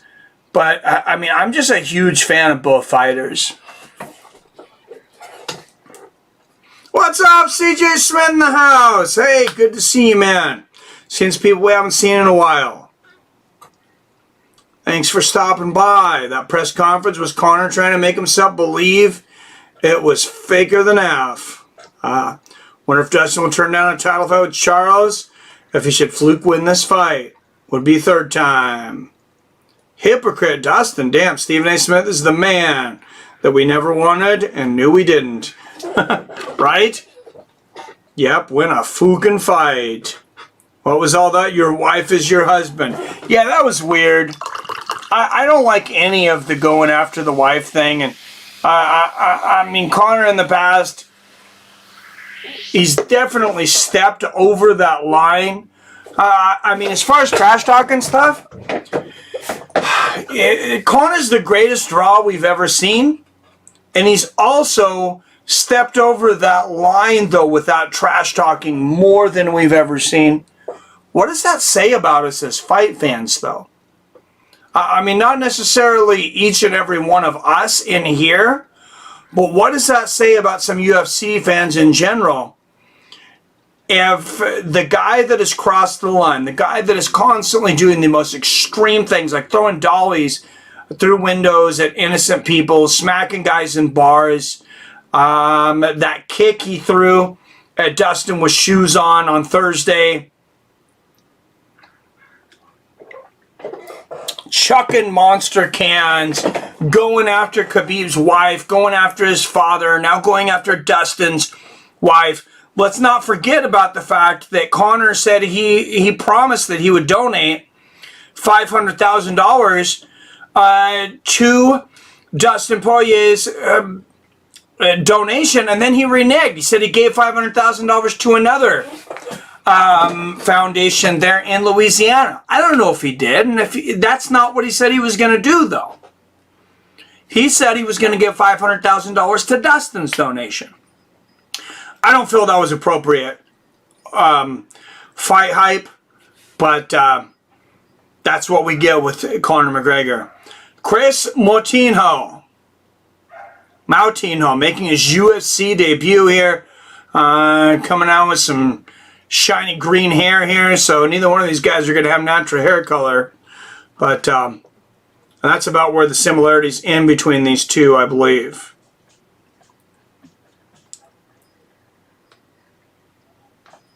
Let's go Tuivasa. I think we'll see a shoey tonight. I think so.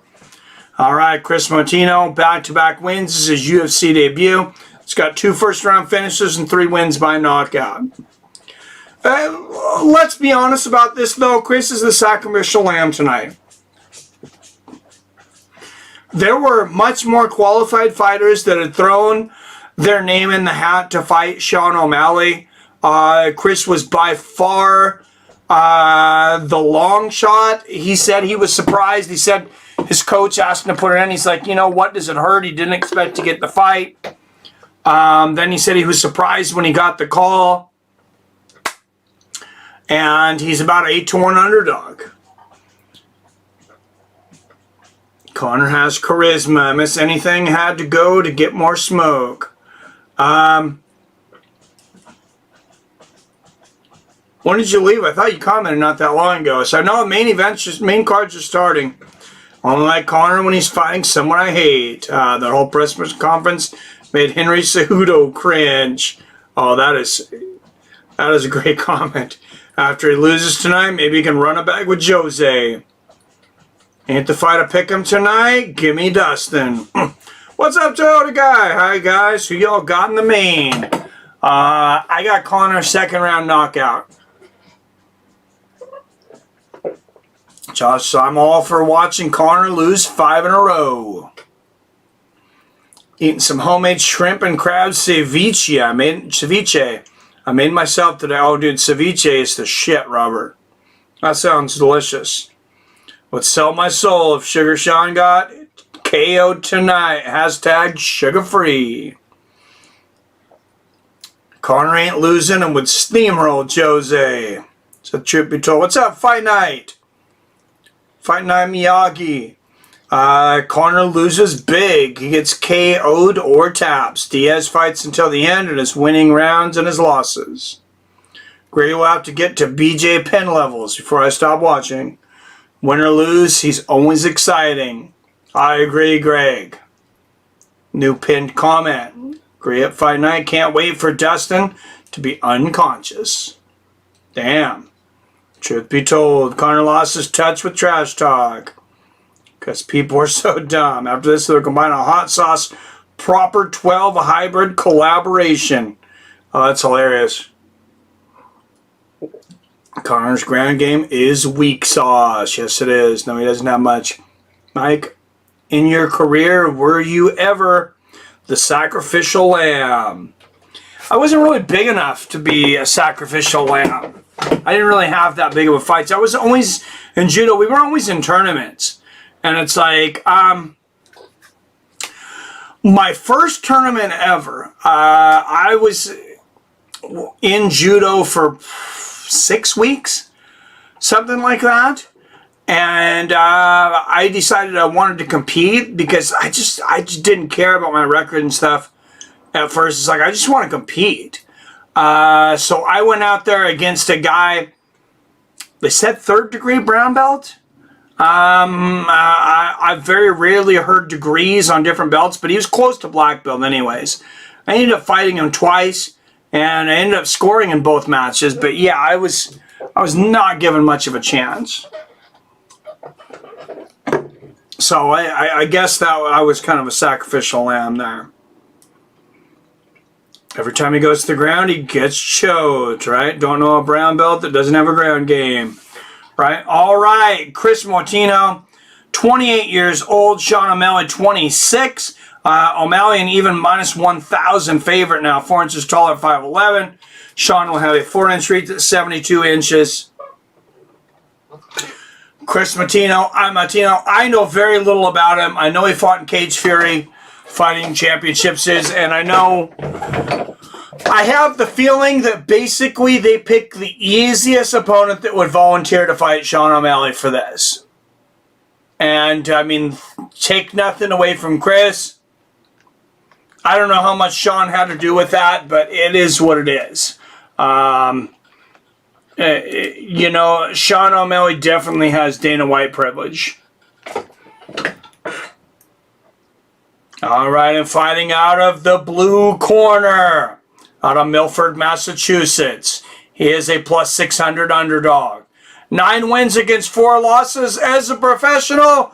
Kris, the sacrificial lamb, Moutinho.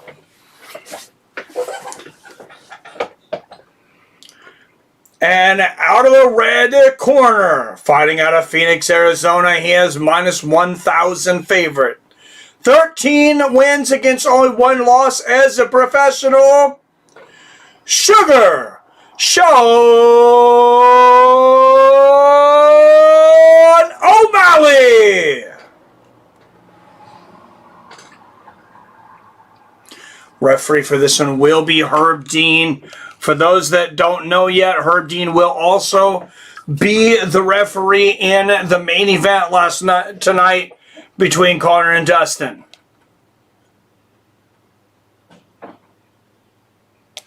Here we go. And Moutinho, aggressive. He's going to give him. He's got nothing to lose. Nobody expects this guy to win. Nice front kick to the body. There from the sweet one. Nice front kick to the body from Sugar and a straight right. Outside leg kick from Sean O'Malley.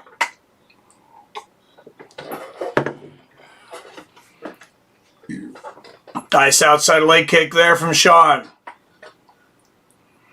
And I mean, this is truly like a pro against an amateur in here. Front kick to the body from O'Malley. Straight right.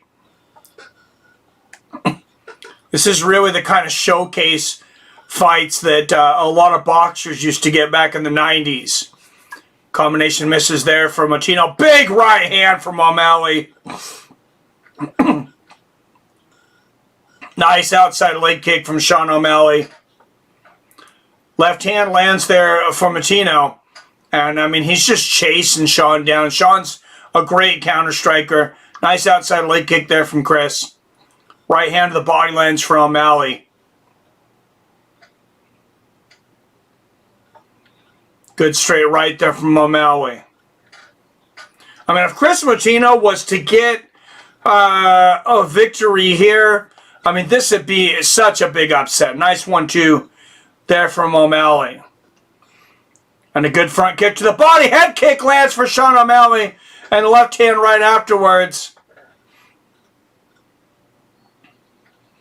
Oh, triple jab there from Sean. Lands a straight left and then a triple jab. There's the left hand from Sean. Oh, big right hand from O'Malley. Big counter as Moutinho comes down. And the front kick to O'Malley. Body kick lands for Moutinho. And, I mean, don't take this wrong, but if you're Moutinho, I mean, I'm doing everything right now. Nice left hand there from O'Malley. I mean, I'm risking points. I'm slapping. Nice body kick there from Moutinho. Good defense there from O'Malley. Good jab. Oh, big left hand from O'Malley, and he floors Moutinho. Another big combination. Sean O'Malley 1-2 and a spinning wheel kick. Sean is putting on a show right now. Big left hand from O'Malley and a big left hook. Right hand left. And Herb Dean watching closely here. Good jab to the body. Nice 1-2 there from Sean. Yes, Kris Moutinho might be a hand-picked opponent, but that doesn't make Sean's hands any faster. They are fast tonight. Oh, good jab and a counter left them from O'Malley. Nice 1-2 there from O'Malley and knee to the body. Good front kick to the body. O'Malley probably should have been a 25-1 favorite tonight, to be honest. A couple of nice front inside leg kicks from Moutinho. Big 1-2 from O'Malley. Of course, the only thing about O'Malley is he often is injured in fights. And you see O'Malley, 87% significant strikes landed. That is absurd. Oh, right hook gets through for Moutinho there, though. Nice right hand to the body from Sean. He got a reaction out of Moutinho with that one.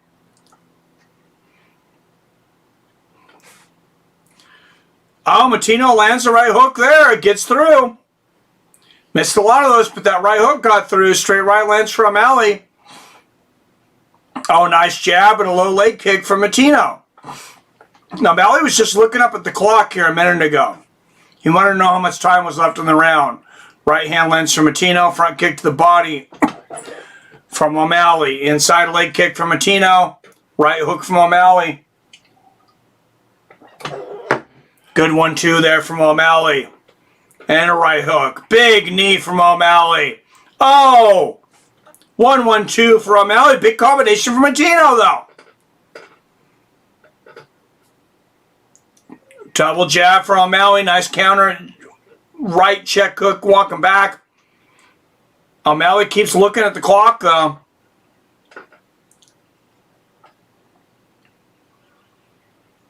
Oh, big right hand from O'Malley, and he floors Moutinho. 2 seconds left. He's going for the guillotine. It's all over. A few more seconds. O'Malley might have finished that. Wow, if you're Kris Moutinho, wow. Yeah, he's out on his feet. You got to be thinking right now, wow, this is exactly what they said would happen.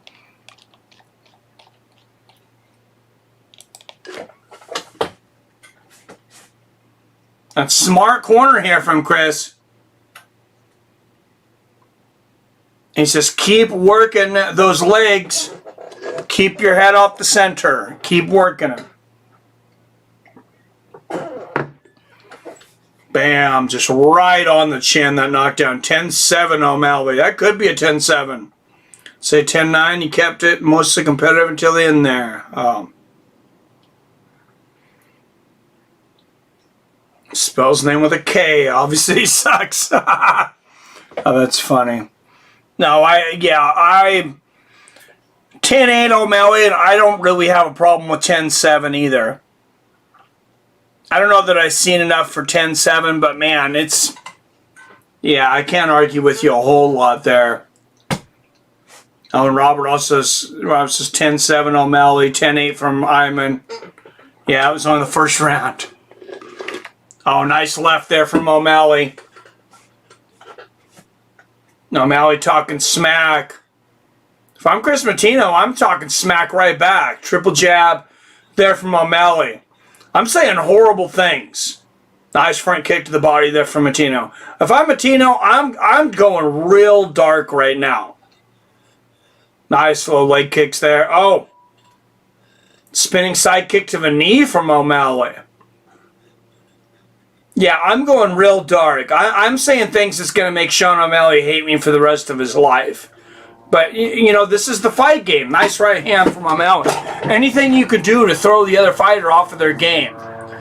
Nice front kick to the body. Head kick lands for O'Malley. And a good jab. Some UFC's top prospects and contenders get hand-fed some dude from the street. Sometime, not near as much as in boxing. Like they did Francis, hardest puncher in the world. Oh, you're right, 10-8, kid. Did keep coming forward. Kris is waiting for his shot. Mike, you saying? You going to... No. Pete, hilarious. Nice right to the body there from Sean. Nice 1-2 there from Sugar. Oh, wow. Moutinho missing everything there.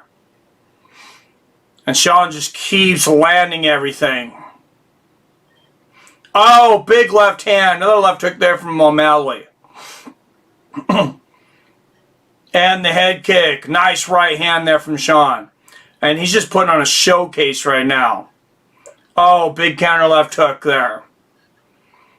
Moutinho's got a chin on him, though. Nice straight right from O'Malley. Another right. I would like to see O'Malley add some judo to his game, though. Get some takedowns and use that striking and, you know, some of the submissions we know he has on the ground. Good jab and a straight right from O'Malley. Nice outside leg kick there from O'Malley. And Kris just continuing to stalk O'Malley. I don't believe Kris even had that much time to get ready for this fight. Oh, nice 1-2 from O'Malley. And a left inside leg kick there from Moutinho. Big left hook from Sean. Front kick to the body there from Moutinho. O'Malley answers with a front body kick and a straight right. Oh, Moutinho, he had the clinch there. I don't know what Moutinho was waiting to throw the knee. Moutinho lands a right hook there, though. Nice front kick to the body from Sean. Good exchange there. Oh, big right hand from Sean.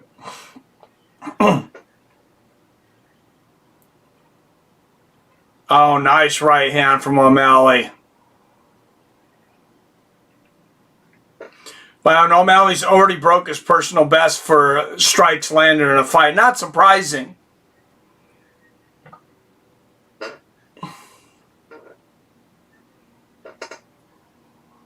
Oh, nice left hook from O'Malley. Good 1-2 from Sugar Sean. But, I mean, what we're seeing here is that Sean O'Malley, it's like Sean O'Malley against one of his sparring partners. Nice left hook from O'Malley to the body. Big 1-2 there from Sean and Moutinho. I mean, he just keeps throwing combinations. He's throwing punches and bunches. Like what, Mike? What you gonna say? Hey, I wouldn't say top prospect. He's not even ranked yet, is he? I think he was ranked. Yeah, he was ranked, but got that leg smack. Mike should eat a mint for 45 bucks. Just see where it takes us. Yeah, the heat has been fun. Oh. Ivan says 2017 O'Malley.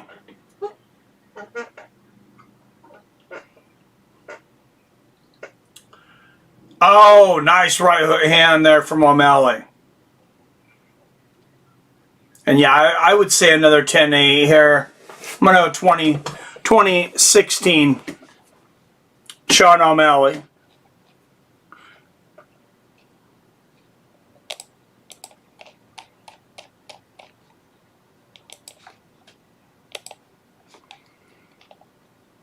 And Moutinho's corner just pointed out, he said he's looking up at the clock. If you get him up on the cage, I'd like to see a little more action there. And he had his shots. Nice check right hook from O'Malley. Sean looks tired. He is getting tired. Haha, O'Malley can't KO this guy. Third, fourth, fifth, and sixth round. It's all Moutinho. Unknowns can be dangerous.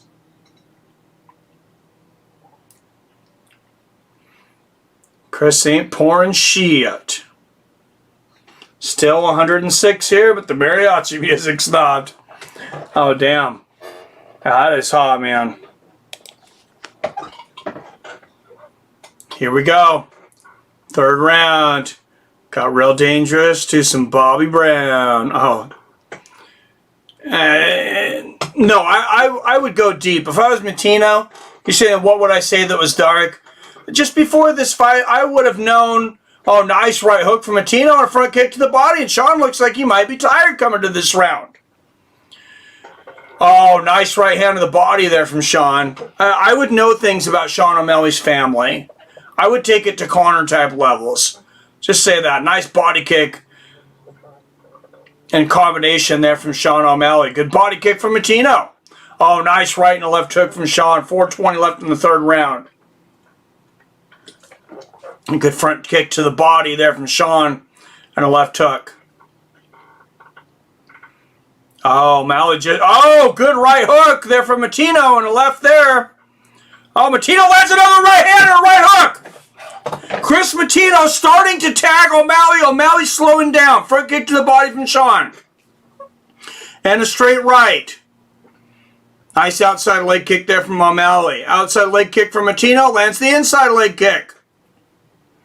Another outside leg kick lands for Kris. Straight right lands for O'Malley. And another jab. Oh, O'Malley just, I mean, he's just boxing Moutinho's face off tonight. Oh, big right hand from Sugar Sean. And a good front kick to the body, little check right hook as Moutinho comes in. Good jab. Moutinho just had that head kick from O'Malley. I think he is getting frustrated he can't take Moutinho out of here, though. And a straight right. Sean O'Malley, remember, it's hard for him to get through 15 minutes without being injured. That's something that O'Malley has struggled with in the past. Nice front kick to the body. A couple of punches land upstairs for Sean. Seems like he always has like a leg injury or something going on by at the end of a fight. Nice outside leg kick and a right hook from Moutinho. Lands another right hook. If Moutinho can catch Sean and get him in the corners, you know, that's where he's had some success. Oh, nice right hand from O'Malley and a front kick to the body. Another one. He cannot fight Sean in the center of the cage, though. Just too much of a mismatch. Good front kick to the body there from Sean.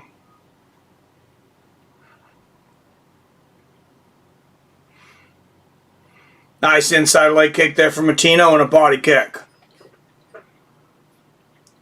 Straight right gets through for Moutinho. Counter right hook for O'Malley.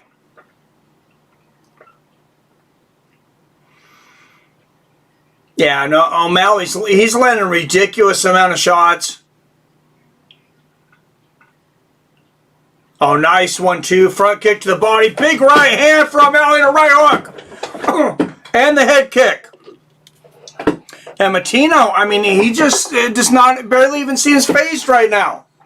Left hand there from O'Malley. Straight right and left hook gets through for Moutinho. Moutinho chasing Sean. And just eating so many shots. Oh, Oh, big right hook there for Sean O'Malley and a body kick. And the left. Now the left, Moutinho landed right hand. He's talking shit to Sean. Good combination from Sean O'Malley, but nice left and a right hand from Sean O'Malley. Kris Moutinho, he might not win the battle, but he is winning some fans tonight. Nice 1-2 from O'Malley. Look at that, 80% accuracy on significant strikes from O'Malley. That is otherworldly. Double jab and the right hook from O'Malley. Triple jab and a front body kick there from O'Malley. Big right hand, big right hook there for O'Malley. Another 1-2, right uppercut, left hand. It's all over.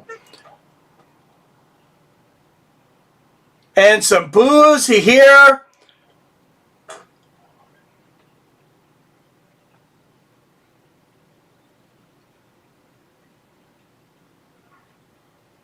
Yeah, Kris Moutinho was still standing. He was taking shots. Yes, he was taking some extra punishment.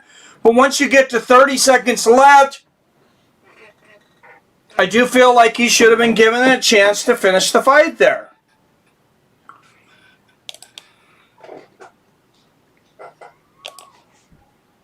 There's the jab. There's the right hand. Big left hook from O'Malley. And, I mean, it's not the most egregious stoppage ever. You know, like I said, Kris Moutinho, he did deserve to finish the fight.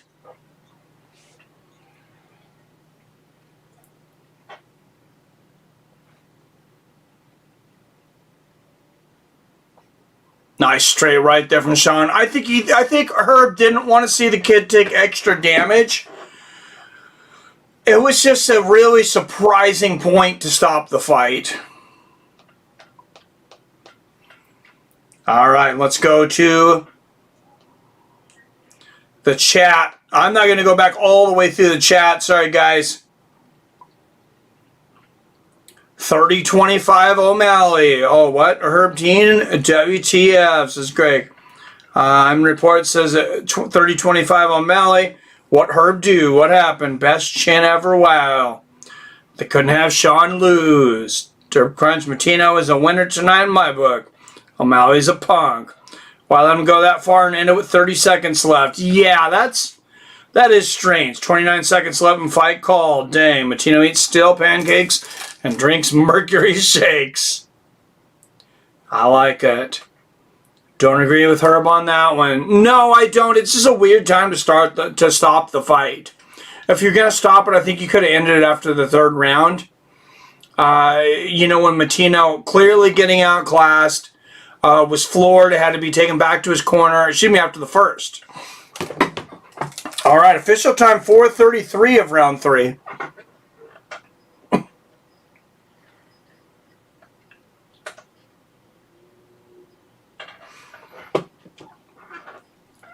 And let's see what Sean has. 29 seconds more of CTE, not worth it. And that's the other point, Robert. 11 days notice. Kris Moutinho took this on 11 days notice. Wow, Derp says, I hate O'Malley. Me too, what a joke, Herb. Robert, CTE is worth it. Damn, nice one. Good for him. For the W. This fight was padded for sure. Padded stats, yeah. I like to pad my stats in basketball by throwing the ball up against the backboard. O'Malley ain't ever winning a title. Feather fists, weak cardio, weak legs.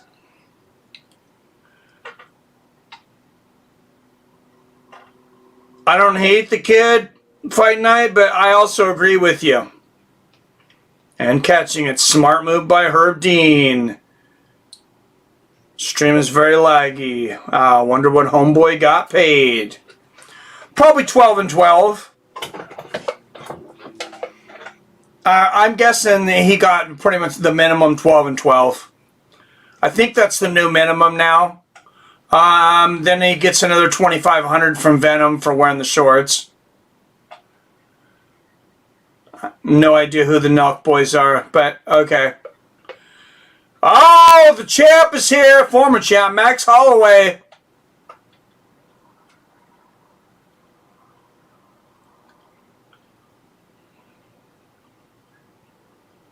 Robert Kraft limping his way into the T-Mobile Arena, trying not to have a heart attack as he walks through the door. Mark Davis, the Los Angeles owner. Now I can see why we weren't able to get a ticket. They gave him all the celebrities.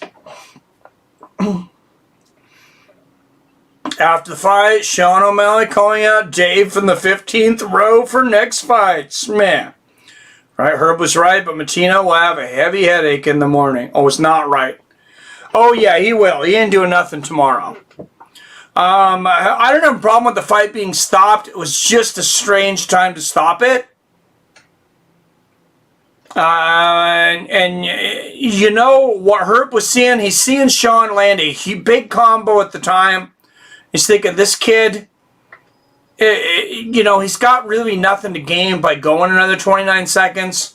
And like I said, I kind of get it. I wouldn't have stopped the fight right there.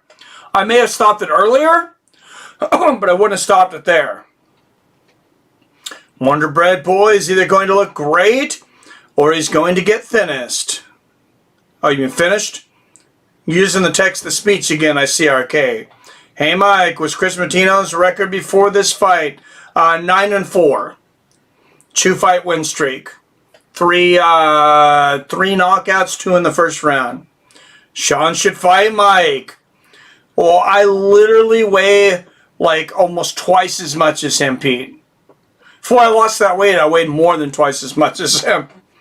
Finish, that'd be a good fight. No holds bars. UFC 1 through 10. I give Mike the business early on. Right? 9-4, now 9-6, Moutinho. That's hilarious. Oh, I thought you were saying it's like he lost 2 fights and won, but Mike would eventually tire him out, smother him with a ground and pound. Give me 5 rounds. Is blessed to lose to both of tonight's main event. Good job, Max.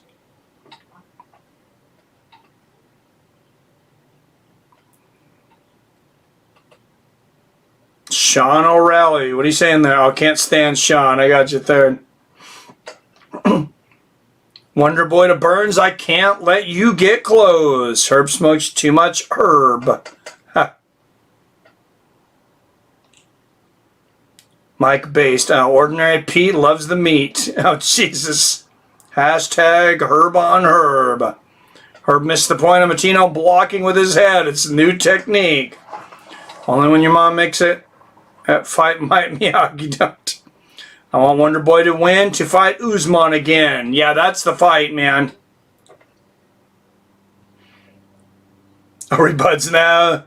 Should I know how to handle the meat? Oh, God.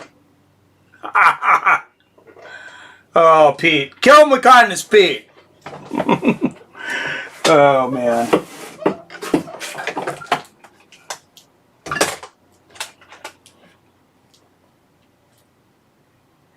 You're not going to win a battle of... You're not going to win a battle of wits with ordinary Pete there, Miyagi. Sorry to say.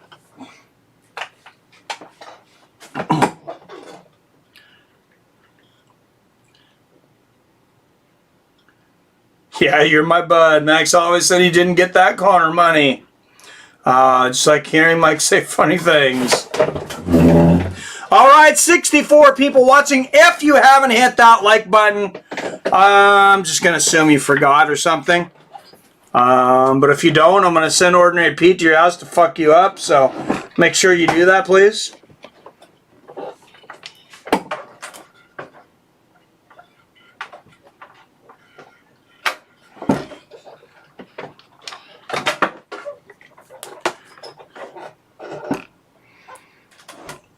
And Conor McGregor, on his way into the building, you can hear the crowd. A thunderous roar from the crowd. One of 4 fighters to hold 2 UFC titles simultaneously, featherweight and lightweight. Of course, he was the first to do it. This man, the 5 top pay-per-view sales of all time, Every single one of them have one thing in common, and that's Conor McGregor in the main event. He is the greatest showman in the history of our sport. And I imagine after tonight, he will be involved in the top 6 pay-per-views of all time. Arby's, we got the meat. What? Oh, geez, was that guy really 9-5? It's almost as bad.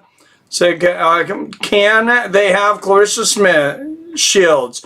Well, she was 9-4 before the fight, but yeah, I got Arena Aldana in this one. Some may knowledge. Comedic uses RB Wi-Fi for those streams. Travis McTrav in the house. What's up, my man? Mustafa Mahdi, good to see you. We ain't scared of ordinary Pete. The guy who wants to smoke a blunt with you. What if he was above average Pete? Pete's extra soft. Pete, you kind of remind me of my uncle when I was growing up. I had an Uncle Ted growing up, and he was... he scared all my friends, but he was the nicest guy.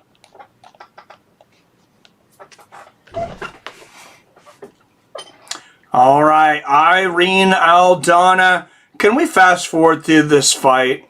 I wish we could. I hate to sound disrespectful, but Irene Aldana versus Ilia Topuria. This one just doesn't really do it for me.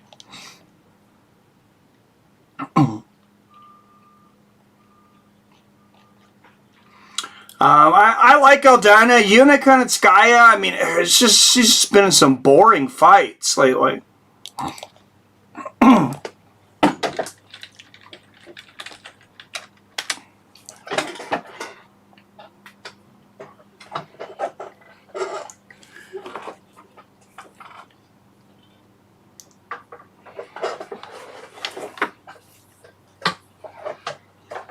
You know, and I don't want to hear it has anything to do with women fighters or anything like that.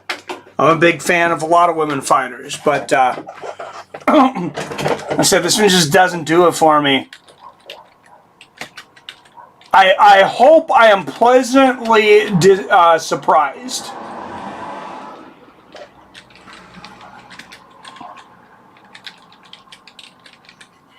All right, representing Russia. Ranked number 5 in the world. Here she comes, Yana Kunitzkaya.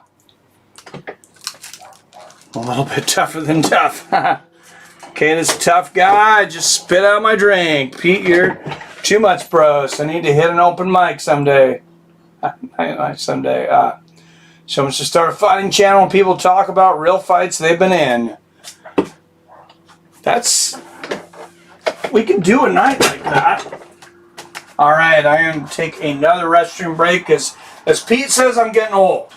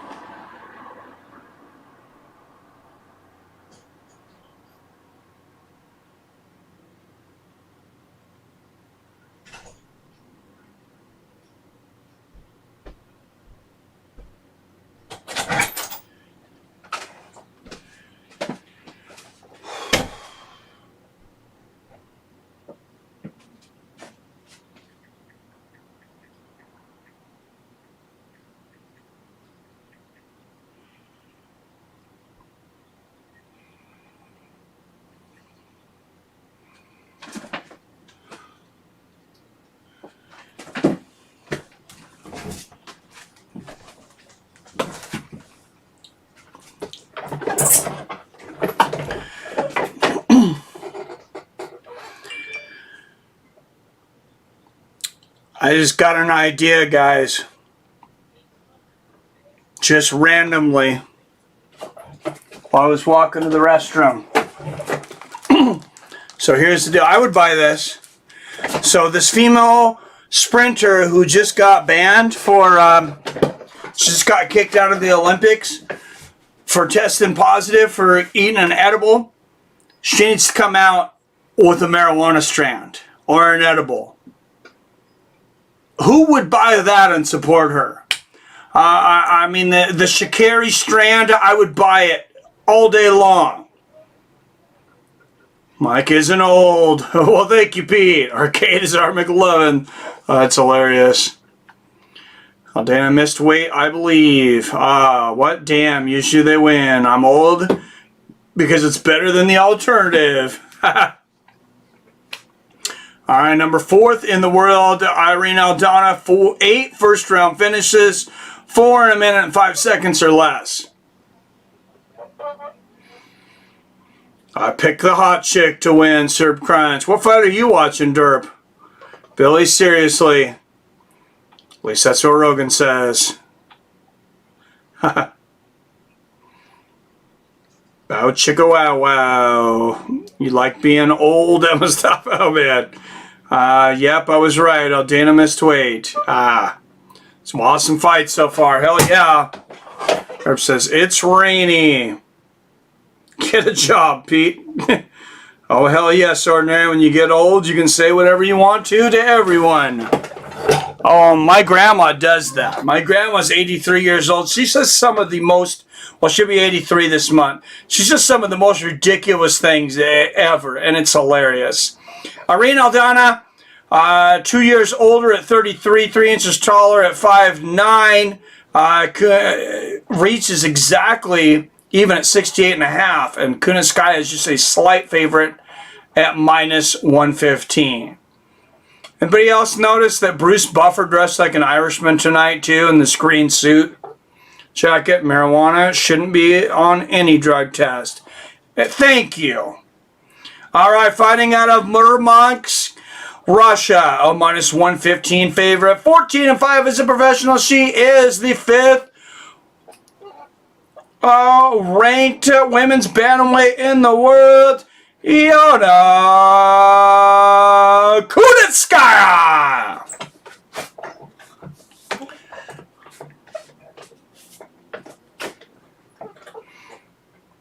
Anybody see that short video that Valentina has training inside? She's on another level. Yana will be hugging.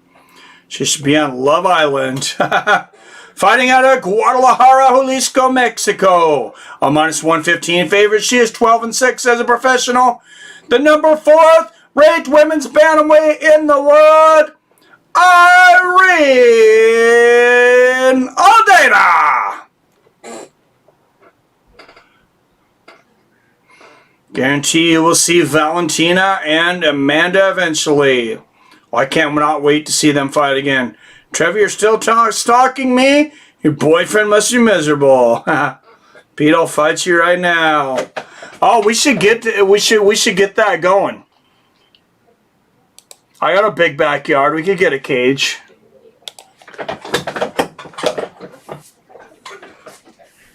Jorky insults. Hey man, marijuana is an herb. If you got him now, fire him up. What's up, Roque Garcia? Free. Another 50 milligrams down, 150 left, 350 so far. Jesus, Robert. All right, here we go. Nice body kick there from Kunitzkaya.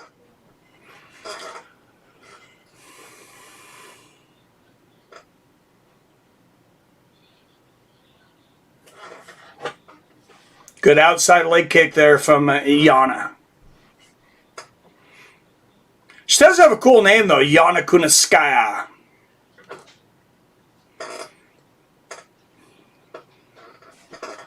Sounds like a name that Beavis and Butthead back in the day would have fun with. Yana Kunitzkaya. Nice right hand there from Yana. Good 1-2 there from Kunitzkaya. Free Trevi and Pete. Wow, I ain't fighting a woman. Fast forward. I'm higher than giraffe pussy. Oh my God, Robert. I'm down. Time to eat. Stay strapped or clapped. I'm in Florida. Oh my goodness. You come at me, you taste the steel. Oh my, you too. Come on, man. Come on, guys. Let's go into the pot dance. I knew you were gay. Oh, you too.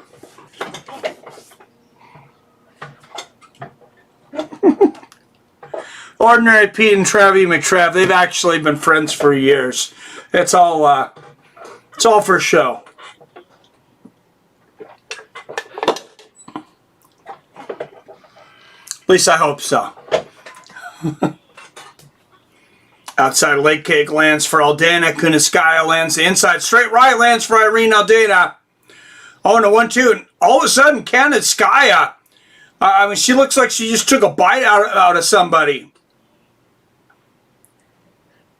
She's got blood coming out of her mouth everywhere. Or is it her nose? Nice combination, head and body there from Aldana.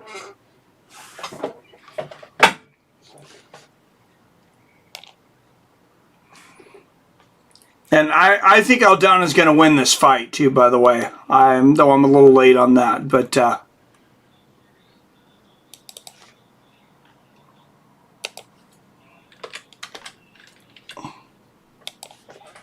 couple good body kicks there from Kunitzkaya. Great Cornelio blocking you, enjoying Mike, not you. Just make a new friend. Not his friend, Arnold. Oh, jeez. There's Mike. I'm joking, but well, too. But they're. Oh, big knee to the body there from Kunitzkaya. She looks like a violent supervillain right now. Kunitzkaya literally. Oh, big one from Aldana! And she just. Oh, wow! That was a bomb. Kunitzkaya's down. Wow. Irene Aldana just dropped a ton of bricks on Yana Kunitzkaya. Damn. Oh, big right hand on the ground and pattern and elbow. There from Aldana. Kunitzkaya, she might be out of it still right now. I agree. I'd make her get back up as well. Irene's wasting some valuable time. I think that Kunitzkaya is hurt here. Yeah, this is really weird here from Irene.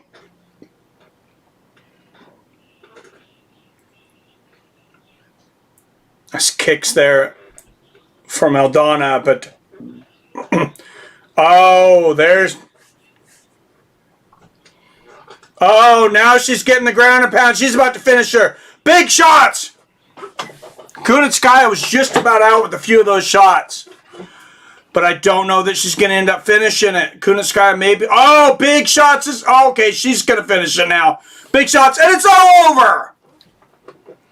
Jason Herzog mercifully ends this. Irene Aldana by absolute destruction. And what a shot. What a shot. Aldana making Mexico proud tonight.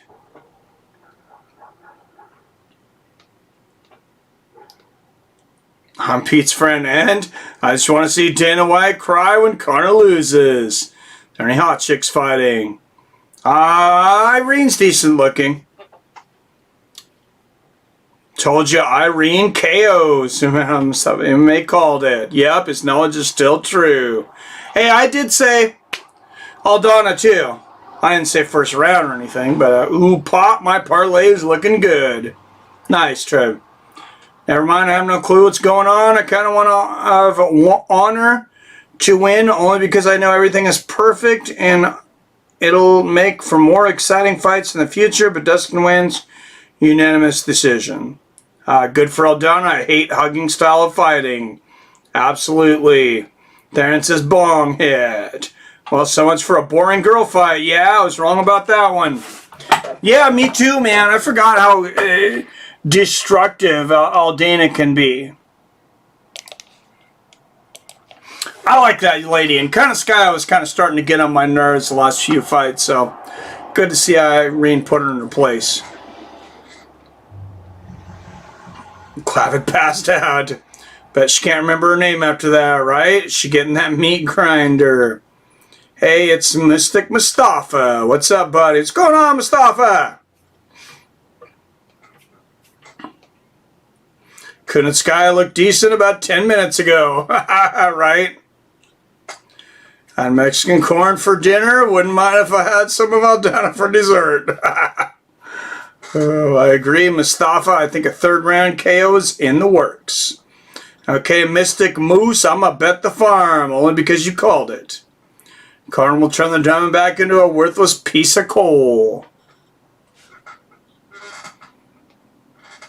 You don't say that, Derb. Conor won't make it to round 5. No, he won't, because he's going to knock Dustin out in the 2nd.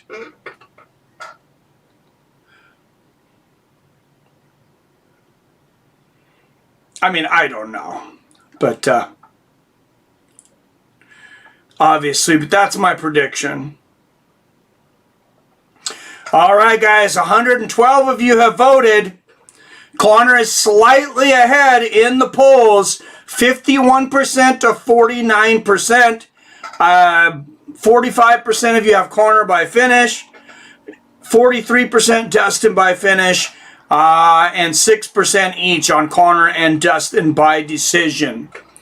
So if you still want to vote on that, if you're a Dustin fan, you want to put it in his favor, bigger lead for Conor, go to the home page, go to the Fights with Friends page, just type it in, go to the community tab, and you'll be able to vote on that fight.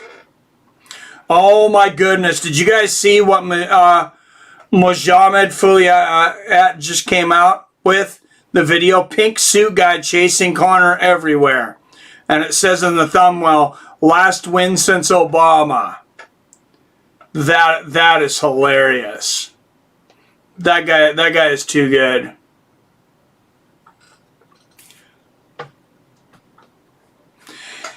The Iceman in the house, Chuck Liddell. Dave Chappelle. Dave Chappelle in the house. Justin Bieber. Yeah, they're really coming in. All the stars are here tonight. I wonder how much money they lost giving away all those tickets. I mean, it's good for the brand to get them there. I mean, I'm sure it's helpful. But, like I said earlier, I'm just bitter that I couldn't get tickets for this. Because me and Billy were supposed to be there. Supposed to be for Billy was supposed to be there for his birthday, which is tomorrow. Tai Tuivasa 12-3 warming up in the back. Tai Tuivasa and Greg Hardy coming up next.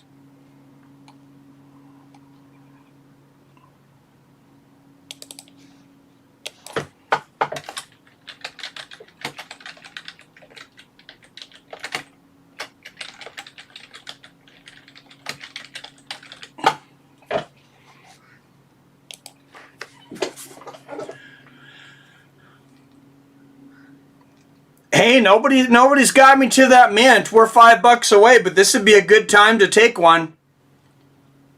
It's going to take a little while to hit. Just saying.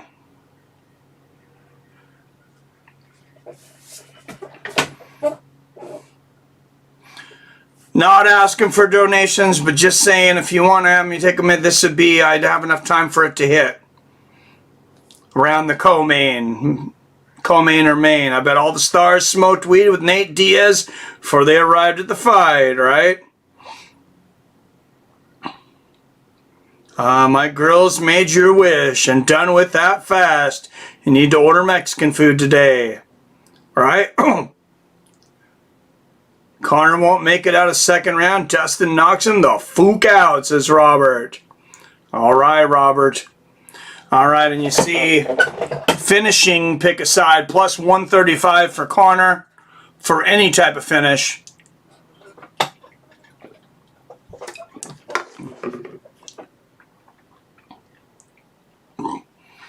Pulling for Hardy because you both have a mutual hatred of that fat ex-con Lewis. You don't like Derek Lewis? Derp Crunch. Derp Crunch. Dude. I might have to change how I think about you. No. How can you not like Derek Lewis, man? I mean, I was with you on the Sean O'Malley train, but come on, man.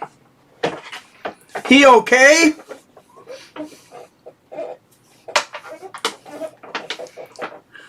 He's okay, man? How can you not like that guy? I don't know. I misjudged you. I misjudged you, Derp. Oh! Trevi McTrev with the $5 says, I'm making mad loot this week. Lightning and now Conor. Suck it. Okay, he said suck it, Pete. I'll say it because it's a super chat. Thank you for the super chat, Trevi McTrev. I'm still not taking sides in your guys' battle, though.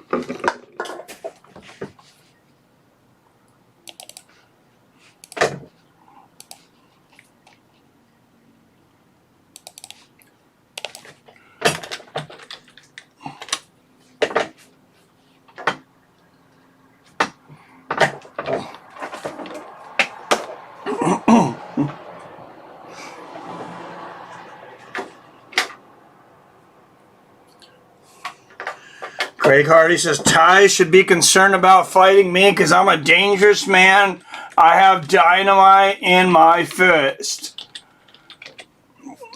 Yeah, I heard that from his ex-wife.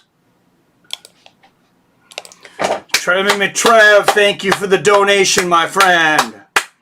$5, and that gets us to 50. That might win you a little bit of love with Pete there, Trevi.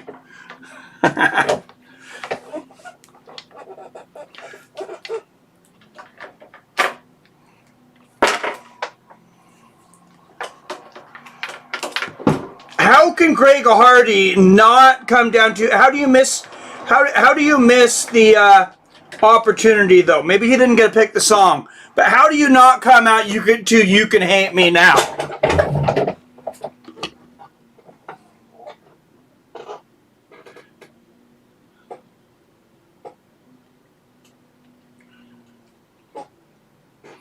All right, and that brings us to 50.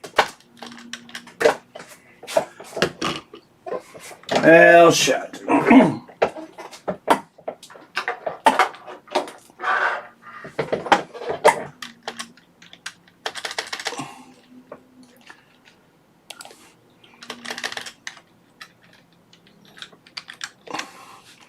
All right, that's $50, guys. 3 fights left. And that means I should be wacky by the end of this. All right, here we go. A little bit of the marijuana.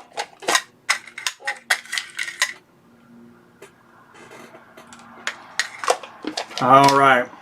Greg Hardy, former NFL defensive end, 2013 Pro Bowl selection.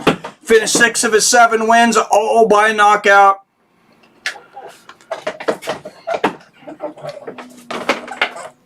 And I mean, as long as he's been in it, I don't think I'll ever be a fan, but 3 years into in the octagon, I mean, Greg Hardy, it's pretty impressive.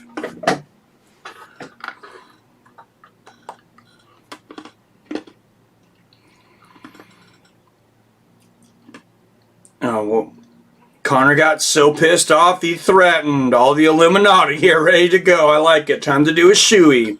Dustin is going to rack up that 8th loss tonight. This is Durham. Pressing charges. I bet tie first round KO. Celebs paid a fortune for the tickets, I heard. Their tickets, I heard. Because a lot of times they get comped. So if they paid a ton, they shouldn't get comped for a big event like this. I couldn't see he donated a chat. Oh, and also why I'm blocked. I don't know what he's saying. All right, in the old days, Billy would have booted that bro.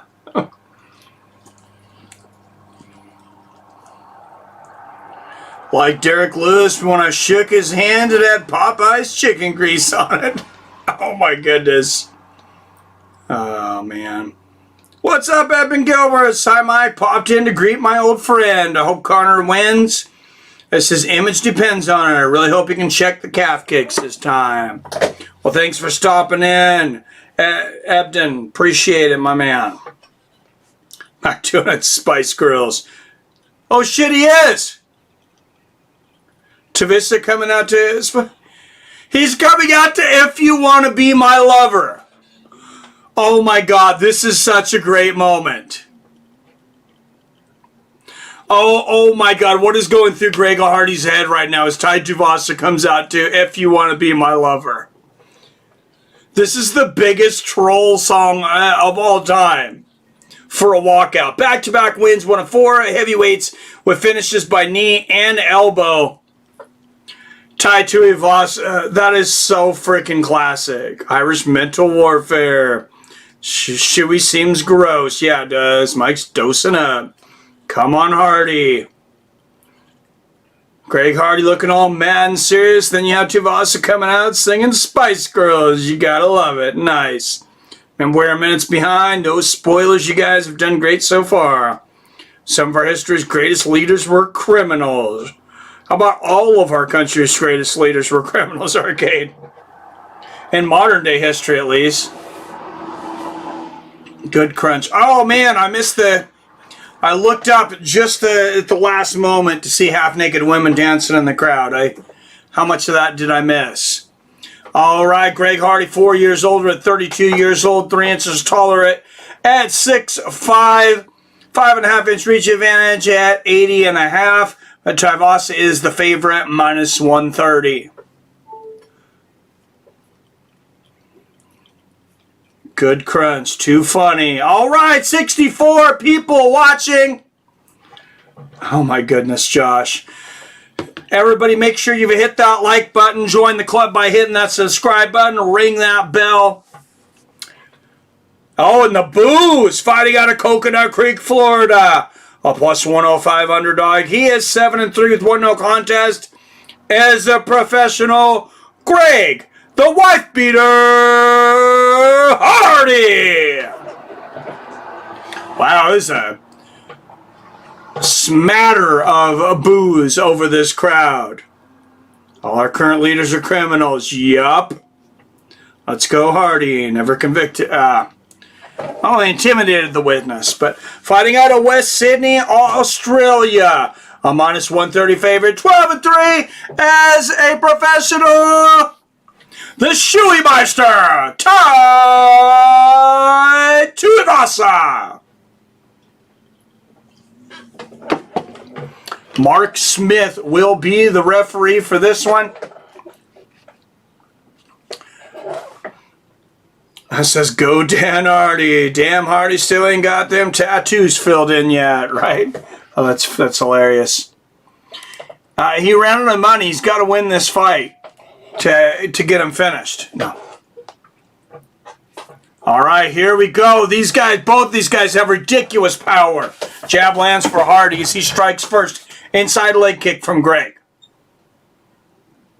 Good jab lands for Tuivasa and a low outside leg kick. Inside leg kick from Tuivasa. And outside, he is destroying Hardy's front leg already. And there's an inside leg kick. We know what the strategy is now. Big right hand landed for Hardy, though.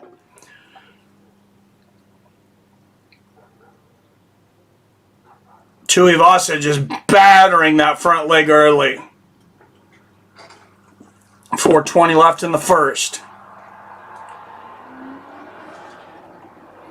Inside leg kick from Tuivasa. Outside leg kick, but all on that front leg. Oh, big right hand and left kick from Tuivasa. Oh, and a big right hand and left kick and a right hand from Tuivasa from Hardy. Oh, Tuivasa hits Hardy, and Hardy is hurt, and it is over. Both guys left, both guys were hurt, but it's Tuivasa that takes Hardy out in the first round. Wow, and that is the kind of excitement that we hope to see when that match was made. Oh, and Greg Hardy Wow, he is really suffering right now. And there is the shoey, pouring the beer in the shoe on top of the cage. And there it is. Tai Tuivasa. Wow, I want to rewatch that entire fight. Wow, that was one of the most exciting minute and a half you will see in the heavyweight division. Damn. Could we just see that whole fight again? That should be the replay. Because Hardy hurt Tuivasa right before that. There's the right hand, lands right on the temple for Greg, and another right hand. Tuivasa's wobbling and then catches Hardy with a right hook and a left hand as Hardy's coming in.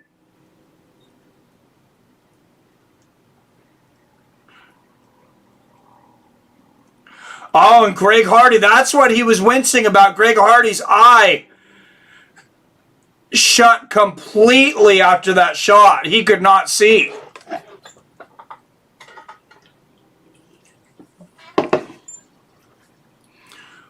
Wow. What a showman. Tai Tuivasa coming out to Spice Girls, knocking out Dan Hardy, doing the shoey. Wow. Tai all day, everyone I pick always loses. Well, you were right this time, Snake. People are ignorant. Sister called it first round KO. 2-0. Good job, MMA knowledge. That is why I don't gamble, right? I never vote against Polynesians, but I am tonight. I won, baby. Oh, yeah, let's go. NFL was easy compared to this. Right, Trevi? And it pays much better, too. I bet he's thinking right now, man, I really wish I wouldn't have fucked that contract up. He's like, man, I hit that lady. It cost me millions. Tuivasa belly button could swallow Las Vegas. Oh, my goodness. Oh, karma. Oh, yeah. Polynesians don't play. Yes, I won $350. I bet 5 on Tai. First round KO.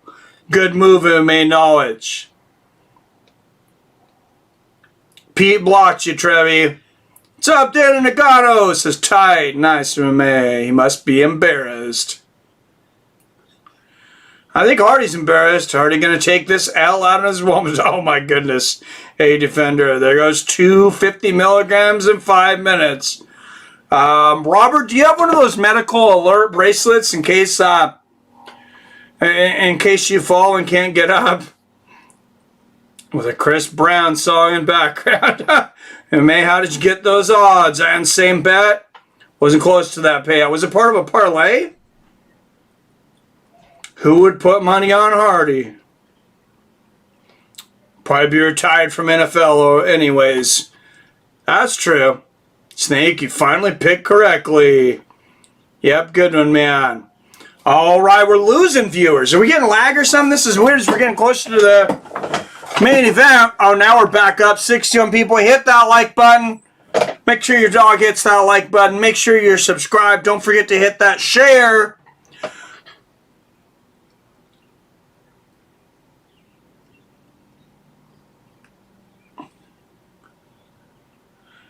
Oh, and he wants everybody to do a shoey together? I don't think they're going to let him do that. Oh, no, he's doing it again. I think he's trying to get everybody to do a shoey.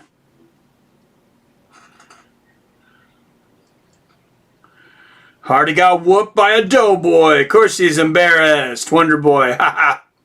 What's up, Dean Hamper? Still in here. Good. If I were Hardy, I'd come out to smack my pee up by Prodigy. I'm surprised he hasn't. Hardy got too many snowflakes, Pete. Oh, jeez. No, I would come out to You Can Hate Me Now. I don't know. I know I already said that, but that seems like the move. Oh, and look, the Cast of Sunny in Philadelphia, my favorite comedy. Minus the old man. And when Hardy took a hit off his ass bump, I remember that. Oh, jeez. Pete, my mind is blown, bro. Travis Sturcho! What's up, Travis? With the donation. It is a super chat.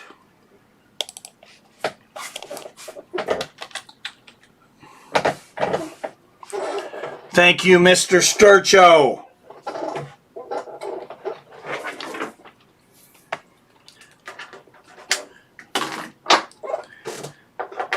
Now, I mean, Dan Hardy, he could have won that fight. Excuse me, Greg Hardy. I don't know why I said Dan. Sorry, Dan. But,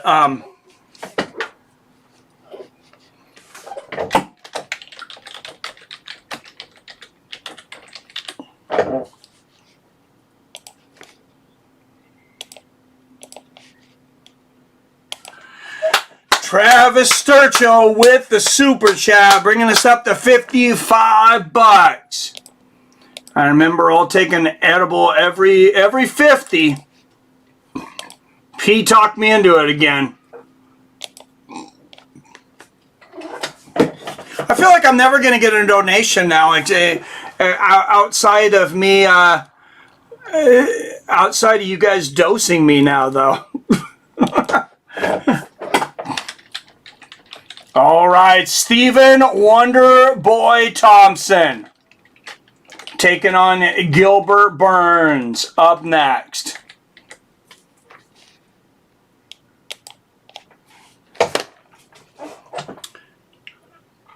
Ordinary Tuivasa drinks hot coffee from his shoes. I think Greg Hardy and Walt Harris would be a good fight for both guys.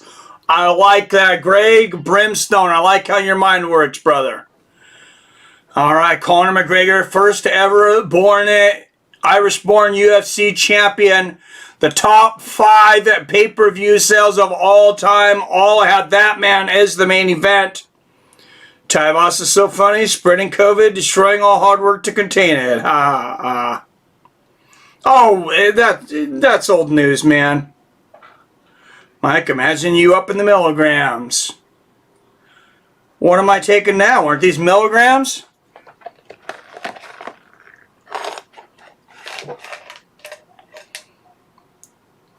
But what if he wore flip-flops today? No, Tuivasa so fun. Oh, he should. Come out to what's love got to do with it? Burn his chest, right? You might be right, Mike. What are these? Isn't that 5 milligrams? Captain Buzzkill making COVID jokes, right? That was actually Iman. I was just agreeing.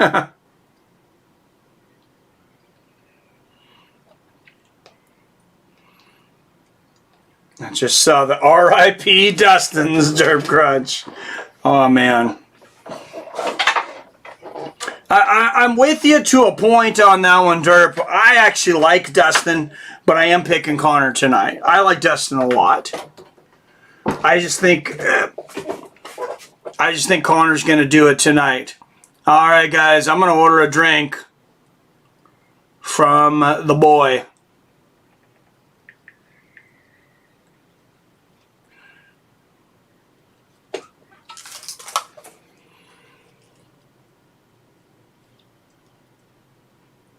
Hello. Hey, you mind bringing me up that margarita now? All right, awesome. Make me a margarita. All right, thank you. Double tequila. I don't know how much you usually make it, but thank you. All right, guys. Now we're going to have some fun. Just laughing and goofy. Rolling 100 ATM. I'm so high and drunk. Oh, geez, I can't believe you're still conscious, Robert. R.I.P. Dustin. I love him too. Mike's on his way to Margaritaville. Yep, I'm finished. Roll some Sunday driver. Nice, Mike. Conor bribed Dustin last fight. What, bribed him to lose? Or bribed him to knock him out? Dustin knocked him out the last fight. Yeah, I'm faded too. Margaritas rule. Oh yeah, I love me some margarita. Although it's going to make me want Mexican food. Not funny how we associate different things. All right, Stephen Thompson versus Gilbert Burns up next. And then the notorious Conor McGregor and Dustin, the Diamond Poirier. Stephen Thompson, 16-4, the number 4th ranked welterweight in the world. Gilbert Burns, 19-4, the number 2 ranked welterweight in the world, right underneath Colby Covington, who is said to have that next coveted title shot. Leon Edwards sitting between these two in no man's land. And Vicente Luque rounding out the top 5. Burner WonderBoy. We all getting scammed by Dana, Conor, and Dustin. This trilogy was planned before second fight. Yeah, I don't know, but I don't think so. Wonder Man all day. WonderBoy versus Burns. It's going to be interesting. Derp, you don't say that. But for sure. Oh my goodness. Only good reason for having a kid that can make and bring drinks. Oh, that's a pinnable post. Right on, Robert. Skunk number 1, Mr. Nice, seats 2 weeks away from finish. I'm not sure what I just read there, Dana, but all right. Stephen, the WonderBoy Thompson versus Gilbert Burns.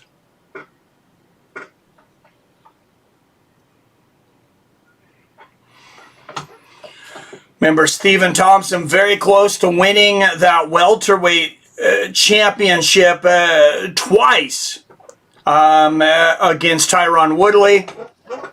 First one was a draw, an immediate rematch. Second one was very close. Oh, so you can flick their ears at Robert Kerrigan. Dustin turned down Oliver's for rematch. Yep. Turned down title shot. Thompson by KO, Conor by KO. Well, that was easy. He wants the money. Spell check makes this chat unreadable. Hey, there's a lot of drunk, high people in here. Means shop weed tonight. There is Dustin, the Diamond Poirier.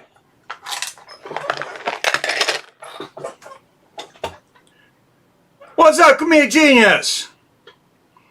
Hey, Comedic, say something funny. Come on. You haven't said anything funny for a while. Say something funny. Don't I? It's like a little kid walking up to a comedian, right? Say something funny.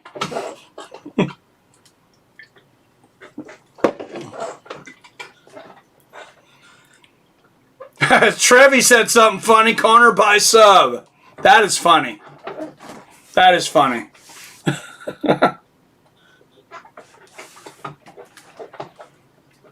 Have massive hands. Been a problem for a while. I don't have that problem, Snake. My hands are the same size as my mom's. I got some tiny hands. I have big knuckles, but tiny hands. What's up, Third Eye Trader? Glad to be with Fights with Friends tonight. Hey, glad to have you here, my man. Dustin wants that Conor money. Nothing wrong with that, except he dumped on everyone else that did that until it was his turn. He turned down 2 title fights, by the way. What's your fight of the night by now?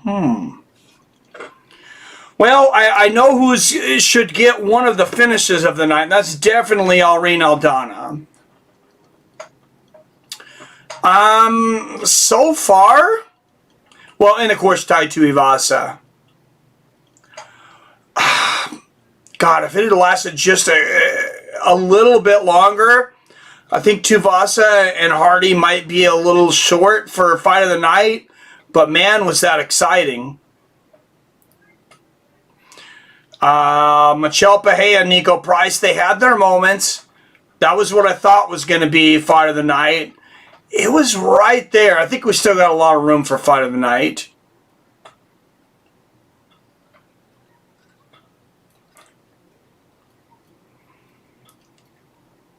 I mean, I don't think they'd ever pick it, but my fight of the night is Tuivasa and Hardy, I guess, even though it was only like a minute.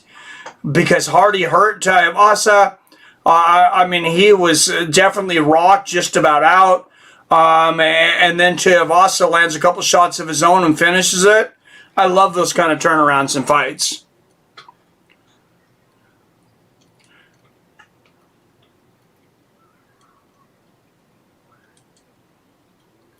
Comedic. I know something funny.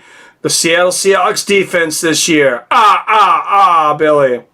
Same size as my mom. That's a screen grab. My hands can easily palm your head, Mike. I got a big head, though. Billy, Pete, I'm high as fuck. Eating Lego my ego. Oh, yeah. Guys, Conor had a right hand stance in both standoffs. There he is, nicest MF in the UFC. Yep, tiny hands, tiny. Like, where's the size 10 men's? Ask. I have the same fist as my mom. Don't ask how I know.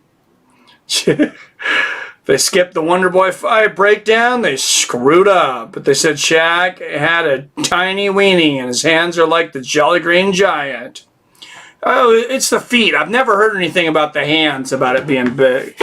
It's the feet. I got size 11 and a half feet, so, you know, I'm okay down there.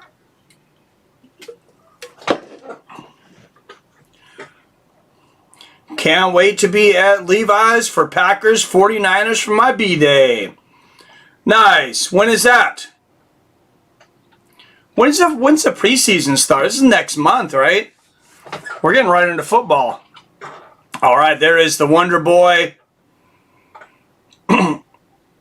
Like somebody said earlier, the Wonder Man. He's getting up there a little bit to be called boy.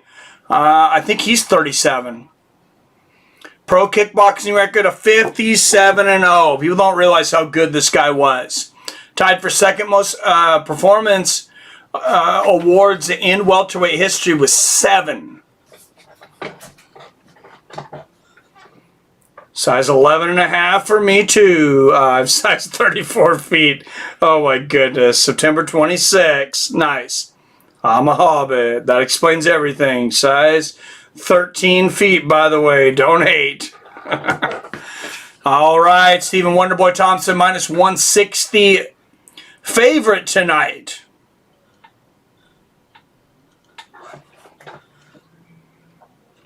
Preseason starts August 2nd. Oh, I'm excited, Iman.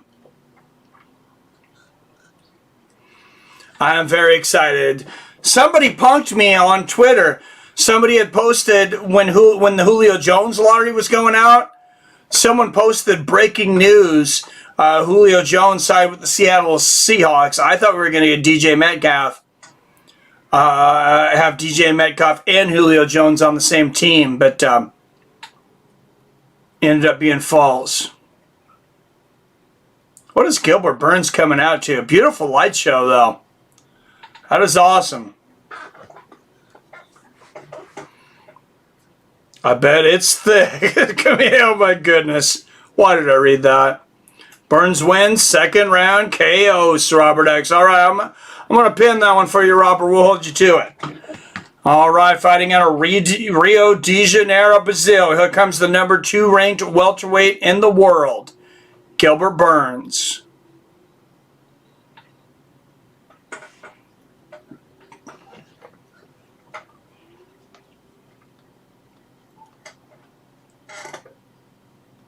Oh, jeez. Jesus, comedic. And hangy. Oh, man. It's tough. I think, I see what Daniel Cormier is saying right now, that Gilbert Burns can get right back into the title position. It is tough after getting beat the way Gilbert Burns did against Kamaru Usman to think that he's going to get a title shot, another title shot anytime soon. That's a tough sell.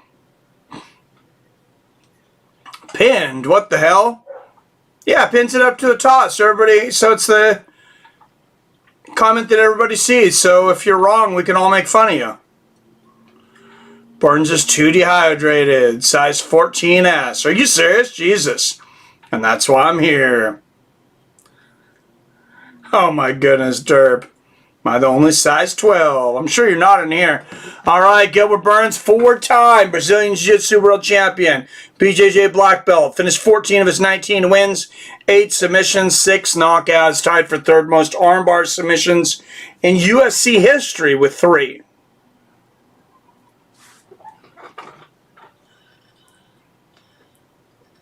Ordinary 12. Me and Pete are 13 feet and 12 feet. Everybody else is children's. Oh, Jesus. All right, 68 people watching. Hit that like button. Hit that subscribe button. Hit that share button. Share it with your friends. Share it with your enemies. Share it with everybody.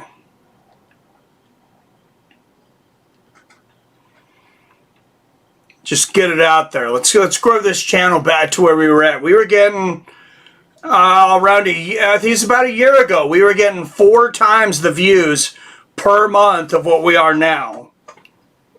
We'll get back there. It's going to be a slow build, possibly. Derp wants to play. Oh my goodness. I'm not going to read that, Billy. And one giant vein, the vein itself is bigger than mine. So it's like mine wrapped in it. Oh my goodness, comedic. Oh, Stephen, wow, WonderBoy's 38. A year older. Stephen WonderBoy Thompson, 38. Gilbert Burns, 34. Thompson, 2 inches taller. 4-inch reach advantage at 75 inches. Thompson, the favorite, at minus 160. Close odds, though. All right, guys, it is the co-main event of the evening.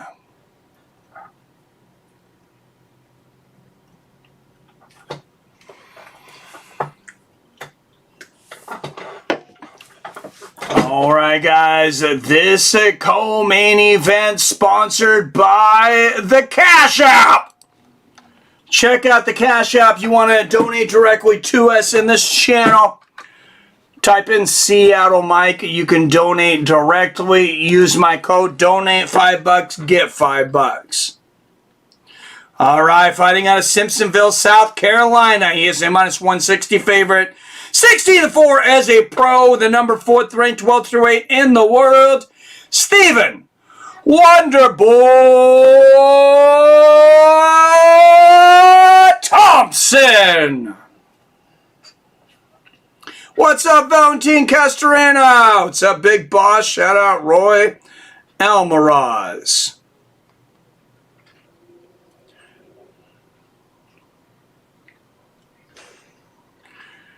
And out of the red corner. All right, click that link, guys, for Cash App. You get a free $5 just for signing up and depositing $5. Fighting out of Rio de Janeiro, Brazil. 19-2 as a professional. He is the number 2 ranked welterweight in the world, Gilbert Burns.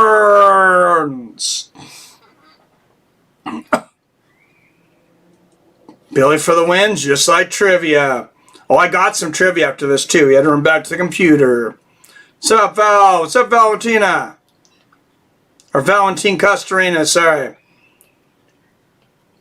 Yeah, I've been here, son. Co-main event time. Let's go, baby. All right, here we go. I'm excited to see first ever Mike's Backyard Trivia Ain't Too Proud to Beg. McTrev versus Ordinary Plain Ass Pete. October 31st. Bare knuckle match. Who you got? Oh, it's hilarious. All right.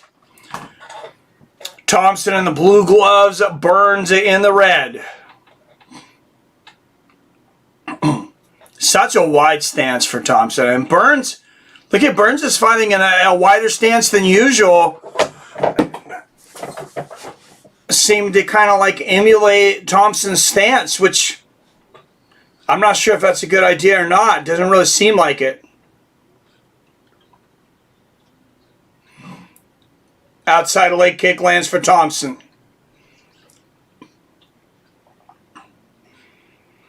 And Gilbert giving a lot of feints. Throws a lot of shots there, misses everything. Oh, nice body kick there from Burns. Burns is going to have to mask a lot of what he does tonight. And he's already doing it. You could see he worked that into his training camp. A lot of feints, a lot of, hey, look over here, and I'm going to hit you there. That's what he just did with that little kind of playing with his hands up front and then landing the body kick. Oh, that is wow, that takedown is from way out for Burns. He's still on the inside, though. Stephen Thompson has some of the best takedown defense in welterweight history. He is getting older at 38 years old, though. Derp, lay back, my dude. Let Pete and Trevi do their thing. No one likes the dudes yelling in the back when two dudes fighting. That felt hard at Joey Stronghold. Oh. Nah, can I at least be in the undercard? I can't see Trevi. We aren't doing anything. Thompson KOs Burns. Derp. I'm OG here. Trevi I've never heard of till today. Smoking on the rest of Kimbo roll. Not picking sides. No, we're not picking any sides. Never made an impression. Me either. Got mad over a Conor comments ago. Hours ago. Hasn't let it go. Pete blocked me, so I win. Oh, jeez. Well, work on your lungs. Smoke all the weed you can. Always take the biggest hits you can. We're expanding your lungs. Conor gonna kill Dustin. Let's go, WonderBoy. I thought Burns would pin Thompson against the cage, take away his striking. That's what I thought, but this is just a stalemate right now. If you guys are wondering why I really haven't said much of anything. Burns shooting for the takedown. Thompson trying to stop it. He finishes it. He finally spins that bottom leg. Oh, and Burns looking to move to mount here. He was very close to moving to mount. I think young David might have forgot about that margarita.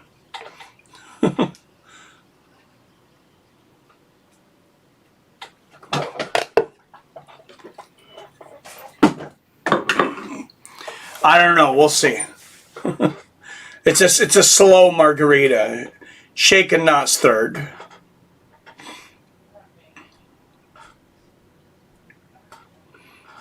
And Burns landing the ground and pound on top in the half guard of Thompson. A lot of boost in the crowd here. This is not really what we expected in the first round. We'll see if Thompson getting up to the fence now. And Thompson's very good at getting back up. But look at Burns has got the left leg of Thompson isolated. He's got his legs wrapped around it. It's hard to stand up when you can't put your foot on the ground. Wow, and look at Thompson. He doesn't need to be able to put his foot on the ground. That was crazy. Oh, nice knee to the body there from Burns.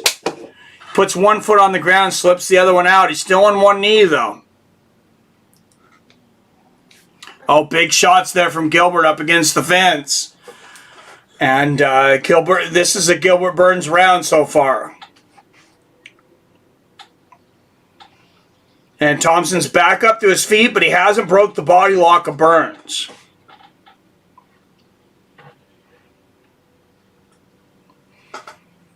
A shoulder strike in the clinch there from Burns. And yeah, that's a textbook round if you're Gilbert Burns.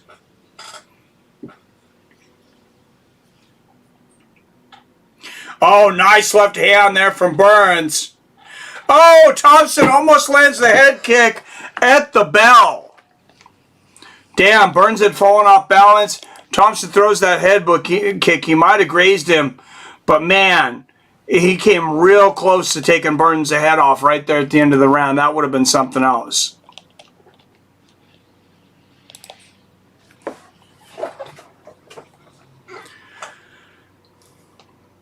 Alright, I hope WonderBoy gives him that sweet chin music. Gonna kick Burns in the head. Even gooder, Derp. Won by sub 10-9 Burns. Yep. $5 footlong. Age making me hungry, Snake. I give Burns 0 chance. Dustin, third round TKO or subs. Toyota guy. Another Khabib wannabe. At least Khabib strikes when he holds. Burns trying to wean off of holding. 10-9 Burns, says Greg, and I'm a report. I agree. Burns a bum. What? Did you not see him rock Usman? That was awesome. Oh, he's definitely not a bum. Big first round for Gilbert Burns. Easy win. All right, we'll see if Thompson can turn things around to his pace and fight this fight in the center of the cage. Nice outside leg kick from Thompson. And Burns again with the feints. He's been throwing a lot of feints. He throws a lot of, like I said earlier, look over here kind of things, but it's almost like feints. Like he's throwing strikes that aren't even quite getting there, but they're to set other things up.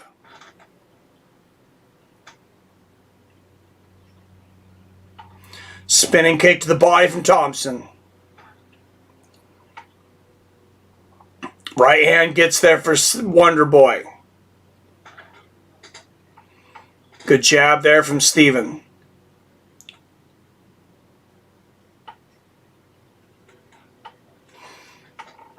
A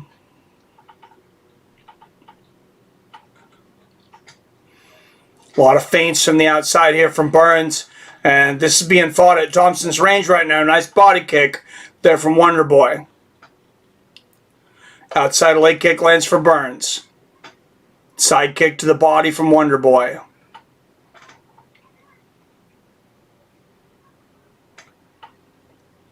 Oh, nice side kick to the body from Thompson.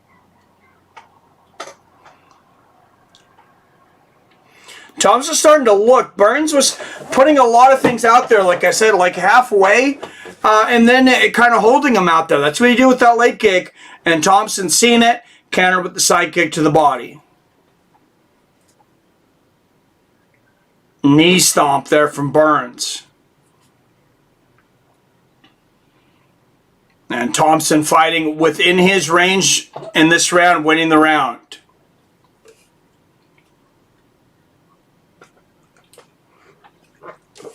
I don't believe Burns can win a striking match with Steven. Outside leg kick lands for Burns. Remember, Stephen Thompson is one of the greatest kickboxers, maybe of all time. Head kick from Thompson, mostly blocked by Burns. I mean, he was 54-0. Oh, spinning wheel kick for Thompson, connects. And Burns ate it. Nice right hook there for Gilbert. Gilbert chasing Thompson, lands a right hand there. He's got to be careful chasing Thompson, though. I mean, Thompson's a wonderful counter striker. Nice combination there from WonderBoy. Good defense there from WonderBoy, blocking those shots from Burns. Good left hook lands for Thompson. Now we're getting into WonderBoy's world. We're at WonderBoy's range. And he's going to be looking for those long takedown attempts from way out, like from Burns, like Burns threw earlier. Nice outside leg kick from Thompson. Good 1-2 from Thompson. And styles make matchups. I always thought this was a bad stylistic matchup for Burns, but I did not expect him to get that takedown right away in the first round.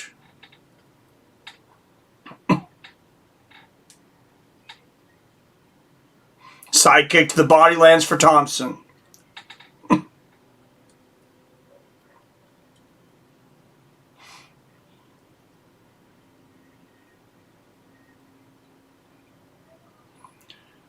Oh, Thompson going for that takedown again. Burns did, Thompson able to get out of it that time. Live odds almost even again now. Minus 120 for Thompson.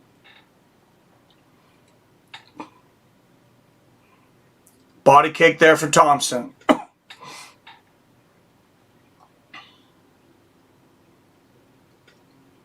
You know, play this timing game with Stephen WonderBoy Thompson. You're going to lose 9 times out of 10. Good low kick from Burns. Right hand over the top from Thompson, though. Oh, that was a good right hook from Burns. And now he mixes in the takedown as Thompson's backing up, and he gets it. He took his momentum down to the ground. And Thompson looked like he's going to pop right back up. Burns picks those legs up and brings him down. Now he's landing some good ground and pound. That was the second takedown in just 4 attempts for Burns.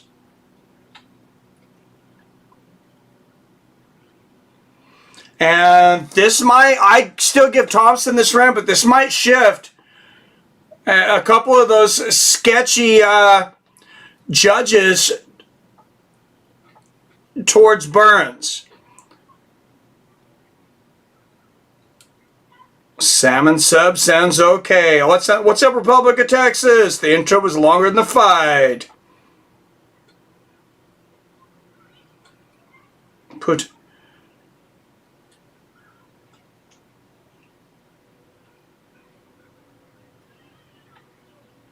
And Gilbert Burns says, don't play around, or his corner says, don't play around with this guy. He hurts you with something? Come on, man.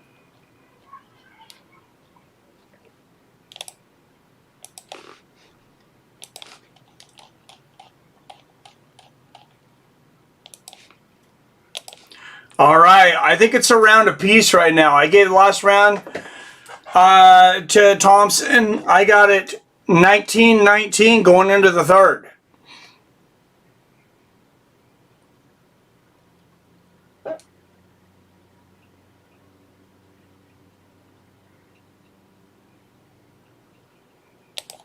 All right, here we go. Round 3, a touch of gloves from the nicest mother in the game. Outside leg kick lands for Burns to start the third round. Oh, Thompson. Head kick there, mostly blocked by Burns.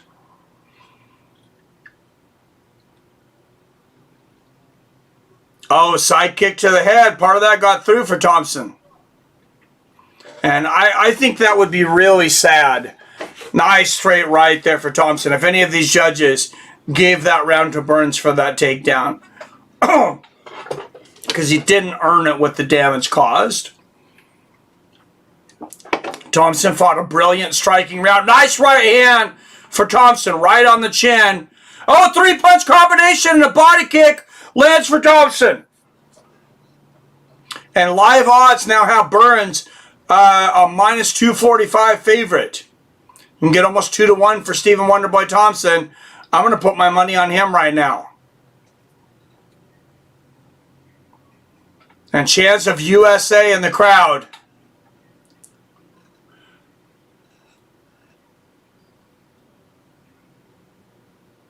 Thompson setting up that back leg kick.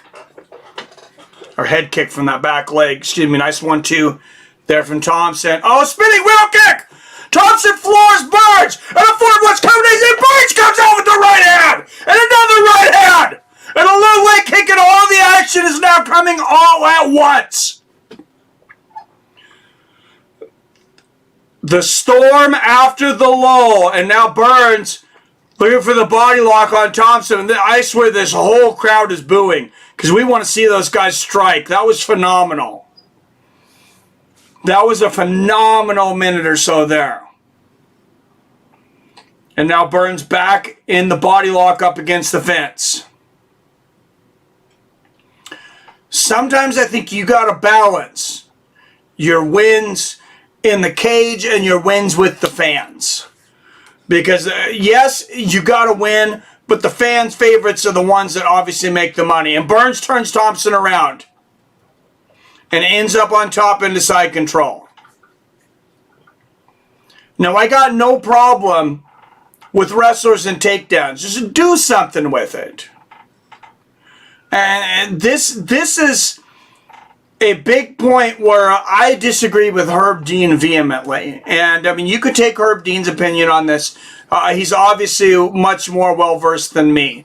Nice body shots in the top there from Burns. But he believes in letting the guys fight after there's a takedown. If it's a street fight, it's like, you know, sure. You're not going to finish a fight like that is my argument. By just laying on a guy. You're not going to finish that fight. Eventually, that other guy's going to get up and he might kick the other guy's ass. But he's going to figure something up. You're not going to have a fence to go against. This is a sport at the end of the day. And when you have guys holding people down and limited to no action I'm not saying that was what we have here, but when you have limited to no action for 4.5 minutes, I just don't think that's good for the sport. And Burns inside control here. Thompson trying to get out for his life, but Burns landing ground and pound here, and Stephen Thompson unable to get to his feet. I mean, Gilbert Burns, you got to hand it to him. He's he's playing the game plan to a T. 2-0 Burns, and it kills me, says Trevi. 2018 Burns, Simon. Anybody see Super Sage now? He's ripped AF. Yeah, which is a 5-rounder. Yeah, it's because I don't think ONE FC drug tests. Something wrong with WonderBoy's takedown defense. Definitely not been on. What's up, Mitchell? Michel Pereira, my man. Mike, what is your favorite fighter who is still active? Don't be in UFC or MMA. Could be boxing too. It's been Stipe for quite some time. Nice shots there from Thompson. He's nearing the end of his career, and if he retires, it's got to be Max Holloway.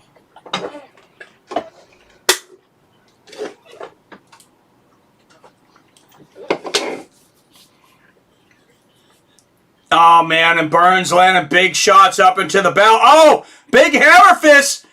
Those are on the back of the neck. All those shots were on the back of the neck. Mark, what is Mark Goddard thinking? Gilbert Burns just landed probably 10 shots on the back of the neck. Those were all illegal blows. Wow.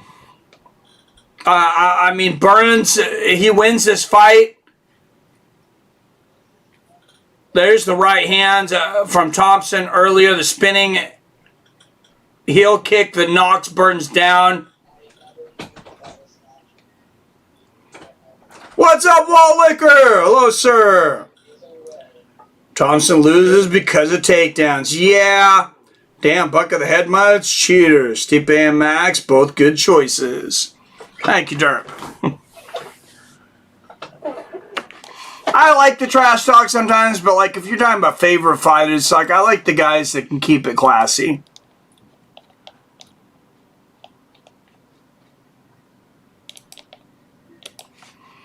And you know, Tai Tuivasa moved up in my favorite fighters tonight, definitely. If anything, just for coming down to Spice Girls, that was hilarious.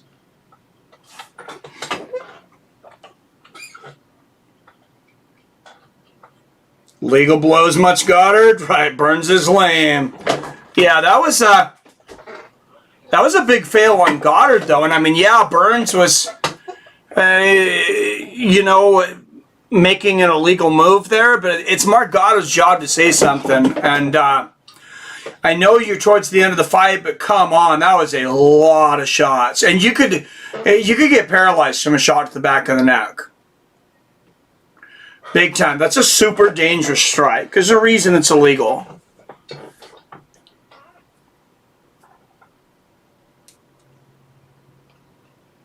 Burns will win this. Steroids like a Mogo. Yeah, Alexander, he will. Ref is blood, so struggled, right? Rug Burns sucks. I like that. Rug Burns, who's everyone's favorite pro wrestler of all time. That's hilarious. Glad Hardy got knocked out. Never liked that guy. All three judges score at the same 29-28. Gilbert Burns, I can't argue with that. That's how I have it, is 29-28. I am glad that the judges gave Thompson the second round. I felt he won it. Well, I know some of you guys that are very educated didn't think he won it, so it's pretty close. A ravishing Rick Rude guy. Let me show you Seattle Sweat Hogs and what a real man looks like. Oh, that guy was a crazy dude. Hello. There's pulp because it's fresh lime. There's what? Oh. Pulp because it's fresh lime. Thank you. You had to make it twice because the first time I finished it and then I looked at the drink and I realized the glass wasn't clean when I made it. And there was hair floating in it, so I cleaned the glass and made it again. Well, thank you for not giving me a hairy glass. That's why it took so long. Well, thank you. Cheers, boys. And girls. Are there any ladies in here tonight? I might have to clean myself up a little bit. I mean, we don't get any women in here. Kane's Dre, Stockton, mother. And there is game bred Jorge Masvidal in the crowd.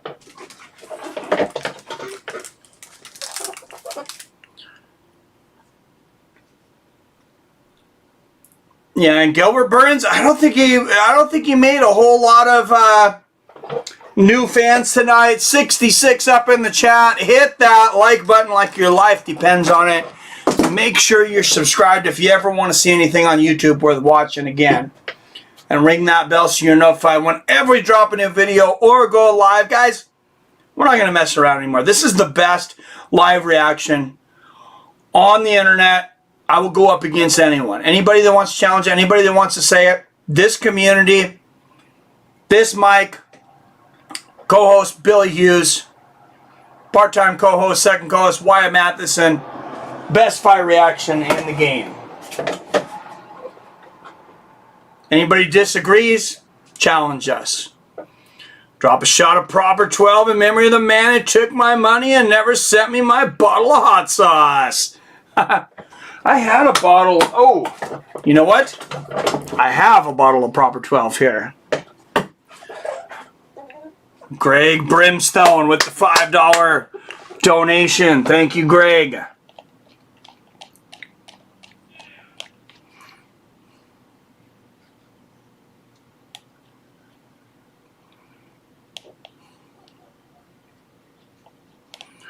No, but really, you guys are the best community, I feel, on YouTube. I mean, so many of you hear all the time. Bell to bell, and a lot of these streams are very close to bell to bell. A lot of the premium members are also, you know, some of our highest super chat donations.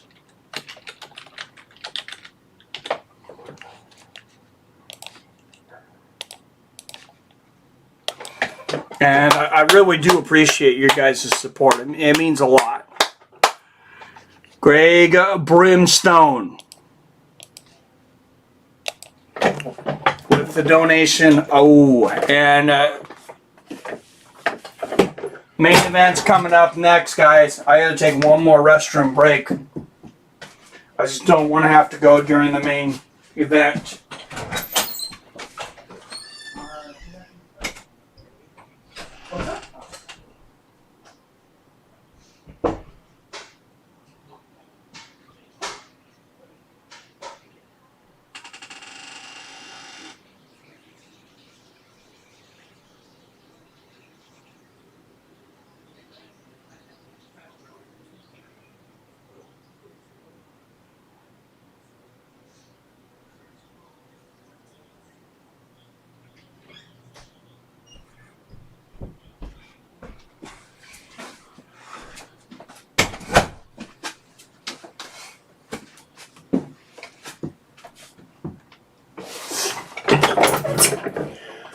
All right, looking to see if I have a shot glass in here. I don't think I do, but I know I have a bottle of proper 12. All right, proper 12 whiskey. The whiskey of Conor McGregor and the Irish. That's not racist to use an Irish accent, right? You can't be racist against white people. I'm pretty sure that's the rule.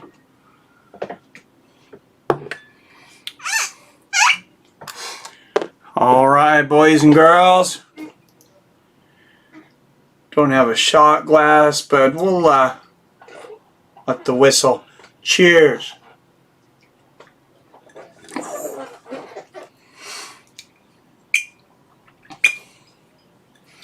Damn. That is, I will tell you, proper 12. It is some young whiskey. It is some young whiskey. It's young like Comedic Genius's last girlfriend. And another donation from Firefighter Gypsy. We think you're the best commentator on YouTube. Well, thank you, sir.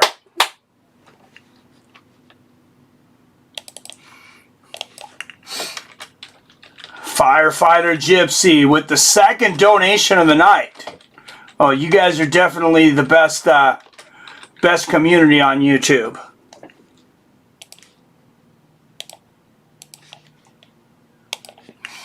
Firefighter Gypsy.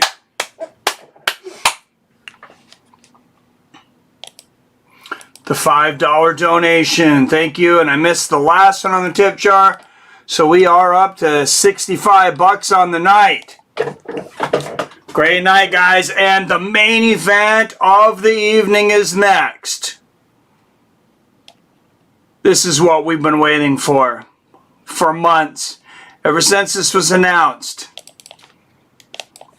Notorious and the Diamond.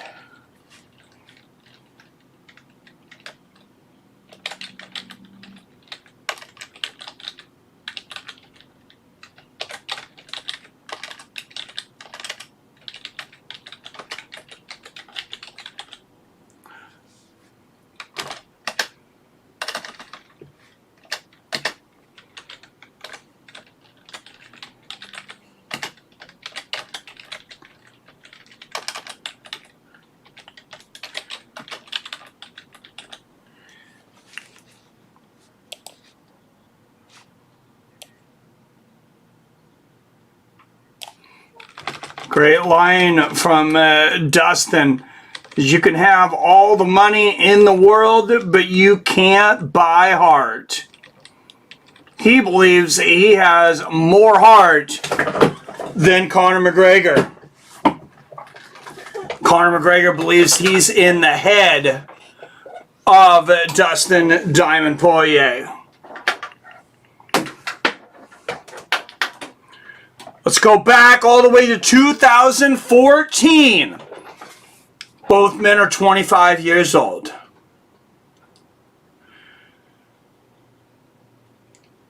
Conor McGregor knocks out Dustin the Diamond Poirier in the very first round.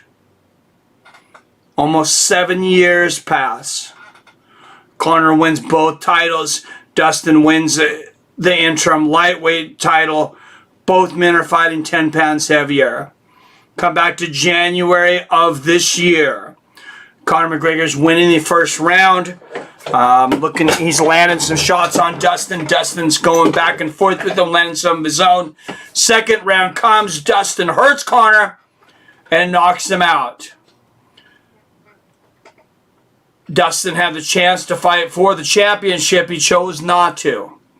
He chose to take the fight against the biggest money fighter in the history of MMA and modern day combat sports. And he is making his way to the cage right now. The top 5 pay-per-views of all time have all had one thing in common. And that is the lead man in the main event, the Irishman, the notorious Conor McGregor. He said when he came into the UFC, we're not here to take part, we're here to take over. No man has made a better case for taking over a sport than Conor McGregor. Did WonderBoy win? No, WonderBoy lost. Unanimous decision. Mike should start real life Kumite using his superstar YouTube popularity. Well, when I get YouTube superstar popularity, maybe we'll look at that. Live call-ins after main event. So call in and talk smack about whoever you want, says Billy. Did WonderBoy lose? WonderBoy lost. Here we go, Stronghold. Yeah, WonderBoy lost. Dustin has nice savings. You can have all the money in the world. Nice saying, but you can't buy heart. But deep down, Dustin Hart, he wants Conor money. So it's kind of ironic. That's hilarious. Hey, Conor fanboy, Who won the last fight? Diamond versus the Irish. Former UFC featherweight and lightweight champion. First fighter to hold two titles simultaneously.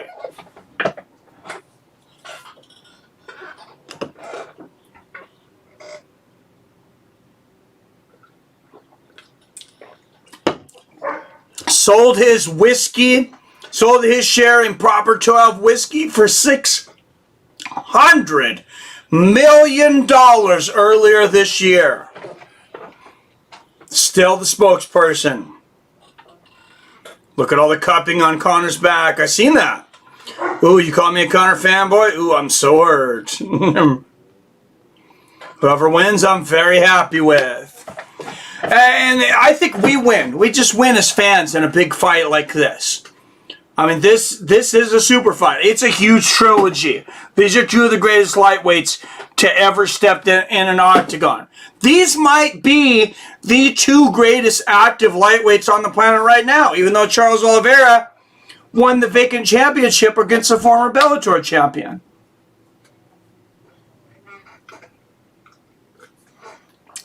Let's not forget the saying that you're not a champion until you defend your belt.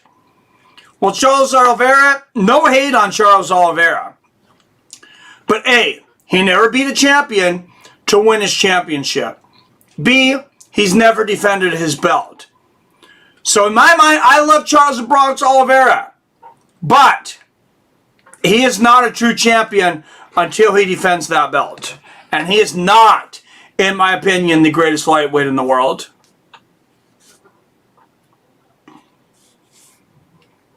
Mike, read my super chat. You missed. Oh, I missed the super chat?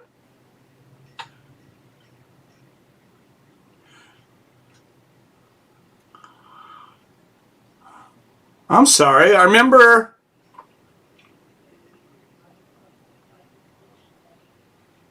I read one way back. I haven't seen anything since 8:38. I read you when you were talking smack about Pete.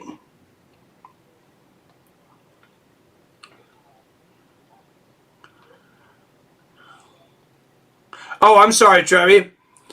If Mac loses right now, I'll be okay because I got over Biden beating Trump. All right, Trevi.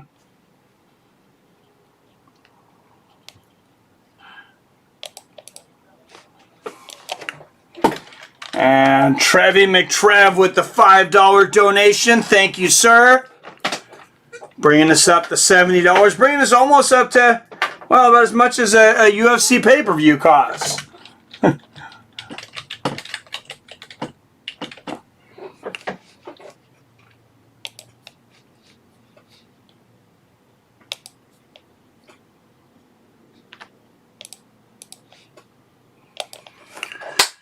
Trevi McTrev, thank you, sir, for the donation. Another $5 donation bringing us up to $70 on the night. Thank you all for your donations tonight. And for being here, for supporting us for so long. All the people that have been here forever.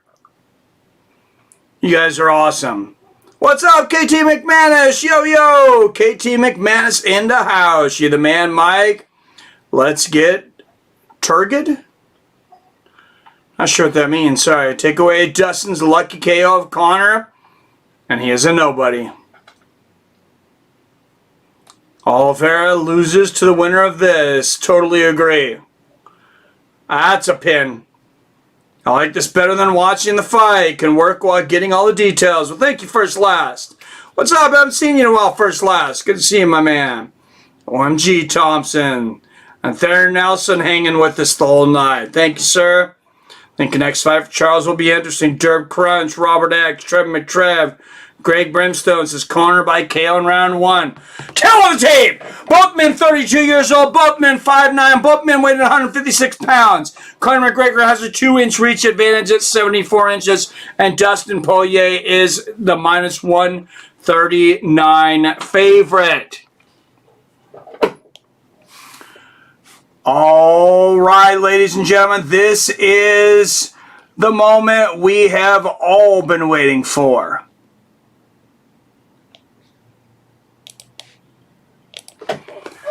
Brought to you by our premium members, Greg Brimstone, Milton Nelson, PBR Street Gang, Arcade Chaos, Billy Hughes, Brock Ellery, John Coffey, Phil D187, Chef Johnson, and Yippee Kaye.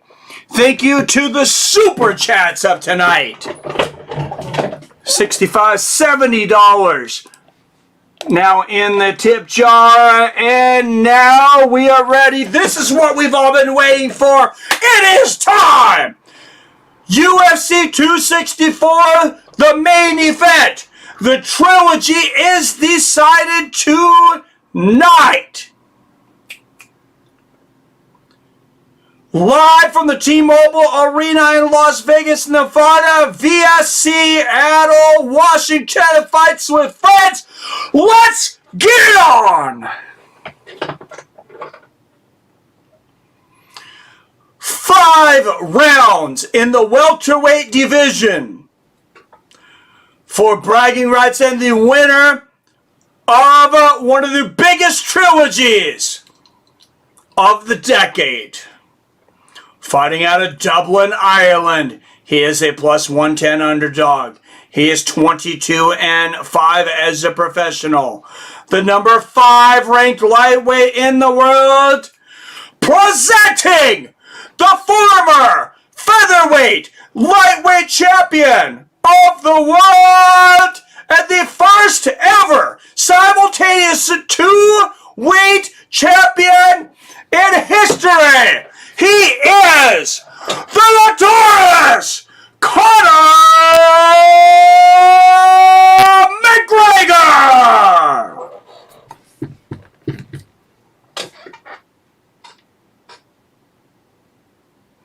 Lightweight snake. Did I say welterweight? And fighting out of Coconut Creek, Florida, he is a minus 139 favorite. With an MMA record of 27 wins and 6 losses, he is the former UFC lightweight interim champion, Dustin, the Diamond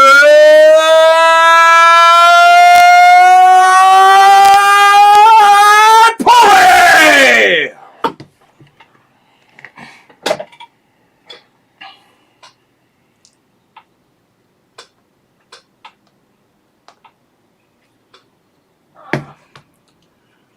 Who takes it, gentlemen? Ladies and gentlemen, here we are.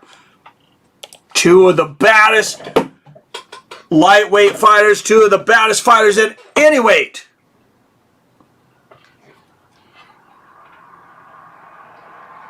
Of all time.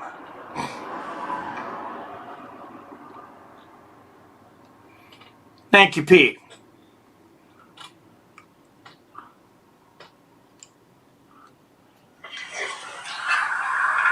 All right. And here we go. Spinning kick to the body from Conor McGregor to start it out. Thank you, Pete.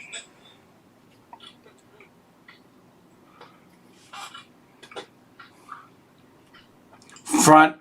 Smash that little leprechaun, says Third Eye Trader. And here we go. Spinning kick to the body from Conor McGregor to start it out. Another spinning kick to the body from McGregor. You can hear the Irish fans.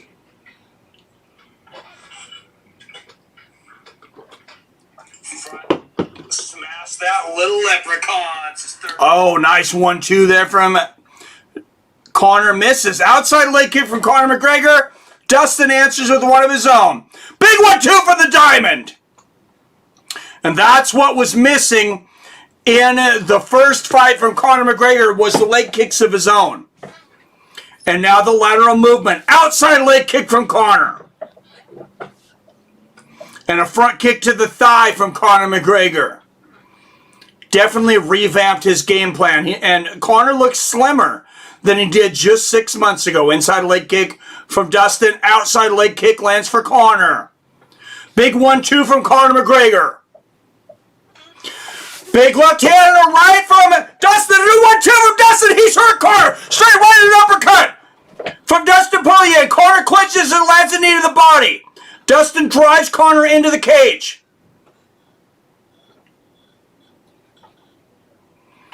An action-packed first 2 minutes of the fight. And Dustin Poirier just became the 6th fighter in UFC history to land over 1,500 significant strikes in his career. Conor going for a guillotine here. This is deep. Conor McGregor's sitting down on this. This is deep. Dustin is stuck. Dustin is struggling. Conor McGregor's got the guillotine choke.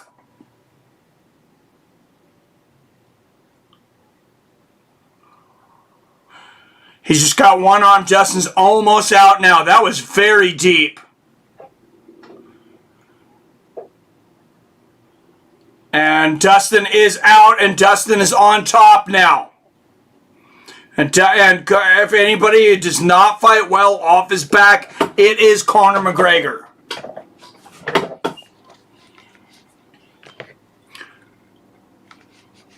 Oh, sorry, I missed the clock here, guys. Big elbow from the top from Dustin Poirier. That would be something. I'll flip. All right, well, Conor let it go. Nice little shots from the bottom here from Conor. Big elbows to the top of the head. 3, 4, 5, 6 elbows from the bottom from Conor McGregor. Dustin is on top. Conor is landing the more strikes. Oh, big elbows from the top. 3, 4, 5 for Dustin Poirier. 6, 7. Conor's hurt.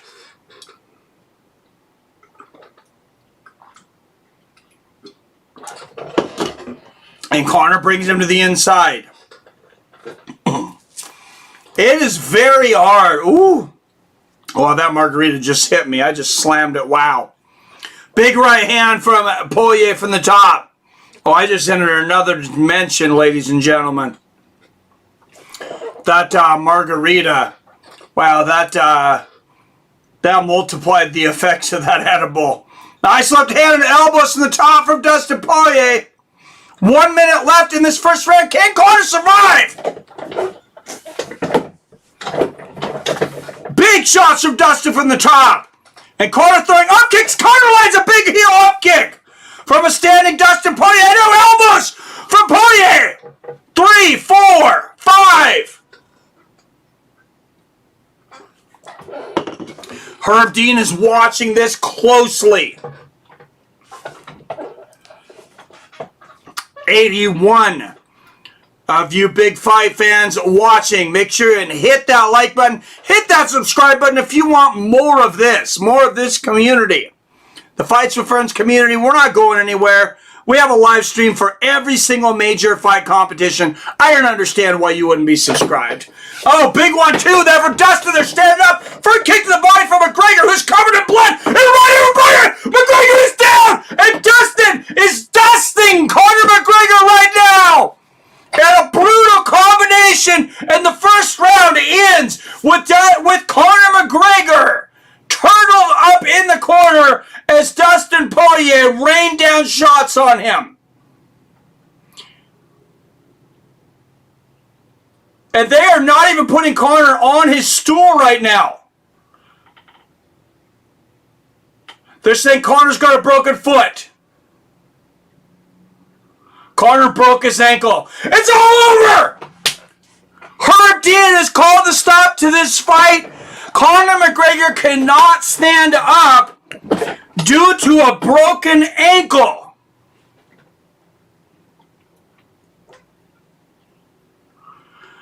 I am speechless, guys. I don't even know what to say after this. I mean, you're not going to walk around and fight with a broken foot, but what an unfortunate turn of events here. It's over. His leg is dislocated, says Billy. Conor broke his ankle. Poirier won. Third Eye Trader says Irish Turtle. Good. There now says dumb Conor. Good. It's over for Conor. Oh, wow. Good. The one-dimensional tap machine. Oh, so when... Let's watch this replay. Conor misses a right hand. Oh, when he fell over, Conor did not get hit. His ankle, he stepped strangely, on it, and his ankle folded over. You can see on the replay, Conor McGregor screaming.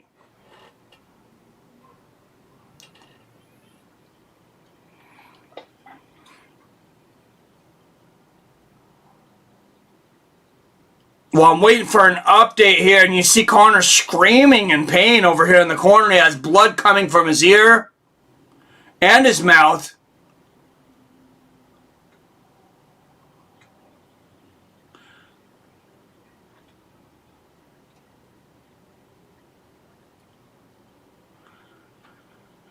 And Conor is screaming, please, doctor, stoppage, doctor, stoppage.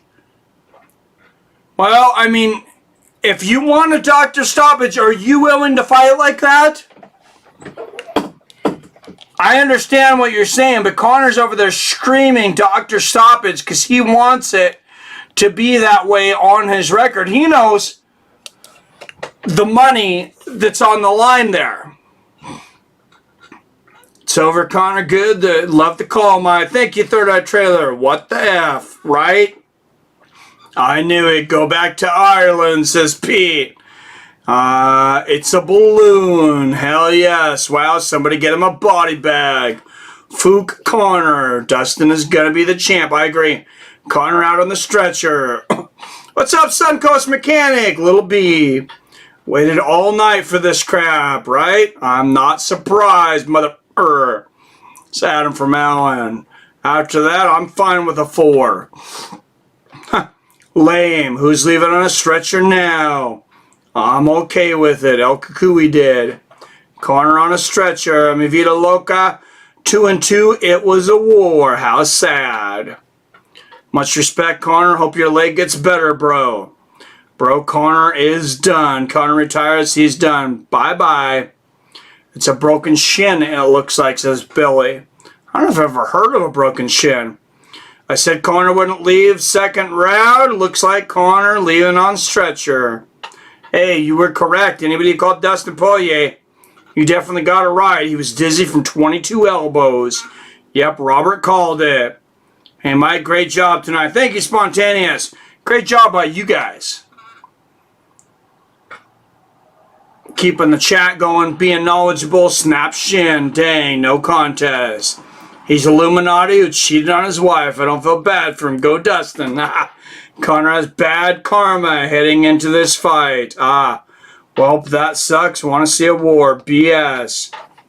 Oliveira versus Poirier for the belt, says Billy.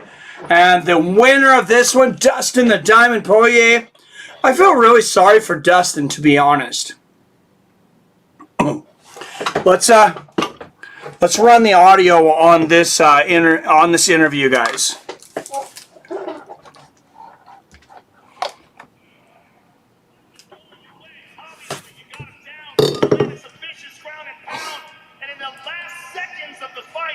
Crazy freak accident, he misses a punch and breaks his own ankle. He fractured on one of the checks at the beginning of the fight. Then he broke on a punch, yeah, for sure. When I pointed at him at the beginning of the fight, that's when I checked a good kick. I thought that's when it cracked. Oh, did you hear Dustin? He says... I mean, he's kicking me hard, you know? He says when he checked a kick at the beginning of the fight, that's when he broke it. And then just on the twist of the punch... Thank you, Ordinary P. Appreciate it. A very strange... Should be a no contest. How should it be a no contest in main knowledge? He checked a kick. That's a legitimate move. Y'all haters. Now I'm out $1,200. A girlfriend and my Saturday night is over. I can take, you know, like, even the trash... Like, there's no holds bar with the trash stuff, right? But well, stick around, Derp. It might get better here. Murder me and all kinds of stuff. He was telling me to kill me tomorrow. I'm going to be here in a coffin. You don't talk like that to people, man. I hope this guy gets home safe to his beautiful family, you know? the way the fight was going, clearly you felt like it was going in your way. Yeah. Oh, yeah. He did hit me with a good cross, just like the last fight. I didn't see it, and he kind of clipped me. A little bit buzzed, but my legs were still there. Takedown was easy. He was putting his fingers in my glove and pulling me down to throw the up kick. $1,200. That sucks, man. This guy's a dirtbag, man. Wow, Dustin just said this guy's a dirtbag. Everybody booing. You can kiss my whole asshole. He said, everybody booing, you can kiss my whole asshole. If you didn't hear that, wow. I've never seen this side of Dustin Diamond Poirier. I mean, dude, you know, karma's not a bitch, she's a mirror. And, you know, this guy's said the wrong shit, and I've been busting my ass, and sometimes these things happen. And wow, karma's not a bitch, it's a mirror. Dustin Poirier dropping lines. Go to thegoodfightgroup.com. We're raising money. Me, Justin, Rin, Manny Pacquiao. We're raising money to build housing in Uganda for the pygmy people. And also, there's a very special young man battling cancer from Louisiana in the audience named Peyton Murphy. It's an honor to have you in the building, man. You're a real inspiration. You're a real fighter. I can stop anytime. You're a real fighter. I love you, brother. Dustin Poirier, ladies and gentlemen. So there you go, Dustin the Diamond Poirier. A class act for the most part. Of course, not a whole lot of kind words for the notorious Conor McGregor. And I can't blame him. When Dustin went after his wife, I thought, wow, this is something that Dustin might not be able to forget. An interview with Conor McGregor and is moving in now, I believe. He's trying to get And talk to him. we're going to try to get an interview with Conor McGregor right now. I'm not sure. Oh, there he is in the corner laying down. Stopped in a horrible way. Give us your thoughts on how it was going. Joe Rogan with Conor. Head off, I'm kicking the blade leg off. You will show you do it to close the distance. This is not over. If we have to take this outside for him, it's all outside. We don't give a bollocks. He said that he believes that one of the kicks that he checked is what broke your leg. There was no check. There was not one of them I checked. Your wife is in me DMs, hey baby. Hit me back up on chat later on. We'll be at the after party to win my club, baby. You looking bitch, you little hoe. Fuck him. Wow. Conor, you missed with a punch and stepped back. Tell us what you felt. This is an angry, Just the thing had separated and my blade landed on the wonky leg like Anderson Silva at the time. bitter Similar to that. Conor McGregor. Not our business. Shite. Listen, it was a wild fight for as long as it lasted. I'm sure you'll be back, and I'm sure you're going to want Dustin again, and I'm sure he'll oblige you. Yeah. So as only Conor McGregor can do in defeat, seemingly he has set up a fourth fight It is, right? The emotion. Dustin was trying to go at him over there, and then Conor was with Dustin Poirier. man, and I can't imagine a world in where we don't see these two locked in the octagon. And there you already got DC spinning the narrative, saying, I can't imagine a world where we don't see these two in there again. Dustin Diamond came out and he gave you his opinion. He said, Conor McGregor, he says, this guy's a piece of shit. That's his opinion. That's not what I'm saying. That's his opinion. He said, karma isn't a bitch. It's a mirror. One of the, maybe the greatest lines that anybody's ever said after a fight, by the way. I mean, that was incredible.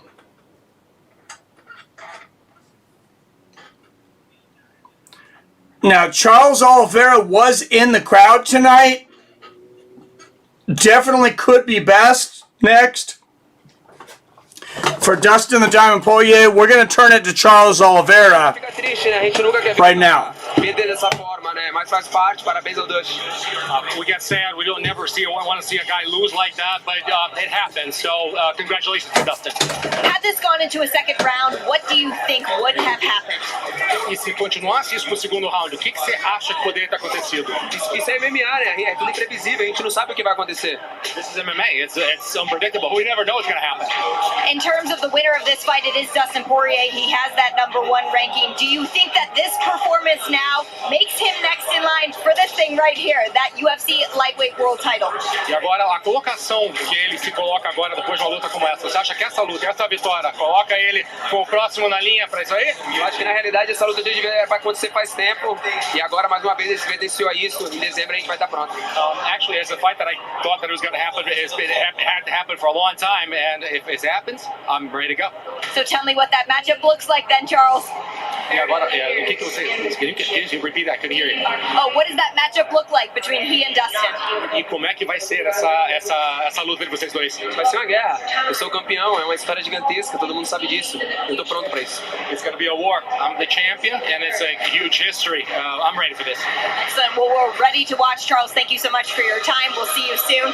All right, guys, now out to Max and Brett on the mezzanine outside. Guys, take it away.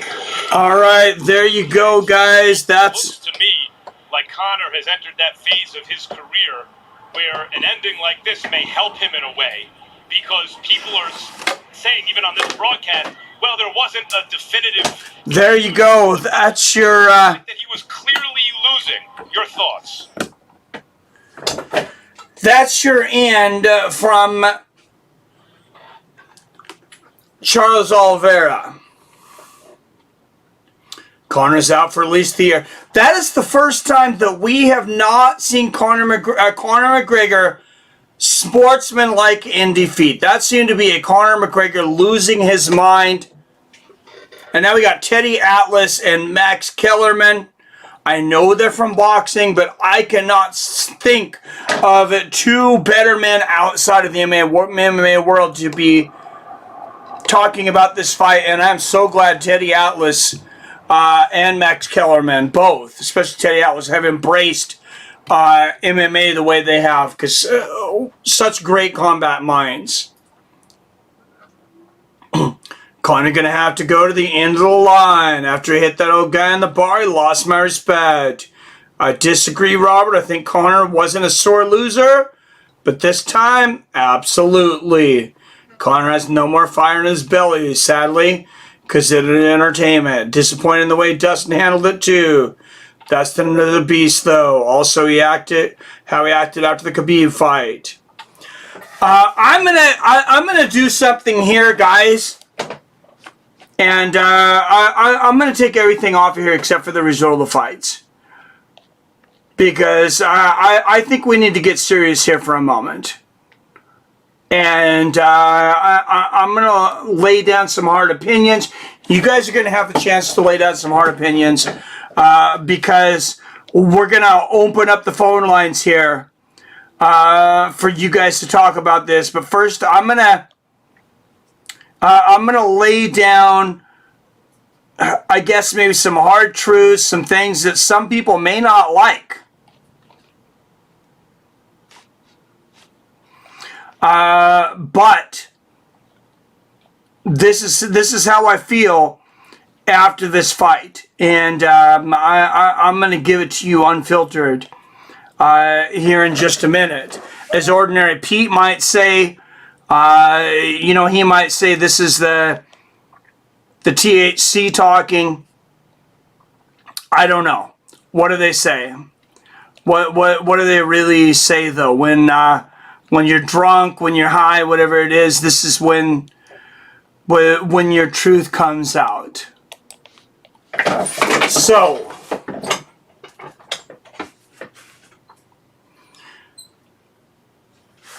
I'm going to bring up the phone number right now for you guys to call in.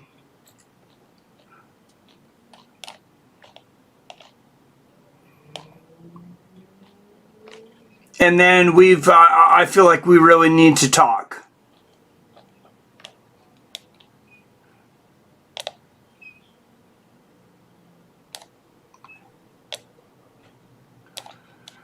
Oh, big truth bomb there from Max Kellerman, saying since Conor McGregor made $100 million fighting Floyd Mayweather, he has not seemed hungry. So a lot of accusations I might say there for Max Kellerman. Mostly for Max Kellerman and Teddy Atlas. But honestly, mostly for Max Kellerman.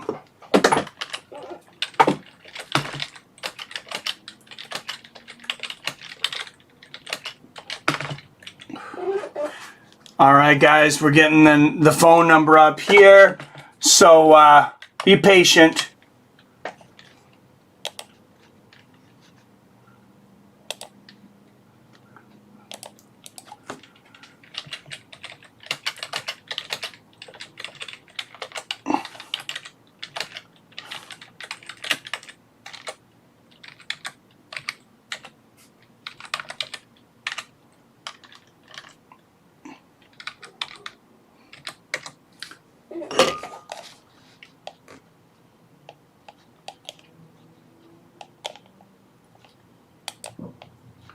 Just one moment, guys. I promise I'll make it worth sticking around.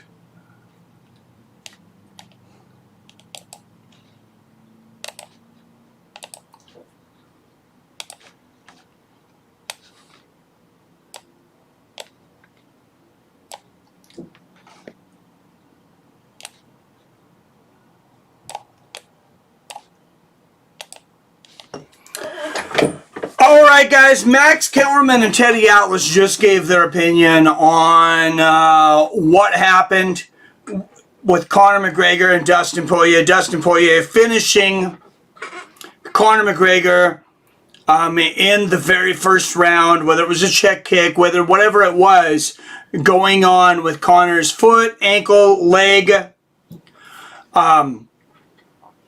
First of all, Conor McGregor passed the line, and it's a line that I don't know that we can afford as fight fans to forgive in the future. And that is when he went after Dustin Poirier's wife. Dustin Poirier sent Conor McGregor an invite on Instagram. That's all it was, an invite on Instagram to chat. She's not hitting on Conor McGregor. She doesn't want to talk to Conor McGregor about anything. One, maybe to be nice, but two, probably to talk about the $500,000 that Conor McGregor promised to donate to the donation that Dustin Poirier's wife puts more hours in to than Dustin Poirier himself when Conor McGregor welched on the donation that he had promised because he's a fucking poor sport. He called Dustin Poirier's wife his husband. He posted a personal request from Dustin Poirier's wife. And he was definitely not gracious in defeat. He made every excuse in the world. He gave zero credit to Dustin Poirier for a win. A win. I don't care what happens. That's a win. Dustin Poirier has won the trilogy. Drunk words are sober thoughts. I agree, Walter Liquor. What did I miss from Wyatt? What's up, Wyatt? Good to see Wyatt in the house. Dustin had all right to do whatever he did at the end of the fight. Abso-fucking-lutely. Are you kidding me? If you're going to tell me anything Dustin Poirier said at the end of the fight, when Conor didn't pay for every fucking word. And there it is. There's the move. Let's see. We're watching when Dustin, or excuse me, it was kind of half checked. Dustin has his foot off of the canvas and then moves his leg up.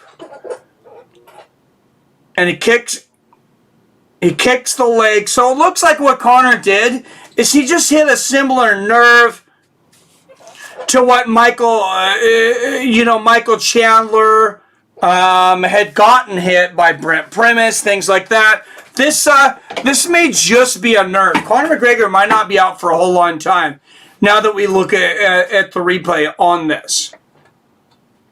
What's the number? 425-791-8730. It's right there. Right up in the top right-hand corner. And there we go from Fort Collins, Colorado. You're on Fights with Friends with Seattle Mike. Who is this? Dude, it's me, of course. Who's the only person that you know from Colorado?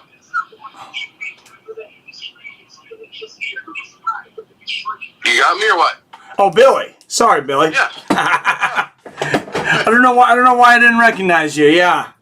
What's going on, man? What do you think about what just happened? Dude, that was lame. I mean, he lost the fight. He lost the first round clearly. It was going to go that way. I think McGregor just got in his panties, and the thing that set McGregor off was after Poirier got his hands raised, he mocked that little stupid strut and strutted at McGregor, and then he lost his shit. And then, the ambulance came in, but, all in all, I got to give props to a good night of fights. That first fight was amazing. Aldana did what she's got to do. Greg Hardy got what he deserved. Gilbert Burns, still the most boring welterweight in the world. And Poirier gets his title shot. So I think it's a win for us. We take the dub.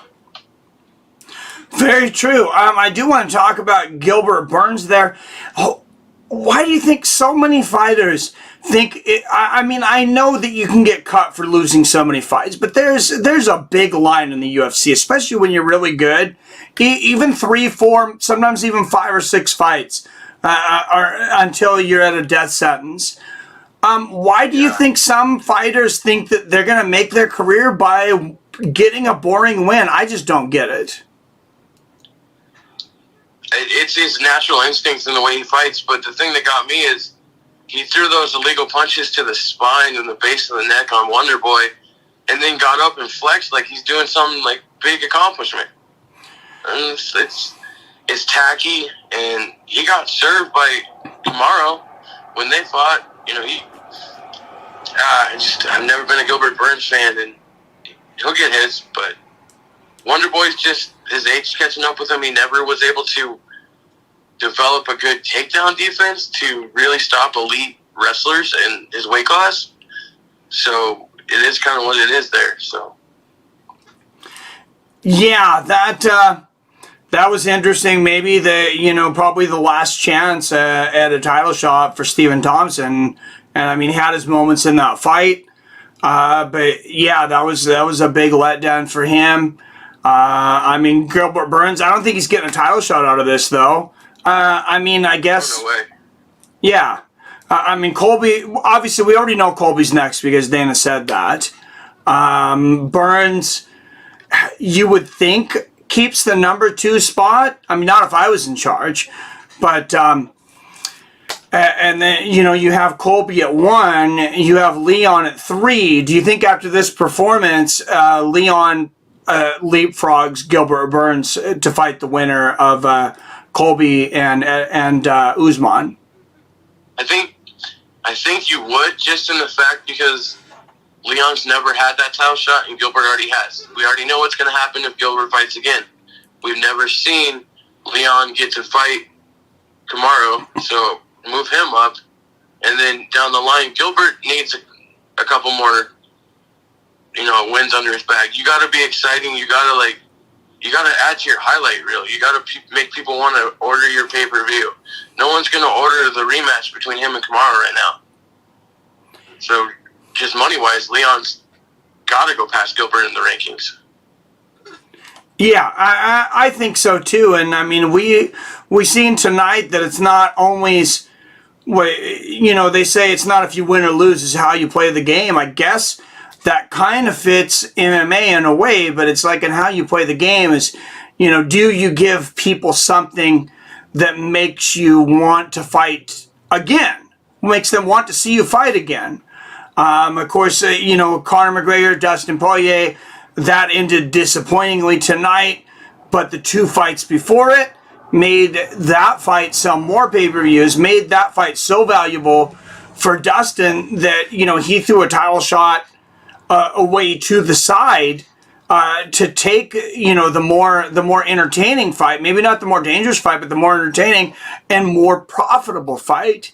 So I hope some of these fighters are taking notes and saying, hey, you got to give the win or lose, you got to give the fans what they want.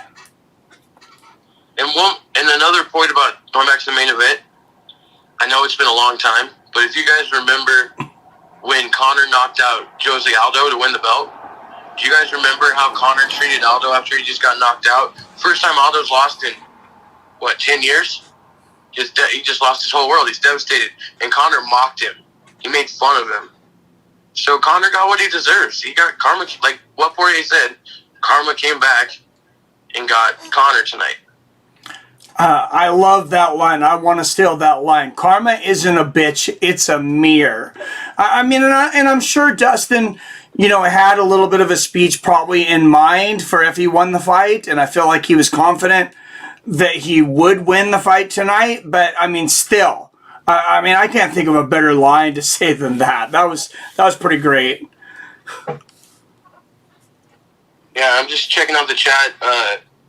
They're on the Greg Hardy redemption train. My problem with Greg Hardy has nothing to do with MMA. It's the comments that he made going back to his NFL career. The comments he made about Peyton Manning's family. The comments he made about his ex-teammates when he left the Carolina Panthers. He's a piece of garbage. He doesn't care about anybody but himself. He's proved it time and time again.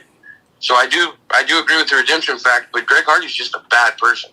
Period. Yeah, no, I agree with you, and I was talking about that earlier. I mean, my issue, throw all that away. You know, just the allegations, the beating allegations, and then people were like, oh, he wasn't convicted. Well, I mean, he was convicted of intimidating a witness. I don't understand how that never went to trial, but apparently she was too scared to even testify. And the NFL thought he was guilty because he's no longer there because of that.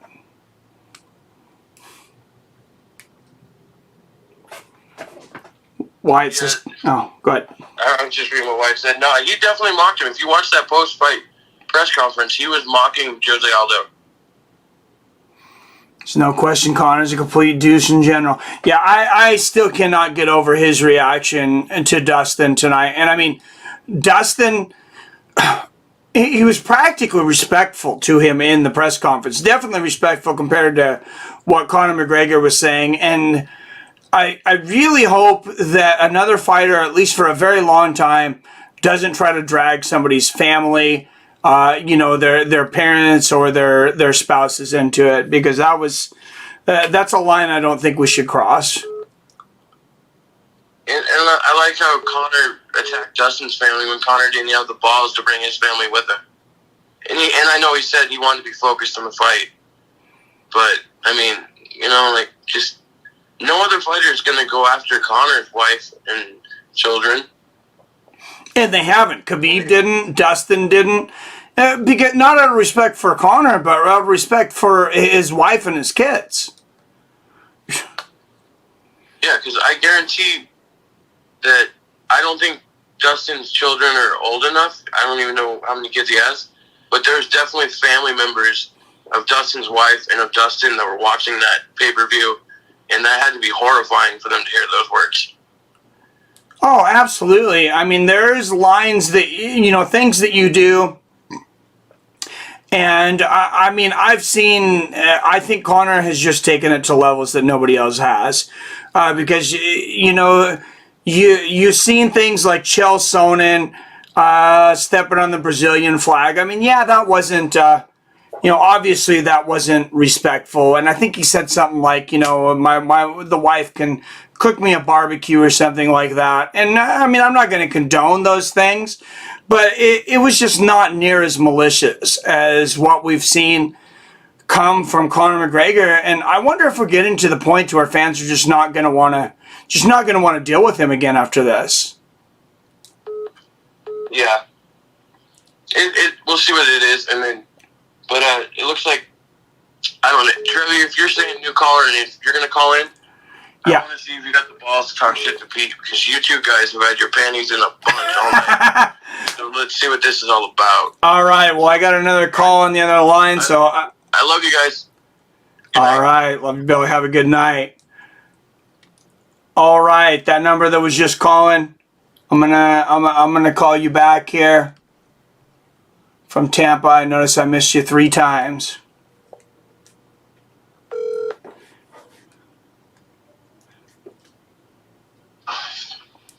Hello. Hey, Seattle Mike, you're on Fights with Friends. Hey, what's up? It's Trevi McTrev. Trevi McTrev. What's going on, dude? I've enjoyed your show. Well, thank you. Thank you. I appreciate it. Man. But, hey, bro, McGregor is a 145er. Dustin Poirier is huge compared to him. He's tiny. He's fighting the toughest fights, unlike a Mayweather. You know, or even a Khabib who pulls out and can barely... Are you there? Can you hear me? Yeah, I can hear you. I was letting you speak. Okay, yeah. So that was my first point. And the other thing is about the morality of it. I mean, you know, we're sitting here worried about little words spoken, you know, to McGregor said mean things to Khabib. And, but, you know, people are breaking legs in there, getting choked out, getting knocked out. And we're, like, all of a sudden we're so touchy about words spoken. So, you know, that was just one of my, kind of like how the Diaz brothers are with their morality. First of all, thank you for the donations earlier, and thank you for being, you know, part of our community for so long. I really appreciate it. Hey, you got it, bro. I appreciate listening to the games with you guys, the fights. Yeah, absolutely, for sure. And you know, coming into this, like I said, you know, I picked Conor McGregor coming into this fight. I don't know if it would have been different for whatever happened to his foot. You know, or his leg, and he was fit. You know, he's only had a few fights. Poirier's been through the gauntlet the last few years. I mean, how much do we respect Poirier? Oh yeah, his resume. Man, yeah, you got to give him a lot of respect, and I mean a victory. Yeah, and that victory over, you know, there for a while. I thought Justin Gaethje was the, you know, outside of Khabib Nurmagomedov, I think Justin Gaethje was the top of the food chain, and Dustin Poirier came in and out-technicaled his ass. Yeah, it was phenomenal. And, you know, a guy like Gaethje's a good guy to compare to Conor. I mean, you know, these guys are hard-headed, but they want exciting fights. They understand that it's sports entertainment at the end of the day. Yeah, you understand it's sports entertainment at the end of the day, but Gaethje won't use his wrestling, you know? And that is interesting, and I wonder how. One, I'll make 2 points. A, how good his wrestling is at this point because he hasn't used it for so long. He was more of a scrambler type wrestler to begin with, which watching his old matches I thought would translate the best to MMA. And except for against Khabib, you know, he has done decent at defending the takedown. But B, I remember hearing Josh Koscheck and different fighters talking about Roy Nelson when he found his power. But mostly Josh Koscheck, I would say, is, you know, they would talk about how much cartilage was left in their knee, and it was so painful to continue to go for takedowns. Yeah. Yep, that makes sense. Because, you know, you mentioned Roy Nelson, and he's another guy that you figure he's trying to put on a show. He wants the big knockout, you know, like a McGregor or a Gaethje. And, you know, we just have to give our hats off to these guys for being so damn tough to go in there and try to do that in a way, instead of just fighting safe like Eddie Alvarez or something like that, just trying to win, or a Khabib, you know, just taking people down. He probably could fight at 185, Khabib, but he, you know, it's like McGregor cutting to 145 and beating the shit out of everybody, you know? Yeah, I do have to put you on the spot about Conor McGregor. You know what? I can see saying something to someone that you're gonna fight because you want to put them in a dark moment. And I've admitted in the past, you know, in judo tournaments where I'm not even getting paid, but I want a national championship. I want whatever. You know, I would say to you know, another competitor pretty much anything that I thought would get under their skin. I mean, crossing all lines. But because it's all fair in love and war, though. But is it fair when Conor McGregor publicly lame-base Dustin Poirier's wife, Khabib Nurmagomedov's father and things? Isn't that something that should be private between the two fighters? Maybe, but is McGregor's bad shit not all out in the public as well? Well, I mean, Dustin Poirier... This guy can't get in a scruffle at a bar without it being on freaking TMZ, you know? It's a public thing. Yeah, and you know, I think you're comparing apples to oranges a little bit there, because Dustin Poirier isn't the one that broke that story. I thought Dustin Poirier was very professional leading up to the whole fight. And through everything, and I don't feel like it's... Yeah, because he knew that he was more fit, his bones are a little stronger, he's more made for that weight. I mean, he handled it so well. You know, McGregor just... I think when you guys said that he kind of tuckered out after Mayweather, I think you're probably right. You know? Well, that's a good point. Dustin definitely is a much bigger fighter. I mean, that's correct. And so is Diaz and all the people he's lost to, pretty much, you know.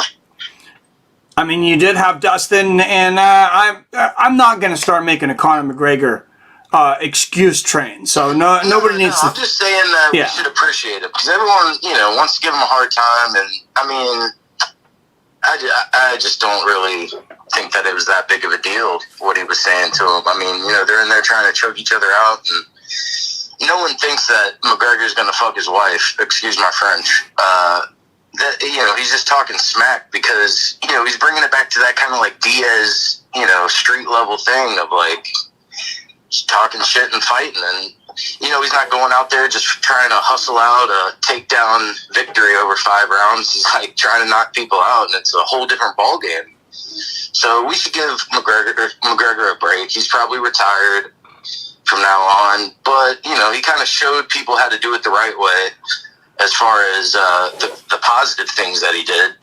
You know, and the negative things that he did, you just have to take the good with the bad, and all's fair in love and war, bro. So, well, I mean, I can't attack you a whole lot. I had a few other things I was going to say, but as a Conor, as a Conor McGregor fan, stepping down.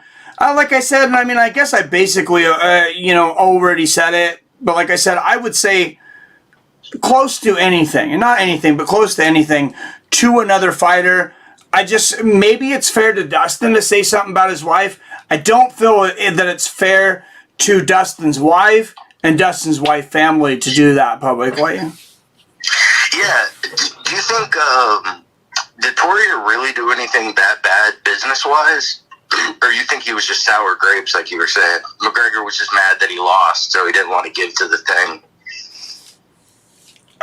I mean, I don't know the insides of Dustin's foundation, but I mean, I really lean towards, if I had to bet, I'm like 90-some% probably towards, Conor was just bitter. I think he did use it as a little bit of thing to hype the fight, and he was like, okay, I'm going to soften the blow just so people don't think that I don't care about charities. I'm going to donate to a charity, but I'm also going to fan the flames that much by giving it to another charity that's, in the same city as Dustin. Yeah. It's just McGregor's whole shtick doesn't work when the other guy doesn't respond to it. Yeah, and I took that kind of wrong. A lot of people in here took it right. When Dustin didn't respond to it, I thought maybe I saw moments, of Dustin being, Me too. being intimidated. Uncomfortable. Yeah, and like he said, he's like, I don't want to do these things anymore. I just don't even want to be here. I mean, I don't think that's exactly what he said, but, something. Yeah, I remember that too. Something along those lines. But, I mean, I got to give Dustin, credit mentally for, working through that, putting that to a side, kind of compartmentalizing the trash talk away from the fighting. Because that's not something that's easy to do. Yeah, I think he just knew that, like McGregor, I think he's the smaller guy. Like I said, I believe that if he would have just stayed 145, we'd be saying he's the greatest thing since sliced bread. you know, or maybe if there's a 150 or 152 like they have in boxing. But I think, you know, Poirier has a way bigger frame. He can take a bigger shot. He can deliver a bigger shot at that weight class. Because, you know, if it was Mayweather, Conor would have made Poirier drop down to 145 to fight him. Because, you know, Mayweather used to make everyone drop down and be all depleted. Because, of course, McGregor destroys Poirier at 145 or even 152 or something like that. So I just give Conor props for being, like, you know, kind of brave. I mean, how brave is he, dude? I think, but whatever. He talks shit because he's little, and he has to talk shit, or else he's gonna get fucked up. It's, you know, that's his only option. He doesn't have a choice to just fight him head on. You don't have a chance. They're too big, especially Khabib. Yeah, no. I hear you there. And Khabib should have been 170, but Conor has also fought at 170. I don't believe Dustin Poirier has. No, Poirier looks like a great 55er, you know, and Max Holloway should be 145. But as we know, McGregor even beat Holloway at 145 and Aldo. So he's the greatest 145er ever. There's no question there. He could have stayed there and cleaned out that division forever. Oliveira's lucky that he didn't fight McGregor at 145, or that would have already been a beat. You know, that's just my take on it as a McGregor fan. I think he's way smaller. I mean, he's 5'9". This guy's tiny. Look at his little weak bone structure compared to a Poirier or a Khabib. He's tiny. So he has to talk shit like the little guy would, like a little man syndrome. And that's just, and you know, he's been making out with the Blarney stone in Ireland. So he's just got that Blarney. He can just talk shit, you know? Yeah, well, I appreciate your honesty of coming out, you know, in this as a McGregor fan. I think coming out as gay, like Pete said. Apparently, I'm gay now, so I'm proud about that. Oh man, I'm not going to comment on that. But again, hey Trevi, thank you for calling in. Thank you for support over the years. Of course, the donations today, and I appreciate you. Man. Have a great night, man. Hey, thank you, bro. Take care. You too. Bye. Bye-bye. All right, guys, let's go to the comments and see how some of you responded to that. If any of you want to call in to respond to Trevi, the number is right up there in the top right-hand corner of your screen. But I seen the chat going crazy when Trevi was talking here, so I'm sure there's going to be some reaction for this. I'm going to start with Wyatt saying... can't call Dustin's wife a hoe, can't talk shit about Khabib's religion.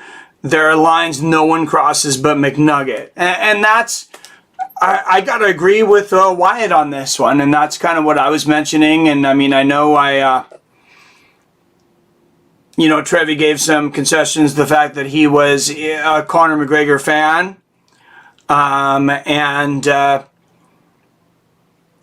You know, like I said, I think those are things that those are conversations that Conor should have had with Dustin in private. It doesn't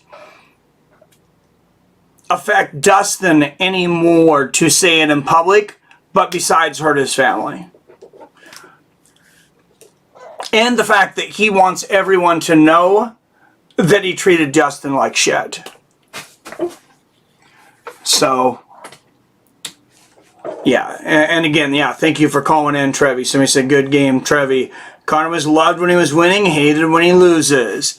And, I mean, yeah, it's easy to hate on the guy, but at the end of the day, like we said, 5, maybe now 6, we know of at least the top 5 pay-per-views of all time had Conor McGregor as the headliner. That's never going to change. What about you, Greg? No disrespect, Trevi, but Conor can't make 145 anymore. Dude is a solid 155er in my opinion. I don't know if he can make 145 anymore, Wyatt. He's definitely way bigger than he was before. Yeah, it would definitely be a stretch. I mean, the guy's fought all the way up at welterweight. I'm out. Have a good one, dudes. Have a good one, King James. What happened if Dustin's husband really was trying to get that Irish D? That would be a plot twist, huh? That's for another movie. Ted says the last Conor win was against an aging cowboy. He's not a contender champ anymore. Maybe one more payday versus Diaz. That's the fight I definitely think we need to see next. Nate's Conor's last fight. I think so too. That Billy Hughes, hey, if you get a chance to see a band called Jukebox Hard Knocks. That's my old bass player's band. They play around Denver. Nice. Shout out to Jukebox Hard Knocks. Don't feel bad at all for McNuggets. Says Jonk. Arcade says defecting the blame. I'm going to go through a few more of these. What the F is he talking about? Conor's not a real 145-pound fighter. Happy soon to be B-Day, my man. Yes, happy birthday again. Everybody give a big happy birthday to Billy Hughes. They're both 5'9". Conor has the wider frame and longer reach. He does have a longer reach. And they are both 5'9". Good points there. Thanks, Wyatt. Dustin said he'll do his talking in the octagon. That's what he always does. Congrats on coming out. Trevi, proud of you. Oh, that's funny. Yeah, good game, Trevi. Yeah, thanks again for calling in. Like I said, Trevi, that was a decision to gain weight. Oh, geez, Conor's retired. And maybe he is. I don't know what he said in the press conference. I mean, I guess Dana's on right now. I guess maybe I should be listening to that, but I was paying attention to the chat. Imagine if Conor actually retired after the Oliveira fight. Like you said, should have taken the money and ran. And that's something I'll say about Kamaru Usman. A lot of people jumping... I feel like they are jumping the line to call Kamaru Usman the greatest welterweight of all time. Let's see him get 4 more defenses like George St. Pierre and see where he's at. Because you got a guy like Tyron Woodley was thought to be the one of, if not the greatest welterweight of all time. A lot of people are putting his name, in the same company of George St. Pierre. Really, nobody's doing that now. We had the same kind of thing with Roy Jones Jr. Back in the day, one of the top pound-for-pound fighters in the world. I still feel like at middleweight, he could have beaten anyone on any given day. But he goes up to heavyweight, wins the heavyweight championship after winning, belts from 160 all the way up to heavyweight. Comes back down, loses the second fight to Antonio Tarver. And then loses a bunch of fights in a row, and most people don't even consider him in the top 10 anymore.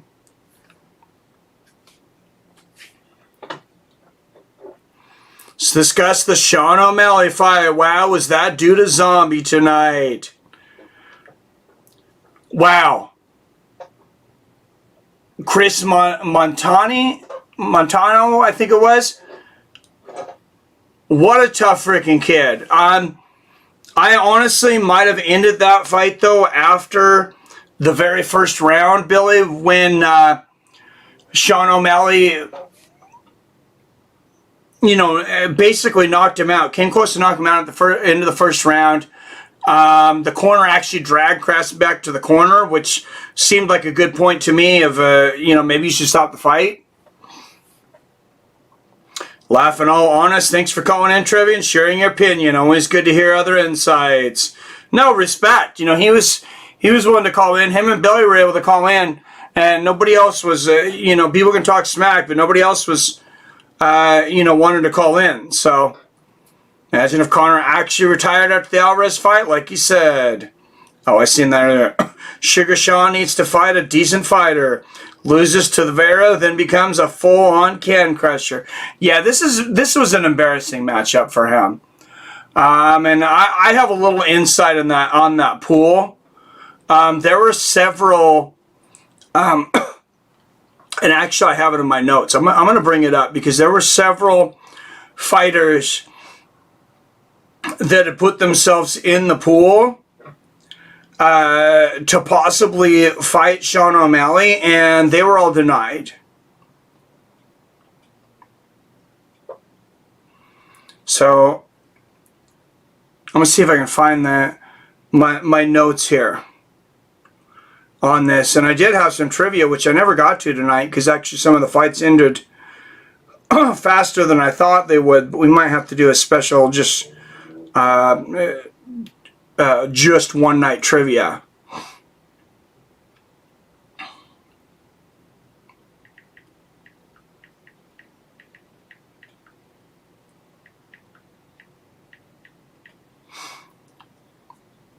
Kris Moutinho.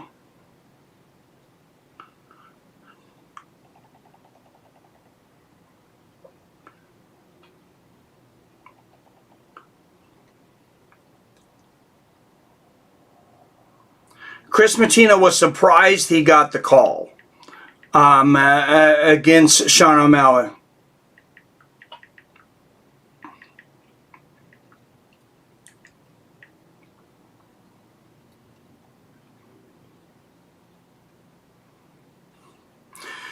So here it is. I found the notes here. Newcomer Moutinho was 9-4 coming to this fight. He's the one who got the call. He said it surprised him as well. But let me give you guys some of the other names that were put out there for this guy to fight. Ricky Simon, and I know a lot of people heard his name. Brian Kelleher, Merab Vilashvili, and Cody Stamann. All four of those guys were willing to fight Sean O'Malley. They were all in the Sean O'Malley sweepstakes. And there may have been more fighters about that I don't realize. I'm not sure. But I know all those guys were in there. Ricky Simon, Brian Kelleher, Merab Vilashvili, and Cody Stamann. All of which have a huge reputation compared to Kris Moutinho. Why didn't they pick any of those guys to fight on 11-day notice? Why pick a guy that nobody knows about, has never fought in the UFC? That was very strange. And yeah, I really hope Sean O'Malley faces somebody. I want to see him fight somebody in the top 10 next. If he wants to be in the top 10, fight somebody in the top 10. But as many Benjamins that Conor McGregor has made, he has made enemies. Oh, absolutely. And he's made a lot of us, made a lot of people, a lot richer. Maybe not us as fans. Maybe he's, grown the sport. But I do give him credit for that. Can we just get off the O'Malley hate train? Give the man a break. Well, he's, as far as I know, he's not the one that picked the opponent. Crowd wants to hear Greg's voice. Says Billy challenging Greg Brimstone to call in. Promised the stretcher that he himself is probably going on. Went to Arcade too. Absolutely. Call in, Arcade. Tyson said it best. If you can't be humbled by someone, somebody will humble you. Someone will eventually humble you. Hoping Nagano was in the pool. In the testing pool? Oh, I gotcha. Sugar versus the Predator. Sean O'Malley said Cruz was ducking him. Would love to see that fight. Yeah, the two breakable men, you could just push either one of those guys and they'd both fall over and break their legs. Conor go home and rest his ankle on a pile of money. Sugar and Hardy on a pay-per-view? Rip off. Okay, it says, cheers, Billy. Happy birthday. Yes, happy birthday, Billy. Mac would never pull an old Malley. Take the easy fight. That is one thing. Yeah, Dustin, he's definitely never shied away from a tough fight. I mean, you got to give Conor that. Absolutely. Okay, I just got to say, we're all going to hate and talk mad shit about Nigerian Nightmare on his road to GOAT.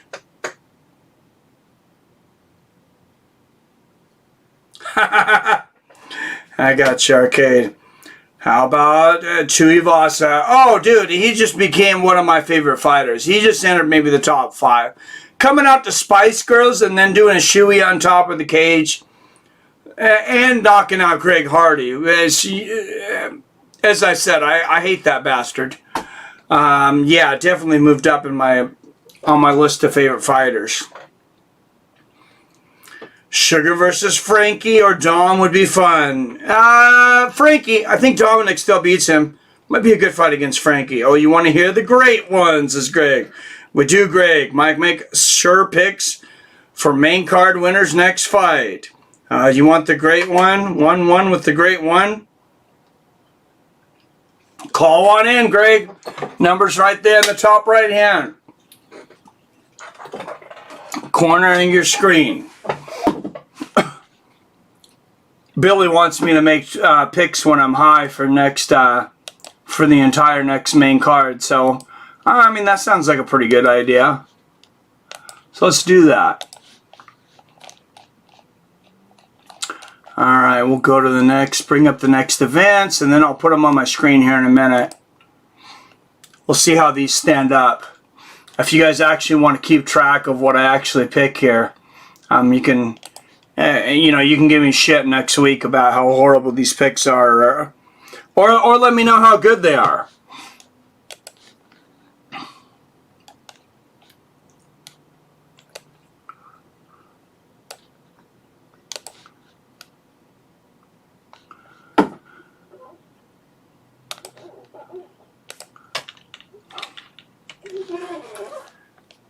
Wow, and Dana White just said UFC 264 is trending #1 in every country in the world right now. Not sure if that's true. First of all, I'm looking at these prelims and I really don't recognize much of anyone. Kali Taha, maybe Daniel Rodriguez, of course. And yeah, there's not a lot of meat on the bones there as far as at least recognizable names. Gabriel Benavidez versus Billy Carantino. I'll take Gabriel. Rodolfo Vieira versus Dustin. I did finish I slammed my margarita. That was a big problem. I forgot. I don't think I forgot, but I wasn't thinking about how fast alcohol hits you when you drink it very quickly. And yeah, I slammed this margarita, and it was right after that I was saying I just entered another dimension. Damn, that a long time ago. What's up, Teddy? What's up, Teddy? We don't have all the odds up for this. Jeremy Stevens return next week? I didn't even realize that.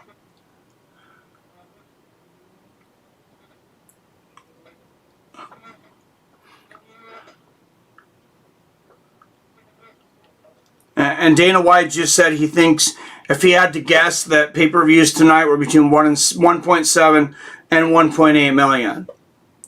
So I believe that, again, makes it one of the top pay-per-view sellers of all time.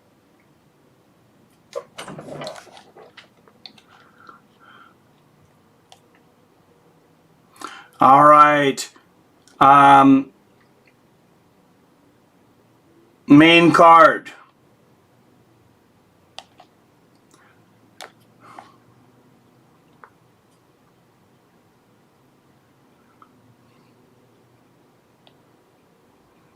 Sorry guys, I'm just trying to bring up the odds on this so I can at least have a fair shot at this. So, Billy Carantino versus Gabriel Benavidez. I'm going to take the favorite in Benavidez. I was going to take that anyways. Featherweight. Phil Haas and Darren Wynn was the fight before. Apparently that is gone now. Rodolfo Vieira versus Dustin Stolfus. I think I'll take Stolfus. Jeremy Stevens.